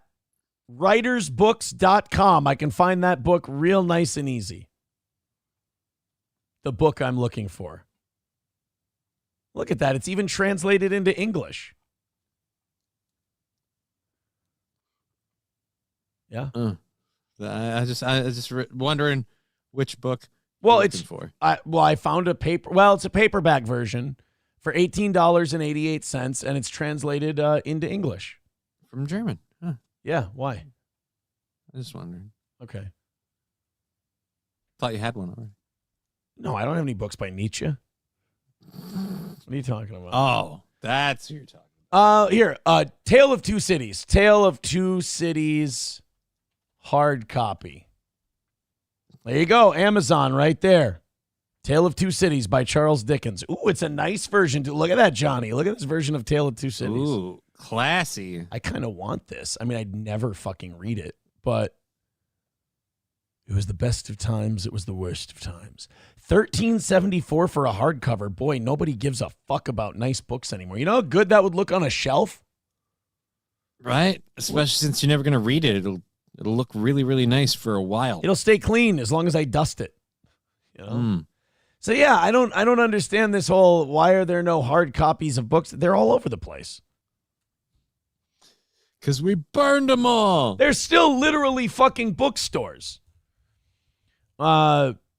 Numero uno Josh Denny fan with $1 says she asks for help finding a book but never says a title. The vague tweeting must stop. Well, I don't know what to tell you. It's just some people just have a hard time coming out with it. Hey, don't reveal it. Don't listen to these chuckleheads, all right? Don't reveal everything in every tweet. Leave a little mystery. I can't find the book I'm looking for. What book is it? That's the right question. She's fucking Dr. Lannying everyone. Oh, man. All right, let's go to Dr. Silverwolf. He says all the books are in the Reading Rainbow, $2. I didn't know that. Again, I can't take that show, man. I'm sorry, but Geordie LaForge, I can't see his eyes. It doesn't look right. You need to cover his face, like just the eyes. That's all. I can't. It just weirds me out. He needs to be blind. Eaton Clam says, get me a copy of The Catcher in the Rye. I'm meeting Jodie Foster later. People think I was looking up Mein Kampf earlier. Mm-hmm. Can you believe that? Should we see what's going on over at Fish Tank since numero uno Josh Denny fan sent us the link? Oh, I don't have a login. Uh-oh. You have to get a login for the... Stupid asshole putting his content behind a paywall. What's he thinking? Yeah, who does this Sam Hyde guy think he is? Successful? Me, find book, help find, says Sam Show. Well, look, it's not difficult. Like, I kind of hate that, though, when people go online and, like, they'll go on Twitter or Facebook and they'll ask people, oh, where can I find this? Where can I find that? It's like, I don't know. Why don't you try looking it up? Like the person who's going to answer your question, they're going to use Google. Why don't you use Google? Figure it out. This is doable. Tridio says how to escape a coke addict abuser is hard to come by. I don't know if there's an actual book. I believe that's the Jennifer Lopez. I need the For Dummies version. That's what I'm working with, so it's broken down easily for me. Could you imagine the stick figures in that book? Oh boy. Start vehicle. Drive away. Don't come back. And oh wait, no, I'm sorry. Pack shit. Load shit into vehicle. Start vehicle. Drive away. Never look back. Don't worry about cleaning that shower before you leave. It's impossible. It's not going to happen. By the way, that house still not selling. I think the Kiwi farmers should raise their money and buy the damn thing. I don't know. Then just set up shop next door? Yeah, sure. Have Josh Moon buy the damn thing. They can be neighbors. We can have Sam Hyde can do his next reality show with that. Josh Moon and Nick as neighbors, the new odd couple. Could be fun. I just want to get like a picture, like a nice picture of him, and just go up to people like, "Hi, I'm mooning you," and just show him the picture. Yep, Josh Moon, because that's what we get with 9 minutes to go. Yeah, I know. I'm looking at the clock. I'm like, can we really dive into anything right now? Like, can we really go like, what are we hard on going to get anything, into? If it's a really good bid, I won't want to leave, and I'm already here longer than I wanted to be. Yeah, so we can talk. Hey, so my Gophers played Penn State really, really tough on Saturday. Mm-hmm. Still think we should have won. We lost by 1 against the number 4 ranked team in the country. I'm kind of getting tired of these moral victories where, like, we get close and you're like, hey, we belong with the top teams in the nation. We can compete with the top teams in the nation. It's like, all right, yeah, but I'd like to win one. All right, well, sounds to me like it's time to start thinking about using the juice. You know what I mean? Especially after we lost to Rutgers, that sucked because we were on a roll.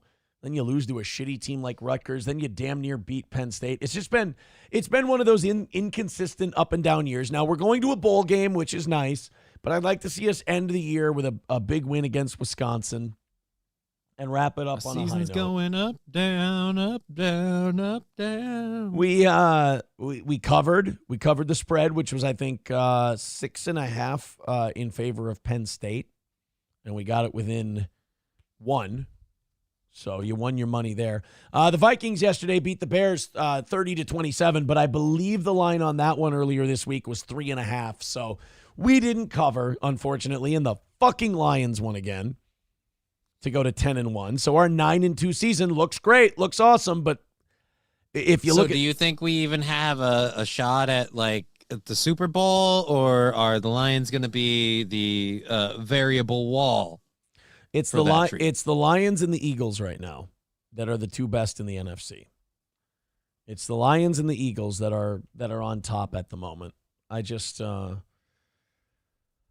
don't know. I don't mind. I think we can beat the Eagles, but I think we can beat the Lions. Don't get me wrong. I just don't think that we're going to win enough games and the Lions are going to lose enough games for us to be able to win the division. And I really don't see us getting to the Super Bowl without winning the division. Yeah, because otherwise it's just a tough road, and you're on the road all the time. It sucks. Numero uno, Josh Denny fan says, forgot it's also on YouTube for free. Oh, Fish Tank is on YouTube for free. No, I'm only halfway. Oh, Jesus Christ. Why? Oh my God, why? Why? Jesus Christ. Hold on. Let me get a good look at you. Hold on, look at me. I'm gonna fucking put this on the chair. I was gonna make a deal and give him the room. I don't know a lot of these people, though. I don't know any of these people. I just know that one of them very much needs a shirt. Was that Airsoft Fatty? By chance, that might have been. Sit down right there for a moment. Sit down right here. They have shuffleboard, which is cool. I love shuffleboard. Look at you. Oh, we got Terry Crews over there. I'm gonna say 30% Italian, 10% German. The rest is gonna be a mix of things you'll find here. No drug addiction or mental illness here whatsoever. No, that's a completely well-adjusted, not at all just arrested development individual. Yeah, it's just a guy who likes to have his hair pink and his obesity out. America, but nothing over about 5 to 10%. No, sir. Really? Persian. Persian, totally not Persian. No mixture. Holy fuck! It definitely looks Persian. Damn, bro. I gotta say, Eric Cartman did not do well later. No. You pretty close. The cat's here. You're the Persian king. All right. Well, people love watching Fish Tank. I don't know. My thing about a thing like Fish Tank is you've got to wait around for there's a reason these reality shows edit. Mm-hmm. And it's because most of the shit is just boring. Right? You need the rare moments, and that's why a lot of the reality shows are staged. There's writing to them, and events are somewhat orchestrated because we need drama. We need something to happen. Yeah. Bigot on Socialist Media says, why aren't they throwing shit at it? Give it time. Give it time. Sam Show says, that's the irony of this show. Nobody knows who any of these people are, and they're all desperate to be famous. Right? And the worst thing is, like, they don't care how they get famous. That's the ugliest part. And do any of them realize that, I don't know about if you know this or not, who else has been on Fish Tank? Like Alex Stein went in there as a guest. That's how I can think of one person. Yeah, he was a guest. But can you think of anyone who developed their internet fame? Like who's become like a big star because of Fish Tank? Like who's the Kelly Clarkson of Fish Tank? Right. Yeah, I don't know. They had that Frank Hassel guy on. And I was like, what a fucking loser. I hated that guy so much. Like people were showing clips on Friday of him, and I'm like, what a fucking burnout bum asshole dickbag. Fuck him. Like this try hard fucking shit. We're like, I'm going to go into a CrossFit place and ask if I can lift. Ugh, I hope you get the shit beat out of you. I really do. But then again, that's kind of a gimmick too, is the guy who, you know, isn't that how Jake Paul's boxing career got started? Everyone wanted to see him get the shit kicked out of him. Mm-hmm. Bert is the Kelly Clarkson of Fish Tank. I don't know Bert. I know Kelly Clarkson. I don't know Bert either. I do not know Bert. That's for sure. All right, man, that's good. We're wrapping it up for today. We did an hour of overtime for you. Thank you guys very much for your contributions and your generosity. I got to hit the gym today, man. I am puffy. I had a puffy weekend. I'm thinking I got a lot to sweat out. I think I'm going to be leaking pretty bad today, which is good. I'm going to get some of that water weight out, those salty snacks and those beverages from this weekend. Got to sweat that out. Got to get the poison out. That's for certain. And then we've got shows tonight, tomorrow morning, tomorrow evening, and Wednesday morning. And then we're off until Friday morning when we're going to do our official 4th anniversary show. And that show's going to be as long as your contributions go. It's going to be one of those envelope shows essentially. Johnny, you have a show in about 3 hours, correct? Yeah, but I'm only going for 2 hours today because I have an appointment I have to get to, so I can only go till 4. So All right. Just Kidding LLC on YouTube, Rumble, and Twitch. Go ahead and watch. Throw Johnny a couple of bucks. Why not? Johnny, thank you very much for your time today. We'll see you tomorrow morning. Yes, sir. To the rest of you, take it easy. We'll be back at 7 tonight.